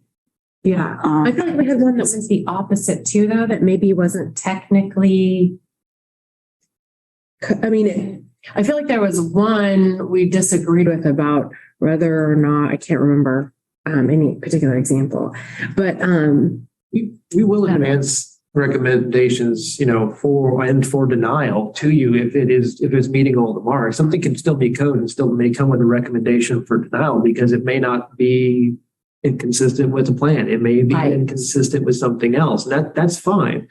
But what typically will happen is most people won't want to advance something to you with that recommendation for denial because that changes the way the vote has to occur at City Commission, depending upon your vote sometimes.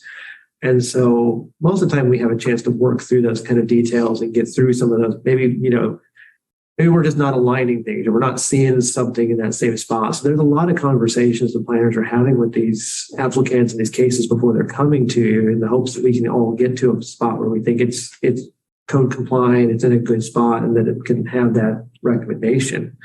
So you'll see those too. For the average amount of time that an applicant spends trying to get a project through planning to a point where they've addressed all of the issues, they are now code compliant, and you can say, yeah, we support you. He's got all those figures. There's data for that. A lot of the time, by the time they get to the pre-application meeting with staff, they've already done a lot. They've got it. They know the codes. They know where it's at. So there's quite a few applications that come in at the pre-app, and they've already done most of that before they've even reached staff to have those discussions. If I had to put like my thumb on a number, I'd say probably 1 in 25, you're going to see probably recommendation for denial at this point from just kind of working off of memory, my best guess. And And we'll, we're obligated to advance a complete application regardless of our recommendation. So if we recommend denial, we recommend deferral, we recommend approval, we're going to advance that application up. But there's a lot of those things that have already been taken care of before they even reach us, that the design professionals, the developers, or whoever they are, they've met with the neighbors, they've had these conversations already, and they've made these adjustments before they even get to us. And quite truthfully, we've actually been, for what it is, we have some pretty stable codes. People have a pretty good idea of what's going to meet the marks and what's not going to meet the marks. And so they have a good idea. So by the time we see it, they've already kind of ironed out a lot of the details. And I guess it more than like code, it's kind of like the guideline stuff that's harder to, because the code is like law and it's a little bit more concrete than like being consistent with like plan 2040 or something like that, because there are conflicting things sometimes where different people might have a value on infill versus like affordable housing versus duplex, right? Like that isn't necessarily like legally you can't build that. The question is that what the community is wanting to advance? So I guess maybe that's why I was conflating some of that in my head, maybe between when you're thinking about something, it's not just a matter of, yes, this legally can happen, right? But is this the best thing for our community? And that you can have that discussion a little bit in some respects, but the key is going to be is there are some things that are in that realm, but maybe not germane to the application at hand that can't cross the line. So you may want affordable housing. You don't have code that compels it in the instance. You may not be able to go down that path. And that's a reality of the code. So there are things that you can be thinking of that are, 2040 wants us to do whatever, have zebras or I don't know, I'm just generating something here. You can't compel someone to have a zebra. We may want it and we may see it as a value, but you can encourage it, but we may not have code to compel it. And that's a different thing. In the case of a rezoning, it's going to be that because it's going to be under Golden V over the park where you're going to have that restriction of the golden factor. I kind of bring him in because we talked about him now. So you're going to meet those golden factors and there's criteria to hit with those as you move.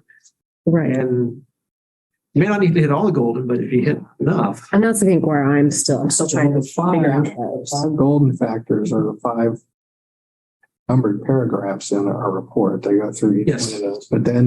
But then it also says in the case or any other information that's relevant to your decision. It's not limited to those 5, which is where you can bring in what's in the comp plan, what's the direction, what do we need now in the city, The classic cases is we've got some coming up. We've had plenty is when they change from single family zoning to multifamily zoning.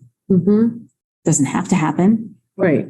It might be recommended or not, but it conforms. I mean, one decision will because Plan 2040 says we want this, but if you make the other decision, you can also support that decision with this part of Plan 2040. Right.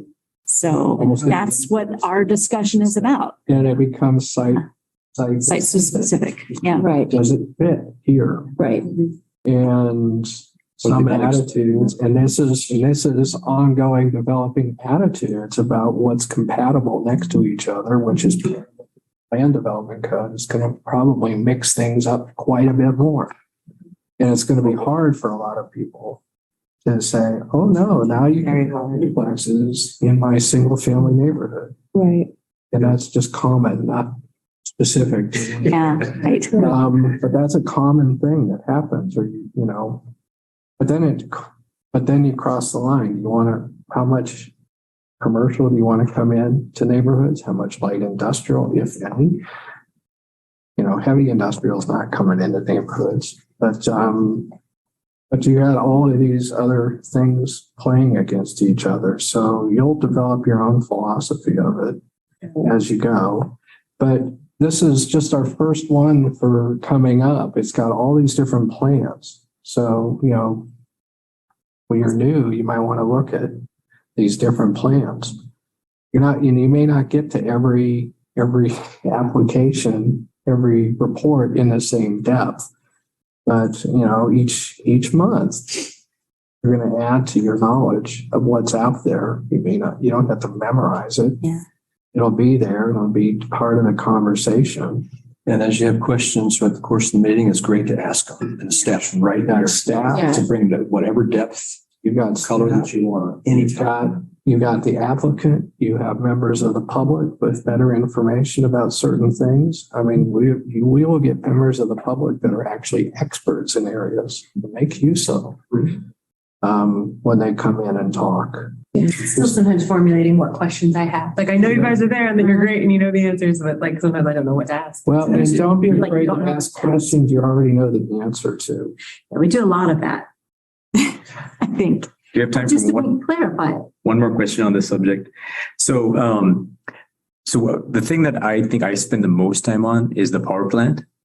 In terms of like, there was a lot of reading material. There's probably like 100 pages of public comment and different things. That substation? The substation. Yeah, that was the 700-page packet. 700-page packet, right? And which I learned a lot about a lot of different things because of that. But then there's things where there's like no public comment. We got it. Sorry. Where there's no public. Where there's no public comment. It's tough because you got to take, well, I've been following city politics for a long time. So I kind of know how a lot of things have happened or how we got there. You'll pick that up. Watch the commission meetings. Watch what happens to our after. Watch their agendas and then watch what happens at the city commission or county commission on some of ours, and you'll start to pick up what these relationships are because you'll start to hear comments from different perspectives. Now that Karen's on the county commission, right. Patrick's talking again. Zoning and land use. So they're going to have great conversations because they know it pretty well. And so it's worth listening. And the city, you're going to hear things about different values. Some of those can come into our decision and sometimes you get stuck. I've got to vote. Right. That's when you get the half hand up when we were still raising our hands. Now it's got to be a voice vote, but I had a lot of those because I couldn't come up with a reason under code that I could say, I don't like this, or I should say no. Mm-hmm. And that's the tough part. You're going to get people in front of you, you're going to get neighbors. They're going to expect something from you, but ignore who they are. Listen to what they say, but ignore who they are and ignore what they say that is going to happen. I never trust that. The absence of public comment. I wish that it was there and it'd be easy to say, well, if nobody here is objecting to it, then it must be just be fine. Yeah, exactly. I don't believe that's true. And I think your comment, having responsibility to, but at the same time, even when there is public comment, most people come to talk about something when they're opposed to it. Right. And you have to really understand and weight that. And it's not a democratic process. Right. Just all forms of input. Right. Even that silence might cause me to look at it differently, and put myself in that role a little bit more. But at the end of the day, I have to make a land use decision. Right. And there is a lack of understanding out there that if I send in a letter, I don't need to show up. Yeah. East Lawrence neighborhood association had that impression. I was like, no, you should probably come, which is why Barry made the comments. Because I was like, no, you need to be there so we can ask questions too. You can't just rely on sending that in if you really have an opinion. Because people interpret your presence or your lack of presence in different ways that it can impact the vote. Right. But I like the written comments because they can go more in depth. Yeah. So I always encourage that with our next session, just a great segue to it. Our next session is with applicants and with homeowners. Okay. It's a great opportunity to bring this thing. You'll hear some of this. But I attend land meetings mostly. I didn't go to the last one because Becky was actually on the agenda to be there. So but I'm usually there and they sometimes you hear conversations and you're never going to really hear anything that's not going to end up in the packet. And I don't think I ever I do say I've been to the land meeting, I heard this, or I was at the East Lawrence neighborhood meeting where they discuss this, and it's usually never different from what they finally submit. But I never give my opinion. Right. I'll say, these are issues that have been identified. But good to know. So you can do whatever you want with that. Go out, just be careful not to cross lines. So anyway, you're going to have to do a lot of reading at the beginning just to try to get your handle on what different plans are, just when they're changing. Eventually, though, some will be the same. Like, I don't think I have to read the right-of-way packets as much as I. No, and when all the same. When we get 50 pages of here's the graph with how many lumens in each square foot, or traffic studies, you can just kind of skip to the conclusions. Where is it? And Staff's done a lot of work. Because there's a lot in there. Those are outside of us. We're not substituting for the experts. That's one thing. I like having that detail though, because if someone from the community comes and says something that I don't understand or challenges that, I love to be able to pick through and find it. And I've asked questions about the current stormwater model, and there's been admissions that, it probably they're looking at how to modify it because it's based on, past history, and we're starting to see different patterns. So I think they're looking at that now.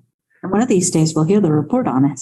One of these days, but these things change. But the city has hired experts to do certain things, and you can question the experts. Did you take this into account?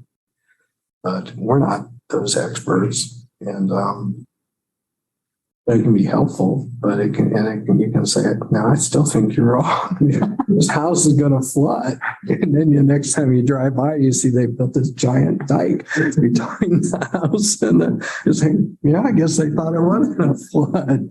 But a lot of those codes are being reviewed. The floodways and everything else is all up because of the changing conditions, and what Plan 2040 is stressing that. So there's a lot of review that's going to change some of it.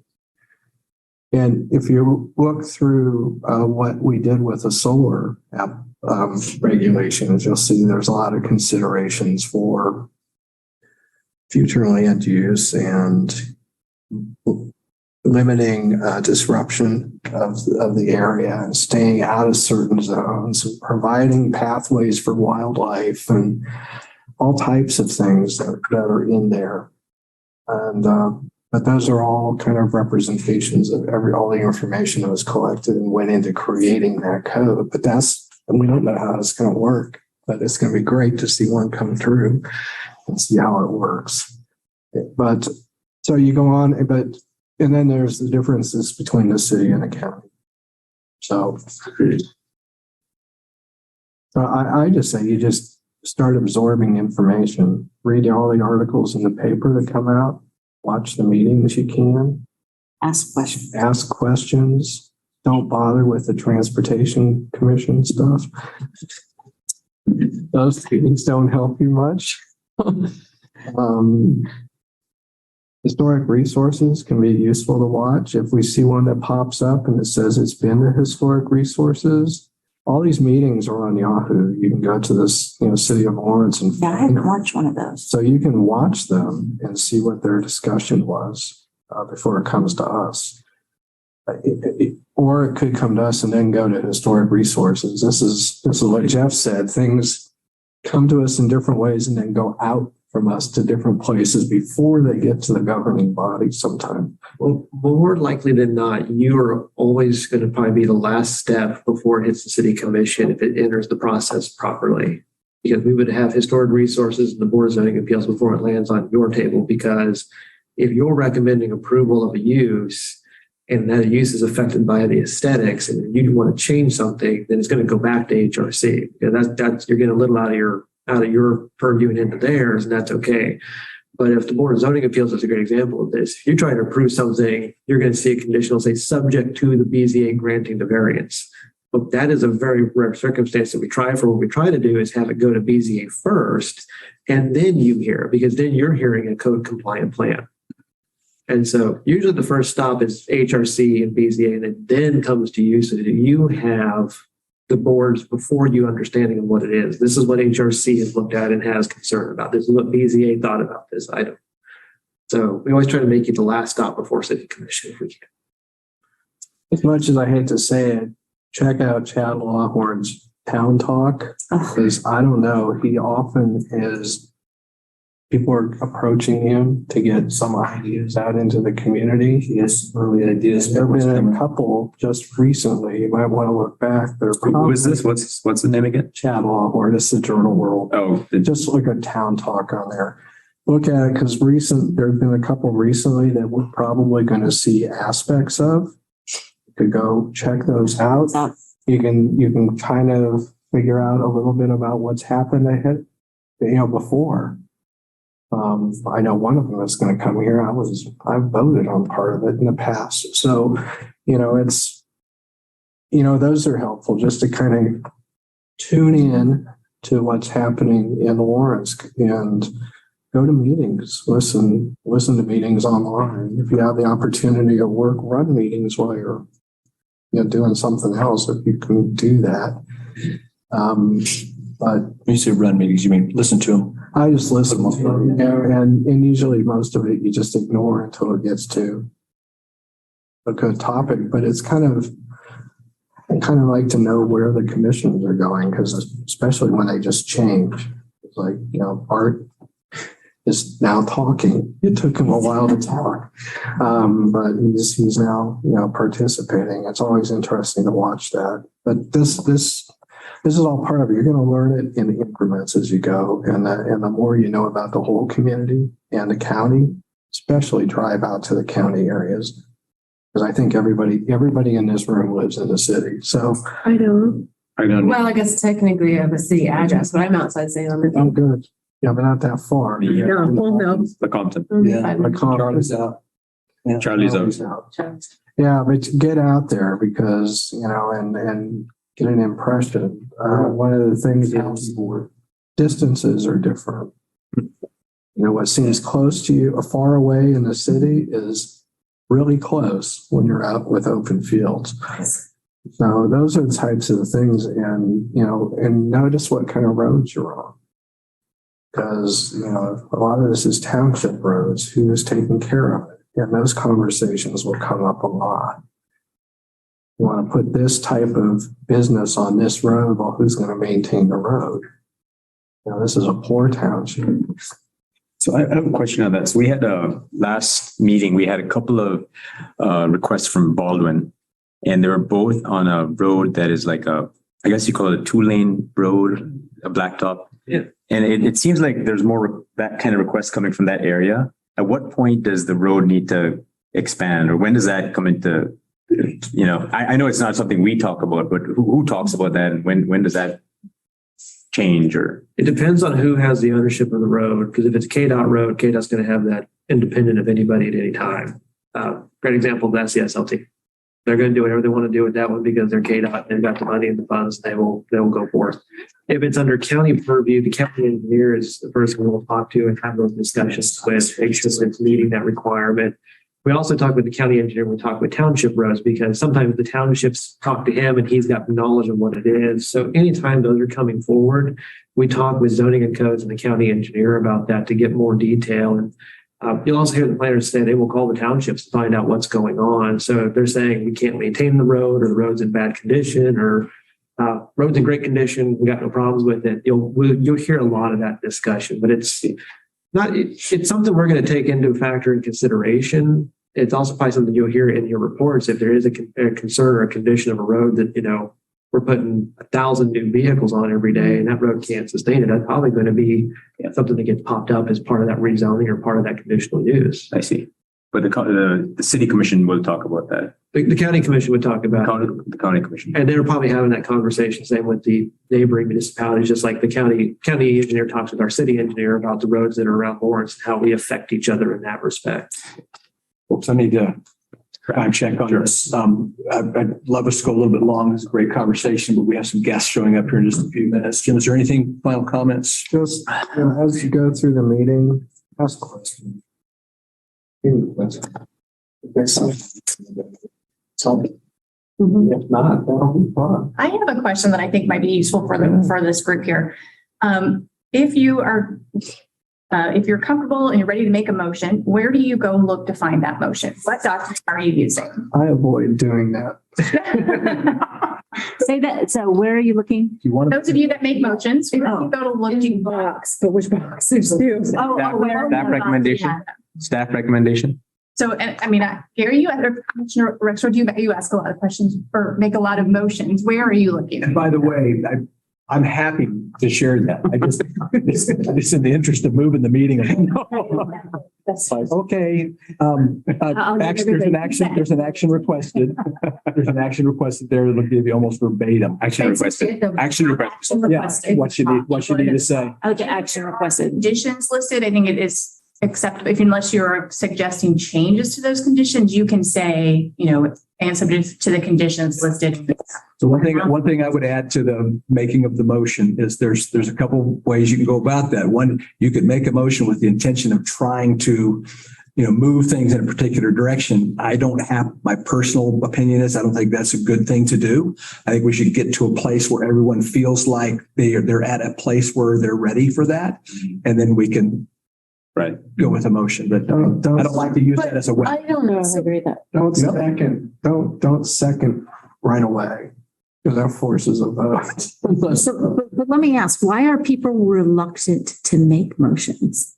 Well, I think you've got. When I'm looking around. I think part of it was that we knew the language was very specific, but I'll speak for myself, but the reports are very detailed and really good, but there are a couple different places where you could be pulling the motion language from. Like, I wasn't sure if I should be reading the action requested or if I should be reading the staff recommendation. So I think that was probably the first. Okay. And then some of them were really long and they had all these conditions, and sometimes the motion didn't have all of them in, sometimes it did. So it was learning that, I think. And then also you're learning the language that you're like, move to recommend, right? Like, when am I saying move to recommend? And that was probably part of it. So I don't think that it's that we're scared to make motions so much as we weren't quite positive. The language and the format. When the chair introduces it, this is before us to approve or to recommend. I mean, that's the language. We recommend. Move to approve the request. Right. And if there are conditions, what I will, instead of draining that whole thing, I'll just say per the restrictions or recommendations in step. Yeah. Now I have noticed a little bit of a hesitancy to second or to get us go. Yeah. And then all the numbers. Because if we second, we got a procedural problem. We have to get both motions withdrawn to get back to the point. There should always be discussion after a second before a vote. Right. Yeah. Motion second, then you discuss. Is there any discussion? Is there any further discussion before the vote? Right. And then that's drained, then go to vote. But do pay attention to the language. Like, it's fine to read the language, move to approve or whatever, but do know that it matters, right? So like, if we're moving to approve something and we're split, right, then it's not approved. Whereas it does, like, I don't think you should, I'm not suggesting that you should change the language to try to get a particular vote, but do notice that the way that you phrase something matters on what we're voting for. And if we're split, or if it's whatever we had the other night, or it didn't move forward, had it been phrased differently, it would have been. So my comment wasn't about the phrase. In my opinion, we need to go with that language exactly. And I've missed that from time to time, but not intentionally. My point is, sometimes, and it's happened in the past, someone will make a motion before we're at a place where people really are resolved on something with the intention of trying to move it drive an forward. agenda, right, Right. drive a direction. And what I'm suggesting is that we, as a group, respect and get to a place where we're resolved in our own minds where that might be. Yeah, I think you do a really good job, both of you as chairs. You've Sure. done a really good job to make sure that we're all comfortable with that before you call the question. Don't worry about split votes. And sometimes you're going to hear a vote to deny, and there'll be an explanation. I think this is going to pass. I think this is a good project. This is all good, but there is this issue. This is a bad issue and then we need to. I won't ask my next question. All right, so this is a great conversation. We want to continue this maybe at maybe the next mid-month. Let's take, like we've got some guests outside. Let's hold off. Stop this one right now. Let's come back in 5 minutes. Have our guests here and finish up the next time. And those of you that are sitting on this side, I know Darren is going to have a presentation. So if that TV that's flickering is bothering you, you may want to play musical chairs and move to this side. I hadn't even noticed it.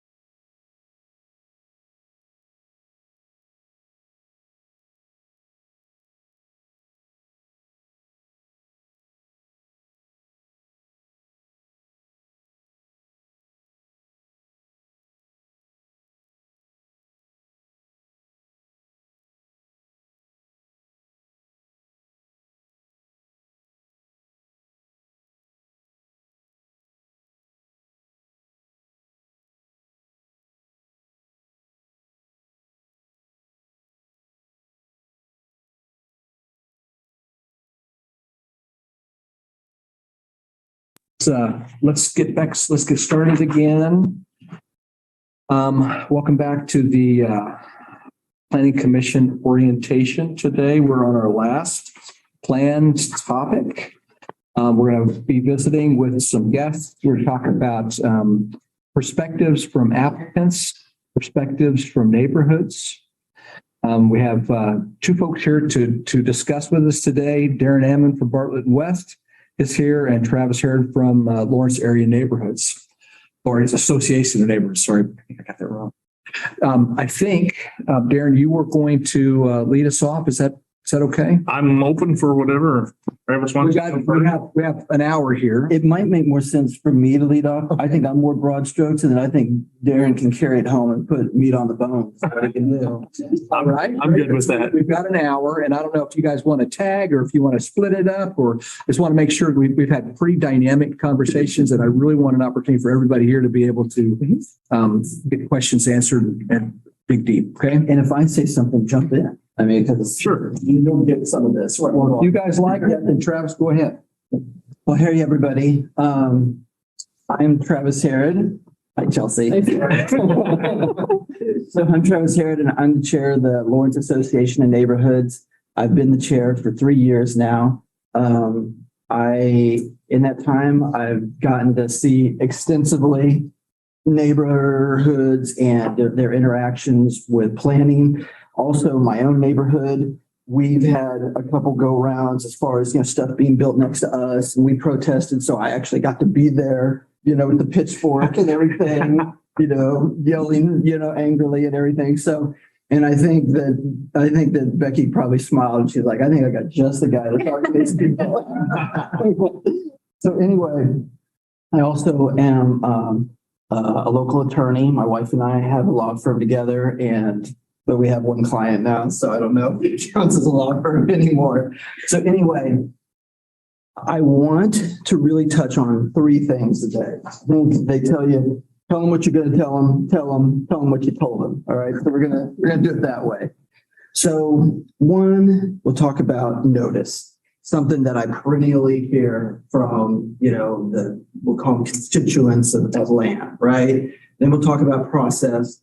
And then I also just want to share a few thoughts with you about the recodification, if you want to call that, of our land development code that is imminent. Regarding notice, over and over and over, we hear about notice. What is notice? Well, just make sure we're all talking about the same thing. So whether it's coming through the Planning Commission, whether it's coming through the Board of Zoning Appeals, whether it's just something's being done. Somebody's asking for a variance, somebody's asking for new zoning, somebody's asking for a planning overlay, any number of things that Darren can help his clients with.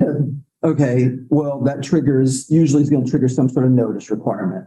Planning, that's all defined within the code. Who do we notice? Within, what distance from the property lines as far as property owners, neighbors, identified neighborhood association, leaders, assuming that they're keeping their contact information current, which is a challenge for staff. Okay. So anyway, notice goes out, and now you're sitting there in your little single family home or whatever, and you get this piece of paper from the city of Lawrence that advises you something's happening that has triggered the notice. All right. That right there is enough to get you kind of sweaty. Like, wait, what? That lot, just a few houses down, or, in my neighborhood's situation, a 9-acre lot in the middle of town that's never been developed, now somebody's going to do something with it. That can be really, really daunting. And I viscerally know this because when I wasn't close enough, I wasn't within the notice zone or the protest zone, so I didn't get one of those letters, but my neighborhood did. And I foolishly was chair of my neighborhood association at the time. And so, but yet not on the list. So no fault to planning. And so my neighbors are coming to me, we're getting these letters. And at that point in time, I'd been an attorney for more than 10 years, had fairly extensive experience, was at the AG's office and in private practice with complex litigation. And I've got this notice from the city of Lawrence saying that if you want to protest or something, then you need to do X, Y, and Z. And I had no idea what I'm supposed to do, but yet I am a member of the Kansas Bar in good standing. So what is it going to be like if you are a 65-year-old retired teacher, or you're a 45-year-old accountant, or, you know, a 33-year-old homemaker or whatever? We're all in the same boat. I mean, how many pages is our land development code, Jeff? Yeah, 560 plus. See, I didn't want, but I knew it was hundreds. Okay. Hundreds of pages sitting right there. And you have a very short amount of time to get conversant with that code to even really figure out what is it trying to tell you and what do you need to do in response. And so right there, already the potential for agitation is already up there. Okay. And agitation is really not where, say, Darren and his clients want to be. You know, they would rather start this thing clean, you know, and go in, but yet these people have these letters in their hand. What are we supposed to do with them? We only have so much time to respond to them. I'll tell you my second point, as far as process goes, personally, I think it's more of a subset. I think the first point, notice, is more of a subset of process. But when you hear the folks that I talk to, whether it be in my neighborhood or I talk to through, you know, years on land, they see the two as separate, but I see them as really hand in glove, because once you get that notice, now the process starts.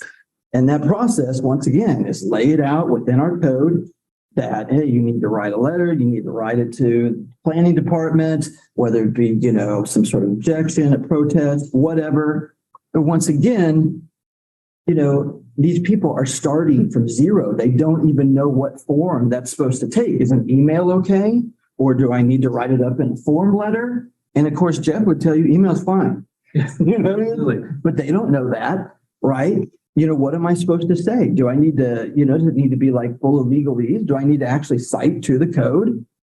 All of these things. So I'm a big believer in public process, and a couple of times today we've talked about how can we enrich that, move the public process forward, get more people involved here.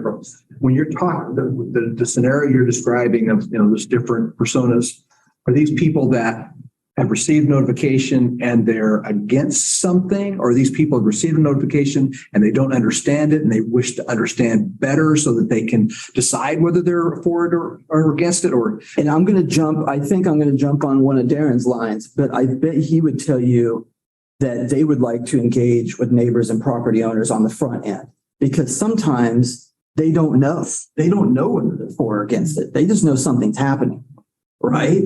And so sometimes, if the developer has already been there and has already conducted meaningful outreach with the stakeholders, once again, you know, neighbors, people within the protest zone, adjacent property owners, those questions might already have been answered. And so, great. And you know, ideally, that's how it would work is, you know, ideally what we would like is those people sending letters in protest, that they actually have a better idea of what it is they're actually protesting. But sometimes that outreach hasn't happened, or it hasn't happened meaningfully. And so you get people showing up that, you know, they're sitting there in front of the planning commission, and then for the first time they're figuring out, oh, well, I'm actually okay with this. And I bet you, like, you know, veteran guy like Jim can remember many times where it's actually the planning commission's the first time they actually get the whole picture, you know, from A to Z. And now having had that picture, oh, okay, yeah, that's all right.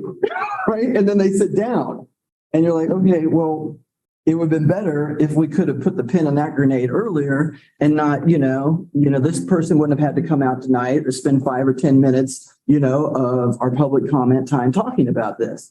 And so I think that's a great question of yours, which is that outreach that we ideally would like to see between, you know, the applicant and, you know, the neighbors really, really can de-escalate a lot, you know, and just put away a lot of concerns if it's done meaningfully. Creates an environment where you're just going to be concerned with Right.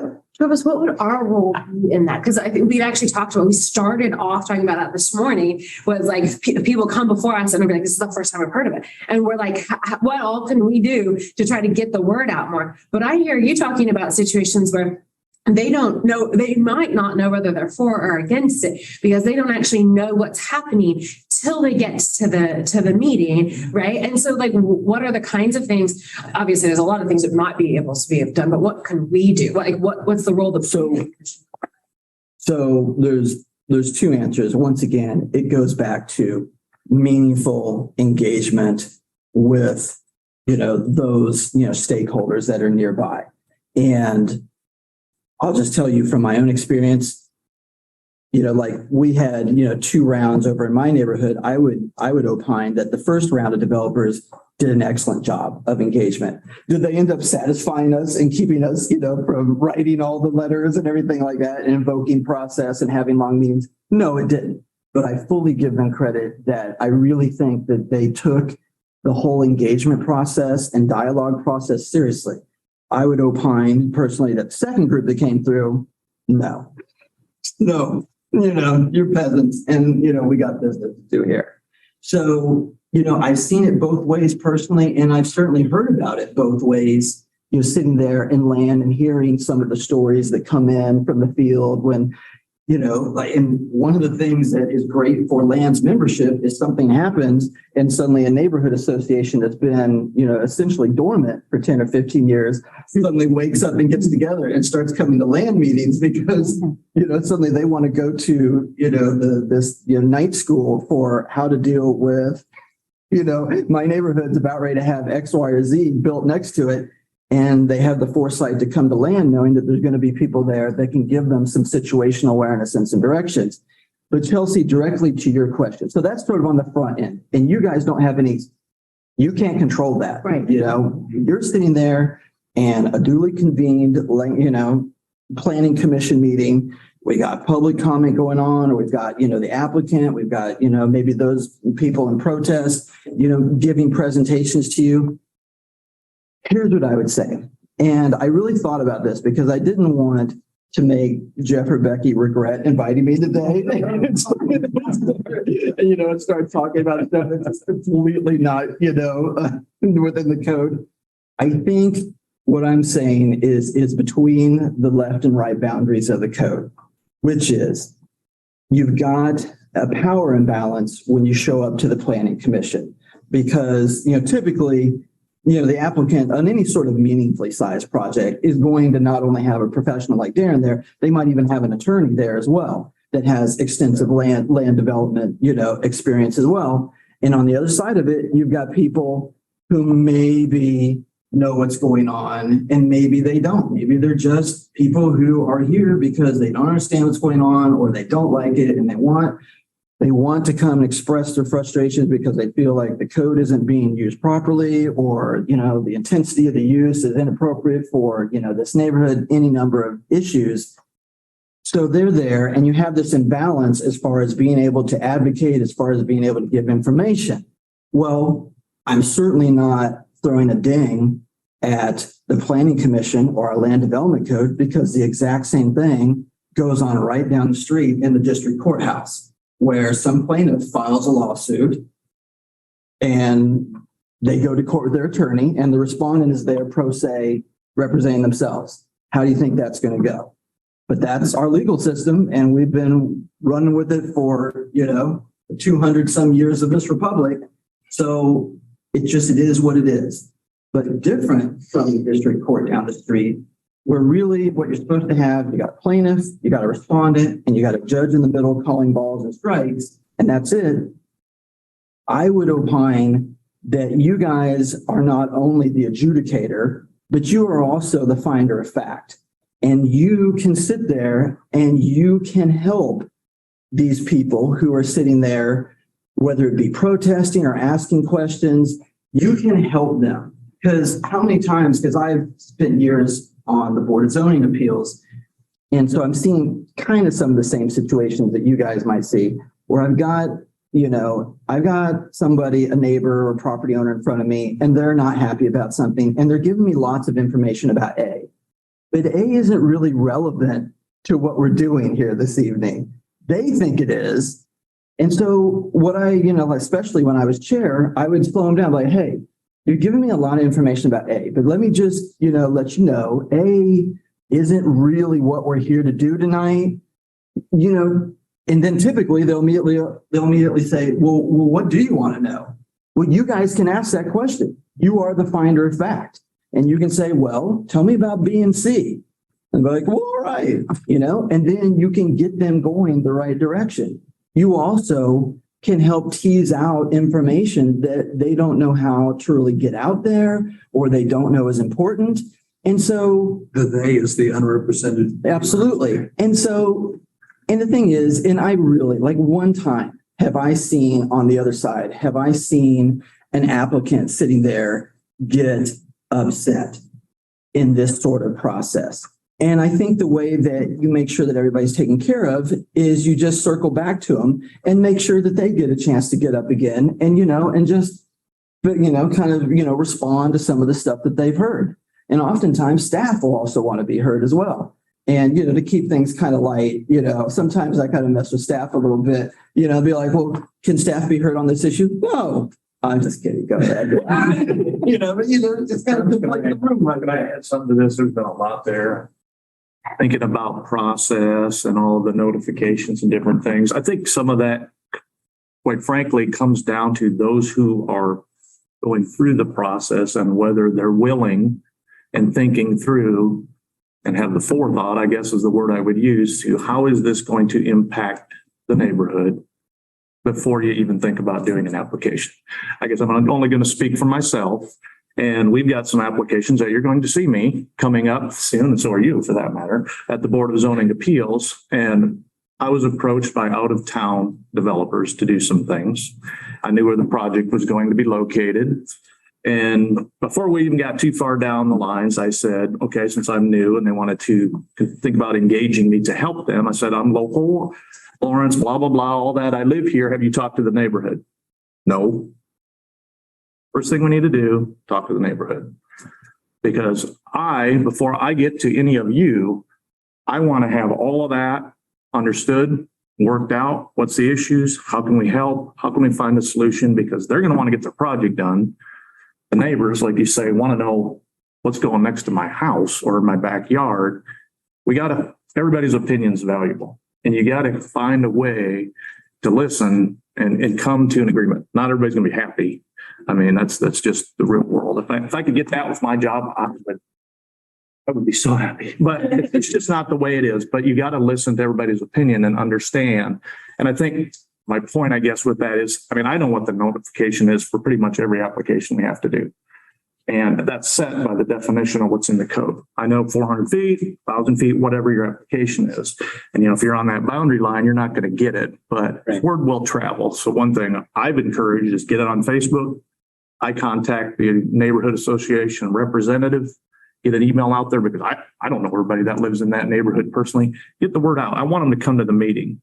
If we're going to have a neighborhood meeting, because I want to know what the challenges are. It helps me as a consultant build my scope of services to understand what I'm going to need to do to get done before I've ever talked to anybody on this side of the table. And so I think some of that is, I don't think you're going to have this magic wand about everybody's going to get notified. If we have 5,000 feet, notifications, it's going to fall upon folks like myself and others who want to help to really be proactive. You said you kind of had both sides of the experience with yours, good development, not so good. And I think, again, me personally, I want to know. I want to get the word out and communicate. You may not agree with me. You may not agree with the folks that are hiring me to help, but we need to understand what those concerns and challenges are so we can make a good decision to try to move forward. Even before, we submit an application, because that's when, from a site plan standpoint, that's when I'm writing the letter and my name's on it. So if you Google Darren Ammon, you're going to find thousands of applications that I've submitted all over the region under my name. But that's when they're, like you say, if they've never went to the meeting or they never heard about it, that's when they're going to hear about it first and then get a letter that says a site plan has been submitted here within the 400-foot notification that's going to have blah, blah, blah, blah, blah. So I don't know, my 2 cents on that. Yeah, so that situational awareness goes both ways. It's one, you can make the neighbors situationally aware about what's happening and maybe, if at the very least, narrow the issues, or at best, maybe some people go home and they're just all done. They're like, oh, that's fine with me. That's good. But also the applicant is becoming aware, where's the real speed bumps here, or even the landmines? What are these folks really, really keen in on? Because once again, that's going to help Darren be a better advocate and a better, a better, put together a better package, to go into the planning commission. So question, you gave an example. You said we had a couple of issues. One where the developer came in and they did a good job of neighborhood engagement. And another one, they came in and they didn't engage at all. They just didn't care. The way you described the outcome, though, you said, did it stop us from protesting, objecting to, writing letters? No, it didn't stop it. So from an applicant's perspective, seeing that, they might feel like there's no upside for them for the engagement. That's a whole separate question of what I really wonder is, and where this applicant engaged and where you engaged, do you get at better projects? Do you get at better results because of the engagement? Do you know what? The first round that came through my neighborhood, they wanted what they wanted. They wanted something really big. I mean, it was robust. It was like, 4 or 5 stories, 2, 4 or 5 stories on this plot of land. Travis, can you just say what it was? Oh, it was over there at Clinton Parkway and Crestline, that 9 acres over there. And they wanted to build like basically 2 big apartment buildings with like 500 bedrooms. And so they had good dialogue with the neighborhood, and like their executive vice president came in, and he was great to talk to and everything. It gave me respect for the developer, but it didn't really derail the protests that came from my neighborhood. But I'm getting to the answer to this question, which is, so that we had a fairly, substantive, a long, meeting in front of the planning commission, and, we aired out all the issues, and ultimately the planning commission, ended up voting against that application. Where did this engagement with this first developer help the second developer? Because I think the second developer was very wise, and I think he went through and watched, the YouTube video of this 3-hour, 4-hour meeting and figured out where all the landmines were. And so when the second developers came through 3 years later, their project was much, much more focused, much more laser focused. They, would they have built a 500-bedroom, 2 giant buildings if they could? Yes. But instead, they came at the project a little differently. They broke it into smaller units, 220 bedrooms, because that first round of engagement really, really helped them. So I would say it was, and ultimately that, even though my neighborhood didn't want it, that project is better for my neighborhood than the first project, and, help the applicant put together a better application, because once again, they saw what went wrong the first time through. Jim, would you agree? Is that an accurate sort of recitation? The first time through, they got a 10-0 vote not to amend the comprehensive plan, which stopped everything.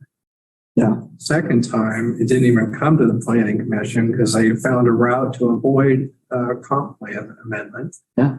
And they took advantage of contradictory definitions of duplexes in the code, which will be corrected. That didn't sound like a better outcome. To do this, well, it's a better outcome from what the first one was. Yes. But is it appropriate? It didn't come through. It resulted in a 3-2 vote in the city commission. It didn't come through the process the first one did for public. So that engagement, I think you could objectively say that engagement on the front end benefited the second round for sure. Sure, it informed it. Yeah. What I hear you saying is that the engagement between the parties before it coming to the planning commission, before our rule, was helpful and beneficial in informing what happened at the planning commission, and then robust discussion, either because of the planning commission or because the people were involved, then actually were helpful in the development process, in the planning process, in future developments in that area. Now, whether or not people used that to figure out how to skirt regulations and whatnot, like maybe that was wrong, but the regulations allowed them to do that, right? The role of the planning commission, what I hear you saying, is by allowing the engagement, encouraging the engagement, engaging at the time, did ultimately help with a long-term future project, which is like, that's what our role is. We can't help it if people go around our regulations. That's part of the. I'm gonna speak to that. Finding out how you can get to. Well, I was idealistically hoping that we would actually get to a better overall community outcome. Well,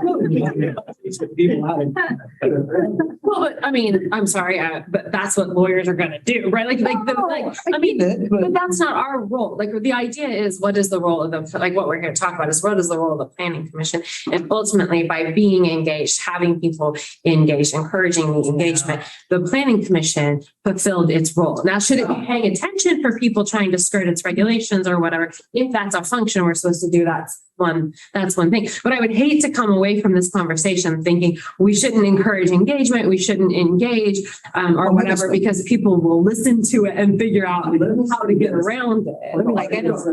I wish that I could give you a more bright line and happier version. But yet, the reason you exist is because nuance exists. Right. Okay. And this is a nuanced example, right? And so I hope that, I'm living up to my ability as giving you some information from the neighborhood's perspective. And I want to see, my colleague here brought slides, and I want to see. So let me wrap up with this. And this, I think, speaks a little bit to what Jim is talking about.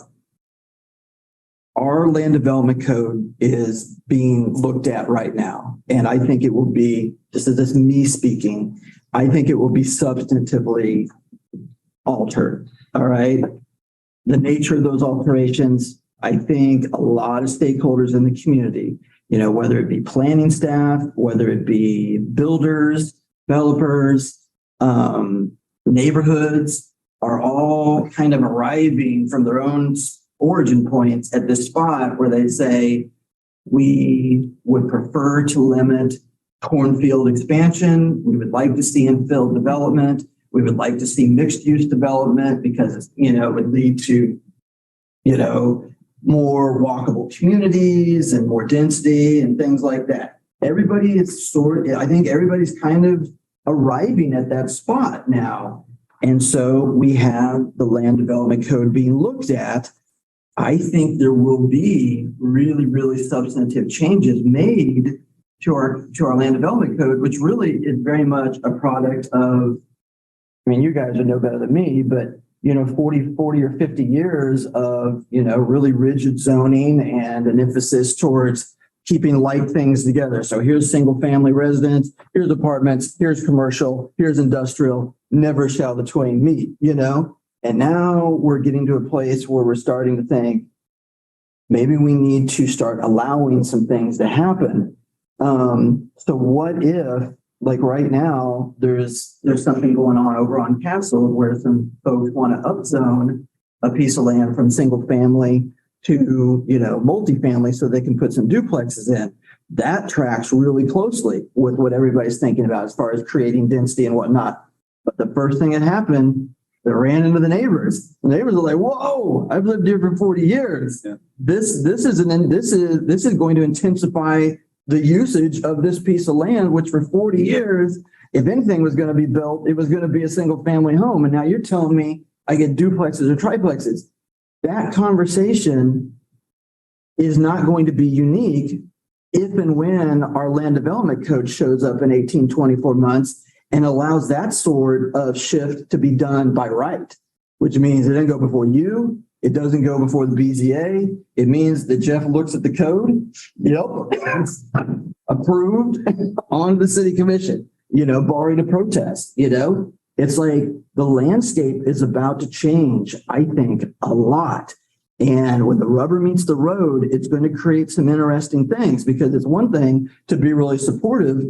But, what if somebody, wanted to build an Amazon distribution warehouse on that 9 acres of land next to my neighborhood, with light truck traffic coming in and out? It's like, Well, I guess it's better than building it on the outside of town and extending services out to it. But then again, it's right next to my neighborhood. And of course, that's almost kind of like a hyperbolic sort of, illustration. But yet, this recodification is going to change things, I think, a lot.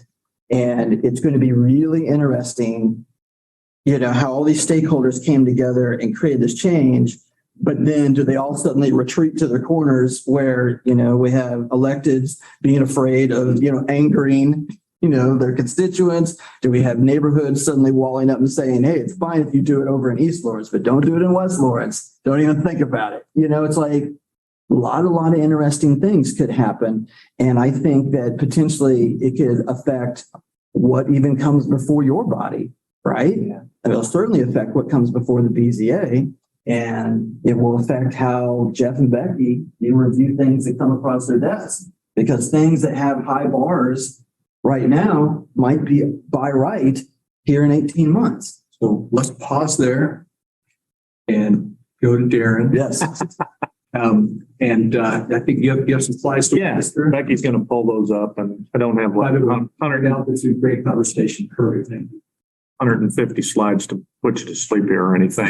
Some of this is more so, Becky had asked me to come in and talk a little bit about what does process kind of look like when somebody engages us as a consultant from start to finish. So a little bit about myself, just so you know, I'm with Bartlett West. I'm a vice president, senior project manager. My training is a professional landscape architect.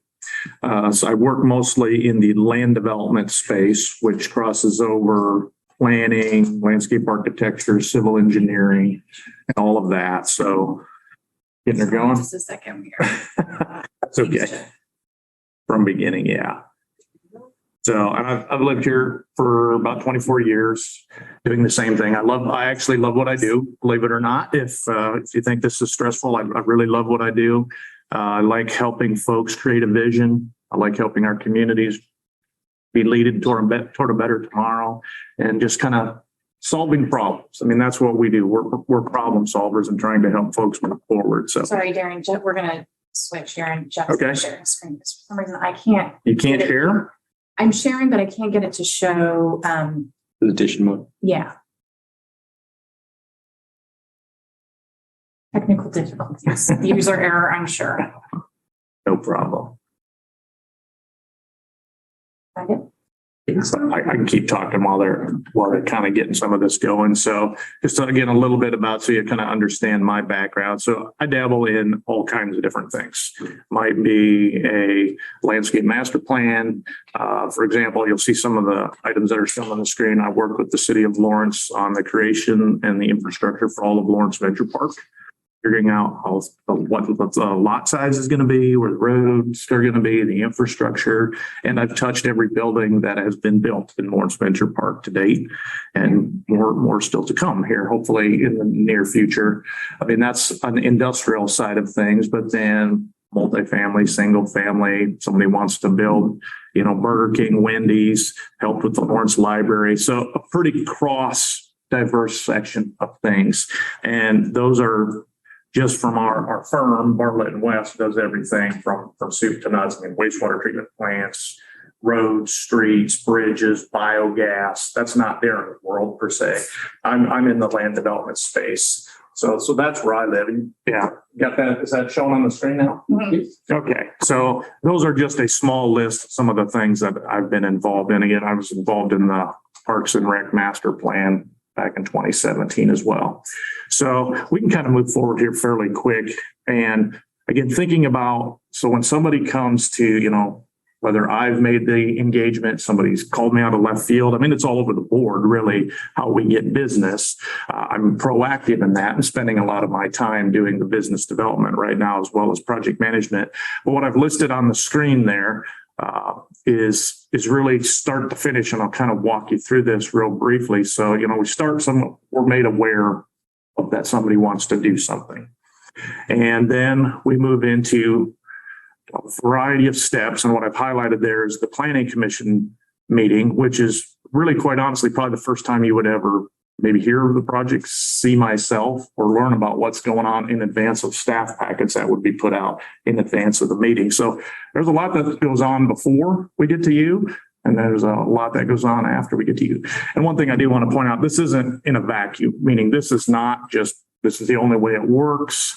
You know, it depends on, is it a rezoning? Is it an industrial park? Is it a lot that's already zoned? I mean, it's all over the board here, but this is trying to give you a little bit of a snapshot of what I'm engaged in. Go to the next slide. So site due diligence, I don't know if you even understand what that means when we start to talk about getting engaged with neighbors, or even maybe before we do, we help the client understand, and we're looking at all these things that are on the screen right there to see if the project really is even viable with what they're looking at doing. I mean, they could have bought a piece of property that wasn't disclosed to them that was an old landfill. And they're either going to pay a ton of money to clean it up, do structural footings, or even get it to work. So we spend a lot of time with clients helping understand that. So you can go to the next slide. There's a lot of different elements there. And then from that, probably just click through these maybe every 20 seconds, is for at least the next 5 or 6. So conceptual ideas, again, what does that mean? So these first 3 are actually looking at an industrial park. Were super high level. They had multiple hundreds of acres, and how could they get the most value, fit, flexibility, value, long-term solutions in this particular location to bring businesses into the park. So these are just sketches. They're coming up with ideas so that the client understands that. This is at a huge scale. And then you get to something like, no, you're good. You get to something like this, which is putting up a new bank on a site with an adjacent lot. So lots of different options. How can we accommodate the drive-through? Where's the neighbors? Does it meet the setbacks? And then we talk with the client about all of these different options. We may have renderings because they're going to market and fundraise. Again, it's all over the board, depending on where they're at in stages. Some clients have all the funding, some have to get the funding, some are going to fundraise. So from a timeline perspective too, when you look at that entire list, it's not, well, that's a 30-day, 60-day process. It could be multiple months to multiple years to really do all of that. I'd say typically, probably engaged on the design side is somewhere between 3 to 6 months is where we are. You start to look beyond that, then you get into construction and other things that are after approvals. So when we've done those first items there, talked about understanding what their vision is, maybe can it work? We have a concept that feels good to the client. We would have a pre-application meeting that I would set up with one of the staff members. And right now that's done virtually, which actually has worked out really well because a lot of times clients are out of town. They have a small window and they can just zoom in, right? And we can pull everybody in. Staff is kind of spread out all over. So it works really well. And at that stage, it's important for me to understand what are the concerns on this, I'll call this side of the table from staff. I've went through the code, made interpretations, trying to help the client understand this is what I think some of the things we're going to have as challenges, but I want to make sure I understand when we get the utilities department room, the fire department room, the planning department, everybody, so that I have that feedback to help them walk through the process as smooth as possible.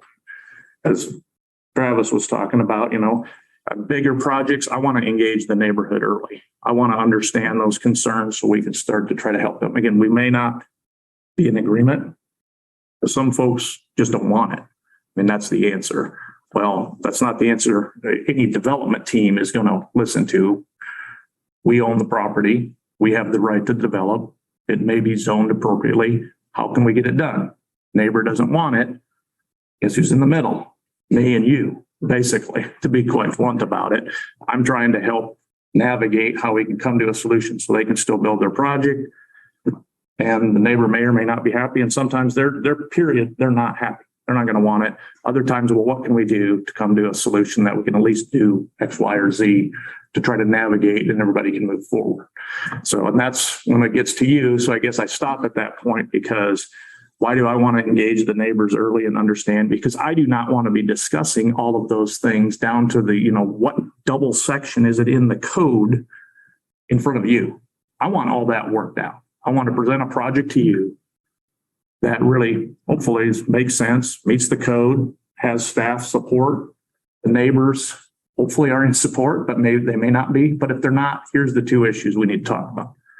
Not 47 issues that we've never brought up or never heard about from the neighbors because we didn't take the time to bother to understand it. This is when meetings go to 1:30 in the morning, is when we're talking about all of these things that nobody ever thought about before. But are there going to be issues? Sure. But I want to get to that point, and you'll be able to make a decision based on informed and educated decisions that we've all talked about and go from there. But anyway, so get to that point. We have some of those decision-making factors that were on that last slide that we're thinking about. And then this chunk right here, after we meet with staff, we go through as consultants, start putting plans together, which is typically a design development stage. We would do the planning submittal, whether that's rezoning, a site plan, a BZA application, maybe multiple, kind of depends on. We would get comments back, address them, resubmit. And hopefully when we're to that stage, you'll get a staff report about what's coming in front of you, depending on whatever that project is, what we put on the agenda. And then we will present to you why we believe our project should be approved. And hopefully we have staff support. That's always my goal. I want to do something that's supported. Sometimes it's not. And then we're going to have a discussion about that. So then that highlighted area right there, after all of that, and again, generally by the time we get to you, I've already spent 3 months on the project, just generally speaking, roughly, because some of it is just purely notice. We submit, it might be 6 weeks before it even gets to an agenda because of public notice requirements. Then we would have the planning commission meeting. You can move ahead. And you've all seen a site plan, but we'd like to have a lot of detail at that time. We'd have studies, drainage studies, traffic studies, sewer studies, whatever it is. This actually is the DECA project that we just finished up here not too long ago in Lawrence. It's under construction along 23rd Street and now 23rd and Harper, if you're not familiar with it. So what stage of because there's sometimes where we don't require a traffic study. What would trigger a traffic study, Jeff? Why would we need some in some cases and not in other cases? It's going to be mainly a derivative factor of what MSO is going to be calling for as part of that. There's different levels of traffic studies you can run into. There's the nicknames for them is full blown and 7-step. And 7-step is a real quick analysis. And a lot of times some of these projects won't require it a full blown.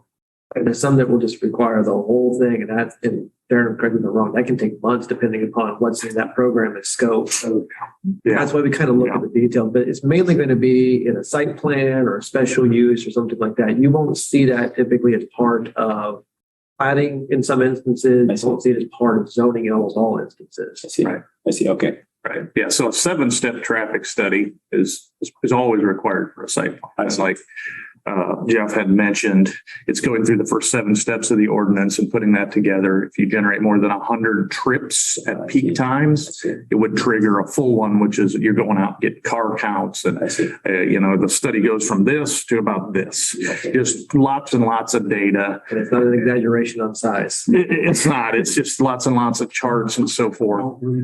They're read them at about 10:30 at night. That's trying to read those. But I mean, it's a matter depending on what you're doing. So those earlier stages like Lawrence Venture Park, because you're putting brand new arterials and collectors and going to be taking trucks, and we're anticipating 10 businesses that are going to have 3,000 jobs. Right. You're going to do a full study. Sure. I mean, you don't even need to do the 7-step. You're going to do the full study. Something like this, because that's 23rd Street on the top of your screen and Harper to the left, there's already a full signal there. It looks at where's your entrance and exit going to be, how many employees you're going to have, how many trips. Again, when I say peak times, it's 7 to 9 a.m. and 4 to 6 p.m., the major traffic times. And if it trips that threshold, we'll have to study it further. But if not, then it's just a part of the study that's approved. It's already Right. And again, it's all over the board, depending on where you're at. Greenfield site development, why not have a traffic signal out there? Going to be a different discussion as opposed to like something in this location where the site existed, traffic was there. It was fairly straightforward. You can go on to the next slide. So then again, we get to this point where all of these things come in front of you, and the items that may come up as an issue or again, could be all over the board. I want more trees in my backyard. How are you going to handle drainage? The lights are too bright. how much traffic, how much pedestrians are going to be, everybody thinks a new development goes up and you're going to have 50 people walking around your backyard. I mean, you never know. The issues are all over the board. But again, from a neighborhood perspective, at least I'm only speaking for myself and my company, is we want to understand those things and then talk with neighbors and those that are adjacent about it so we can help address those. Again, they may not like the development period because I think the comment was already made. There's a piece of green land there. And I've heard this, I couldn't, if I had a nickel every time I've heard, well, nobody's going to build there. But I would say from that standpoint, you can do anything for money. I mean, the plain and true simple answer is you can do anything for money when it comes to development. I can build a wall and make a piece of ground that looks like this, flat, if they want to pay for it. So I'm not saying how that impacts the zoning code, but if you think about from engineering, you can spend a lot of money to make things work. And we run into that a lot. So I just say that from the frame of reference, no matter where you live, what you do, if that nice green field is right next to you and you think it will never be built, don't ever think that's possible, because you can do a lot of cool, crazy engineering things if people want to spend the money for it. But anyway, topic aside. So we have the planning commission meeting. Let me get through the rest of this so you can ask other questions. Then beyond that, hopefully I'm in front of you and you'll recommend approval. We'll help our client move down the road. Sometimes you're the last stop, sometimes you're the first stop. Hard to say. If we have to take something to the city commission, I'm always open for unanimous, not an 0-10, a 10-0. So it gets put on a consent agenda, feels like it's a good fit. And if there's really no protest to something you did at the rubber stamp and you move on, we don't even have to present it to city commission because it'll be put on a consent agenda unless it has public right of way or something that has to be dedicated, and we move on down the road. If not, and there's a lot of contentious items, then again, we're going to be doing the same thing in front of the city commission and trying to count to 3, I guess is the true word about it. We need to get to 3, otherwise we go nowhere. And beyond that, construction documents is how the contractor would build them. We would bid it out if they don't already have their pricing, select a contractor, get a permit, start construction. So again, I think part of that is, and I hope I conveyed what you were wanting me to kind of show from a consultant side, there's a lot of steps, long timeline, and that one window where you see me potentially is one night for a few hours. And all of this other stuff pre and post is going to happen in order to make that project move forward or not. So, and I think that was what I had. So I hope that was helpful, and I'd be glad to continue the discussion or answer any questions about any of that as well from my perspective. Like I said, I love what I do. It's fun. It's a challenge, but. What do you do to prepare for a planning commission meeting? Great question. Well, number one, I read the staff report. So, and understand what staff is, there's spend a lot of time on those staff reports. I'm like, wow, you guys do spend a lot of time on that. There is so much data in that staff report. Sometimes it's almost overwhelming when you read through that. It's like, there's a lot in it. But I guess when you think about it, when I've just showed that timeline, I've been talking to Becky or Sandy or Avery, whoever it is, for months already. So you can see there's a lot of data and discussions are crammed into, 10 pieces of paper on every topic from here to the sun that needs to be understood. It's not just, well, we want to build a bank. So can you give me approval? So it's all these other factors that come into play on that. But I read the staff report. If I know there's going to be a contentious issue, I will make sure I'm well prepared to understand, to present, I'll say, our case. And sometimes, to your point, whether it's myself, we're the technical representatives from the engineering planning side to answer questions. Sometimes an attorney will present. Sometimes the applicant or the owner will present, Sometimes I will present it. It's kind of depending on which direction they want to go, but just making sure, I like to make sure I give you enough data to be able to know where the project, what's going on, the key factors. But I don't want to stand up there and, bore you to death and go over, well, this is why I turned the curb inlet a little bit down so we can drain. And you don't want to hear all that. Broad strokes, if there was a concern with why there's so many cars coming out of this driveway to make a safe movement, or headlights coming into a neighbor's yard. How do we address that? Because we heard that, but we put screening there, what we can within the code, so forth and so on. So it kind of depends on the project too, but I want to make sure we provide a good outline, a good overview, factual information, and then present our case to why we believe it should be approved moving forward. That's what I find so valuable about having met the neighborhoods beforehand and having those discussions is even if some people come to the planning commission and maybe they haven't read the staff report, maybe they haven't been to the meetings, there's a good concern that's going to be brought up that you will have heard before. So in the meeting, I know that if there's a concern, it's a letter about traffic, about lights, I will ask you what you've done to address it, and you're ready. Correct. With an answer, regardless of whether that individual has heard that before. That individual will hear it in that meeting. Yeah. Even if they haven't read it in the staff report. Well, the last thing I want to hear from you is, have you met with the neighbors? No, never talked to them, you know, and what do you think is going to happen on our side? You're going to go, what are you doing? Why not?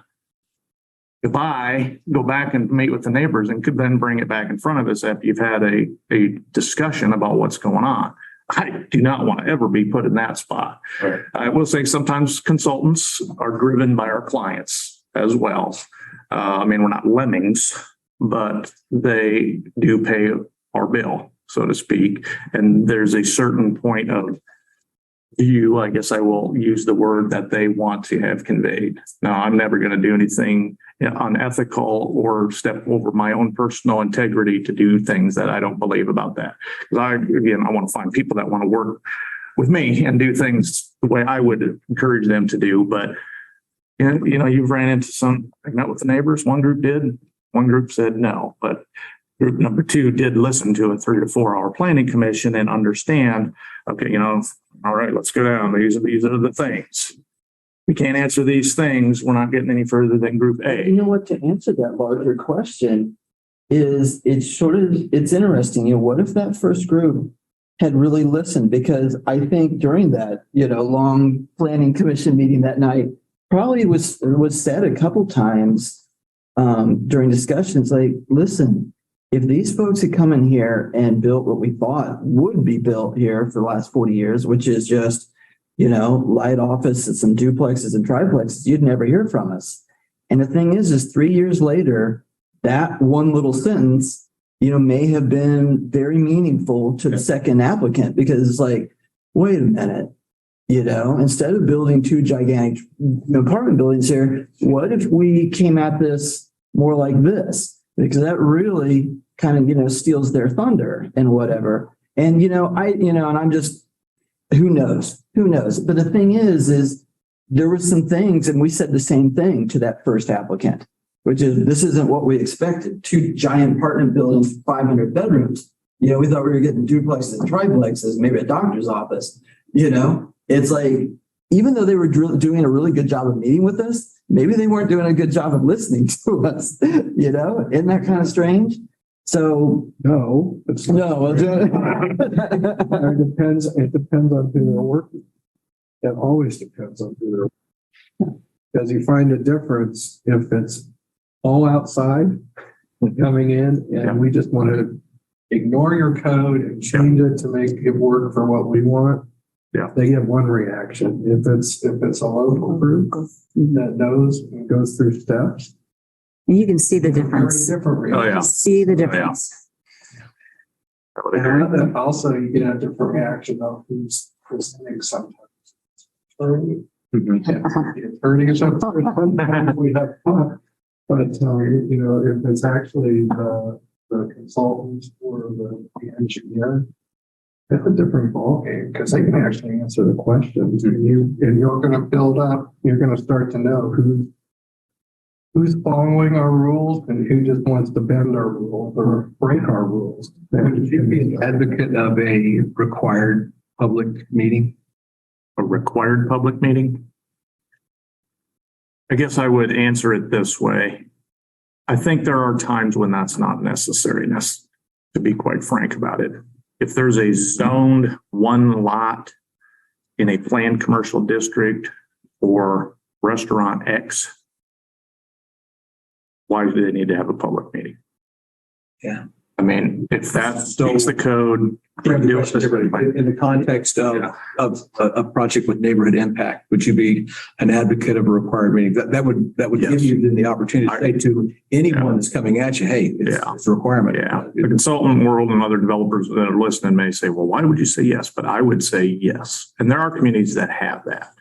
And I guess those that argue against it, does it cost money? Yes, it costs money because they're going to pay me to go out there and figure this out. But again, in my opinion, one meeting, get the input, understand what your challenges and opportunities are with those folks is going to pay dividends tenfold way down the road than just saying, Aaron asked me, did you ever meet with the neighbors? Nope. Well, I kind of wonder about that though, because I'll be honest, it means more to me when someone can come and say, yes, we've worked with the neighbors. We actually worked with them a lot. We couldn't reach a consensus. They're still not happy with what we want, but we've met with them. That means a lot more to me because I know they didn't have to.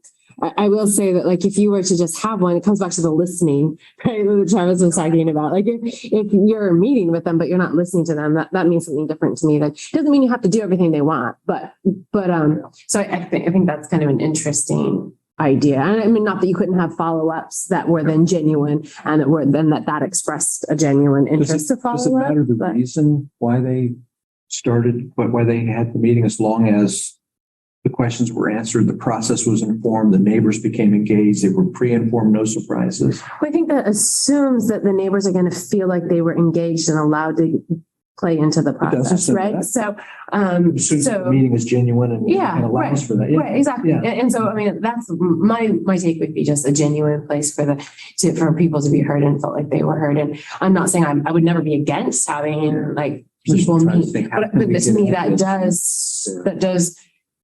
If someone's telling me that I have to do something is very different than me deciding to do it. And then what I do with that information, maybe. There are communities, to your question, though, I didn't mean to interrupt. Oh, no. That it's required. Well, I know that flat out, it's in the code. You have to have one. Right. Yeah. Doesn't matter what you're doing. When I talk to people in that environment, they like that because it does kick off a process that they say to me that it gets into a better project. And I would also say kind of from well, I mean, I'm a lawyer, so I like to use words like equity, right?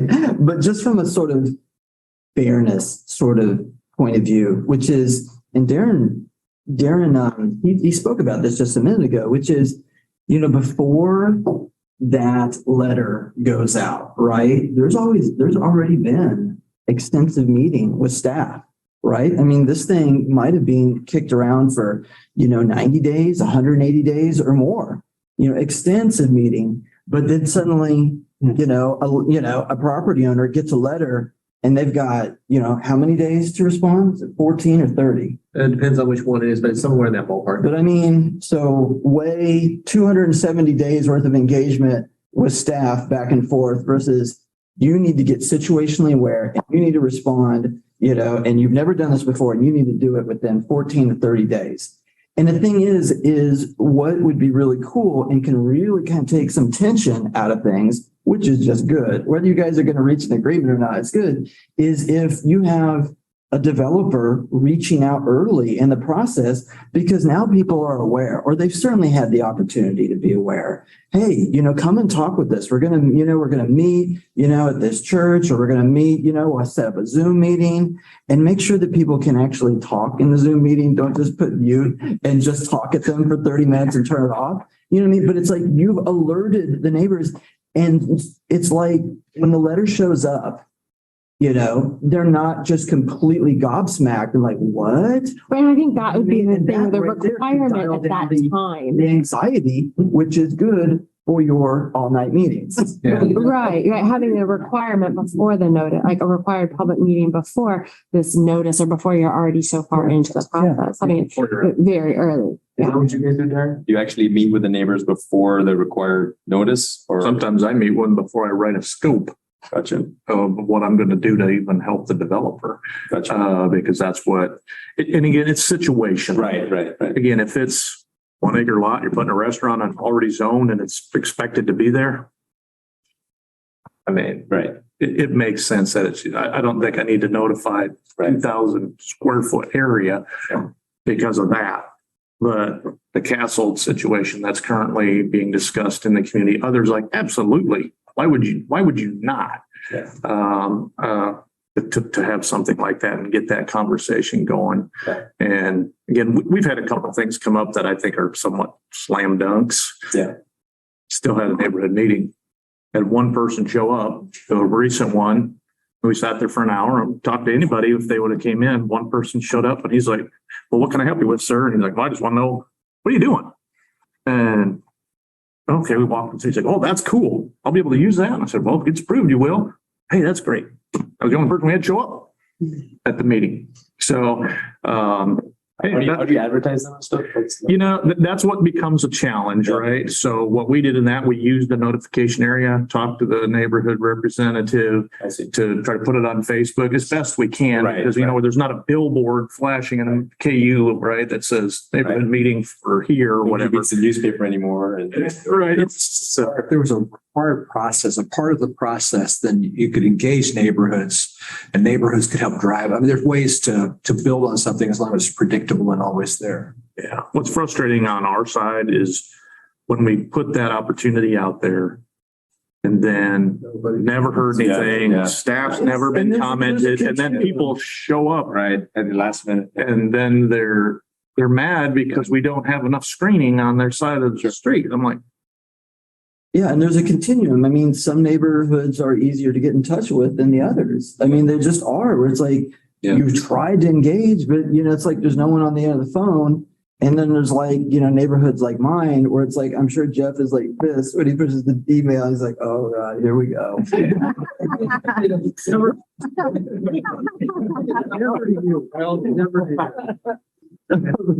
And there's everybody in between. Well, this just seems like another reason to have a required meeting earlier, because there are certain neighborhoods that have the ability to engage in the process at different points or whatever, right? And to take advantage of certain things, whereas when some don't, then having required one would at least maybe get to some who don't. Putting that in that 2006 land development code, the required meeting, it didn't end up there after the city commission.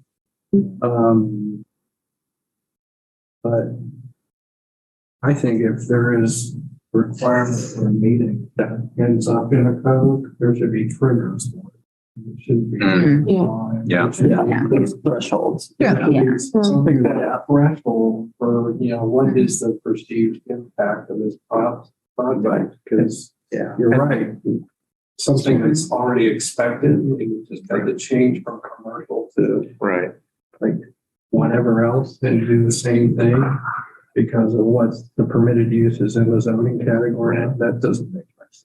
And I've talked to planners who have those items where there are those mandatory meetings and things. And one of the things they worry about is you just flood people with meetings and then they don't go because it's one this week. And then there's a really important one and it gets lost in the flood of the other things coming. So that's something you always kind of worry about when you send a lot of notices or have a lot of things is people might not it's like, I won't say junk mail, but it's kind of like that. It's the same thing again. And then they just don't recognize that might be the one that's really important. So you got to kind of want to choose and pick which one gets out there at that point. And I'm sure Darren's heard us say this 1,000 times is one of the first questions planning staff will ask in a pre-app is, have you met with the neighborhood? And I think we all got our own way of saying that, but that's one of the things we always ask first thing is because if not, we're going to advocate for that. It's not because the code says it, but because of all the reasons we kind of highlighted here. And so it's got pros and cons and you got to think about it in two ways, but there's a whole range of communities that do a lot of different things on those fronts. Even the notice, we spent most of a whole meeting on just notice of potential solar large scale. Yes. Did. And the pros and cons of certified mail and people regular mail and versus, pretend they didn't see them, so they never signed for them. I mean, the notice requirement is insane. I mean, it's just hard to get information out. Folks, I hate to, once again, I'm owe an obligation of timekeeping here, and we've run a little bit long, which is great. The conversation has been fantastic. I want to thank you both. Thank you. Thank for you. being here. And maybe we can repeat this down the road. Sure. Absolutely. As our worlds change. So thank you very much for being here. Thank you all for If you ever have any questions, you've got my email and so forth, too. Feel free to reach out. I'll be glad to Thank you. give you my opinion or whatever as well, or if you have questions, be able to try to help. So. For those of us that were new, it was really nice to hear your perspectives and the things you're anticipating, changing and whatnot. And we'd love to have an ongoing conversation as those changes happen. For those of us who aren't new either. Yeah, I feel like I'm drinking from a fire hose today. I'll see you on Monday night. Thanks, gentlemen. Thank you. Yes, thanks so much. All right, team, we've got about 6 minutes left on our planned time. It's fine if we want to run long, but there are really just two items left on to wrap up. One was to validate if we have open questions left on the board. Here's what I'd ask on that, just because of time, what I'd ask is if there's anything on that board that we don't like, for example, we didn't get to smart code much today. Let's identify those and put those on the next mid-month list of items to discuss. That's okay with you? Could we also open it up to other questions we may have? Absolutely. Oh, absolutely. Let's add or highlight. Make a comment, smart code. It's on our agenda next Wednesday. Don't try to understand the smart code. It's impossible. The language is totally different from the regular land development code. Use transects and So don't zoning the time. categories. Okay.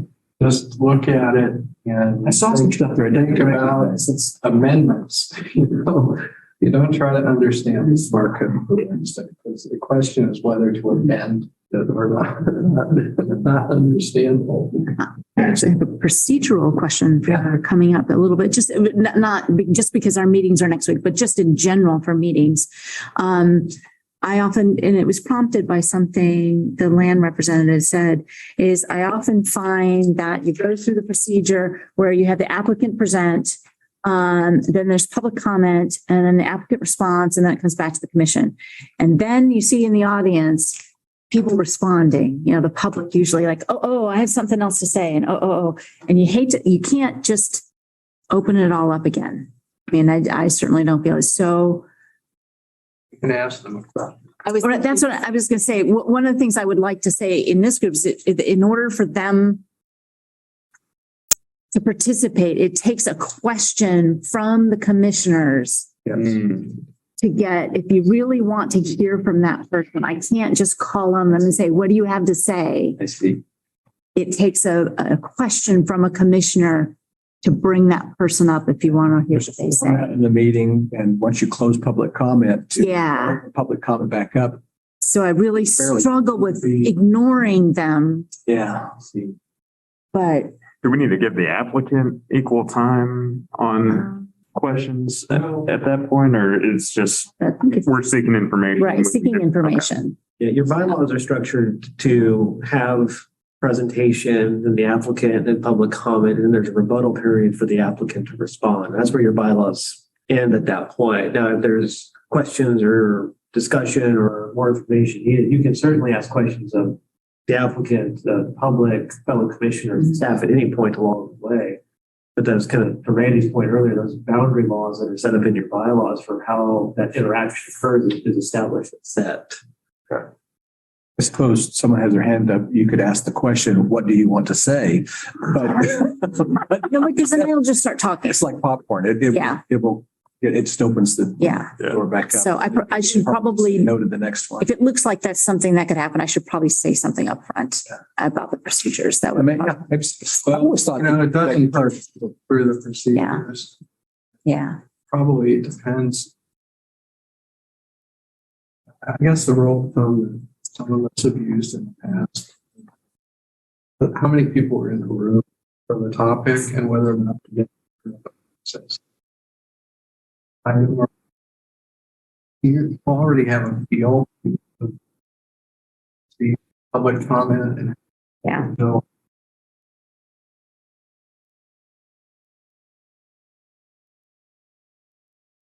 We can ask anything of anyone. Yeah, but that's what I would count on. If there's a bunch of people in the room, then I need to count on everybody to ask a question to bring those people forward. During the public comment period. No, after. Even, okay, after. Yeah, Okay. after. It comes back to the commission. When it comes back to the commission, we, can ask questions of anybody. And watch, now, since we're in the room again, it's helpful that you can watch body language. So you can see the applicants, so it's like, Yeah, but I can't just call on them. no, but you're gonna have an idea of what they're responding to. So you can ask, could you respond to that? It has to be a specific question. It can't be just, what are you thinking? Or what's on You your, wanna tell them. yeah, you can't. So no, I asked something. I could tell that somebody wanted to say something more. I asked a question that was pretty open-ended. I mean, I wanted to know what that person. Sure. My question was really more like, I can tell you have something more you want to say, and I want to know what that is. Sure. Maybe that was a wrong question, but I didn't. Yeah, I didn't have a specific question. I just was like, But then I feel like you have to be prepared. To go. For it to go on. Yeah, for it to go, on. Yeah. Closing public comment. Yeah. Open it back up, but somebody's got their hand up and they want to jump in on something someone else has said. yeah, I mean, so the person that hadn't necessarily, I could tell by their body language. I don't know that they raised their hand, but I definitely wanted to hear from that person because of that person's role in the process. So I would guess I push back a little bit on that, saying like, I'm not opening up, meaning I want to hear what everybody in the room who wants to say something wants to say. But there was someone who was specific role in that, or something that they had said before made me want to know what their follow-up was. But if you're telling me that if I say something that broad, I'm opening up public comment, then I want to know that. I don't think they're really. No, I mean, I don't mind opening it again. It's sometimes, right, there are people. Usually somebody from the neighborhood has been greatly involved, Like representing the neighborhood association. We got Ted Boyle there. I would feel more comfortable if the question was addressed to that person in that way. I understand that you are a representative of the blah, blah, blah, but as opposed to, gee, you're jumping around in your seat. I see you have something to say, because then if I'm in the audience and you've let that person just say something, I'm going to start doing this too. Yeah, but I mean, I don't know because I haven't gone through all the procedures, but I would just, I'm assuming that there's some kind of procedure that after public comment makes it so that a commissioner can recognize someone. And then unfortunately, they can choose not to recognize someone if public comment is closed. Not that I would ever want to do that, obviously, like, and if somebody started dancing around, I would probably ask them, so I just, yeah, I don't know. I don't know what, I guess I'll just have to think about how, because I don't want to be opening the floor to everyone or not, or excluding anyone. Right. I don't want anyone to feel like they don't, but if they're dancing around in their seats, they have something to say, I guess I kind of want to hear it. But So here's what I'd say, just to kind of bring us to a close here. If we have any other questions that you want follow up on, or there's new questions to add, please after we close, go ahead and write them on the board or give them to Becky. Or email contact me later if you think of something. Okay, that'd be great. We'll also say that we've updated our mid-month calendar on the website. We are not going to have a meeting in November for mid-month. So the next mid-month meeting will be in December. And right now that is will be wind regulations will be coming up. It'll be a study session for those county wind regulations, that meeting. If anybody liked the format of today's meeting and what went on today, thank Becky. She did a fantastic job of that. You didn't like the execution. That's all. I think you both did a wonderful job. Thank you. And with that, unless there's objection, I'll adjourn this meeting. All right, we're adjourned. Thank you. Thank you. Vote on that.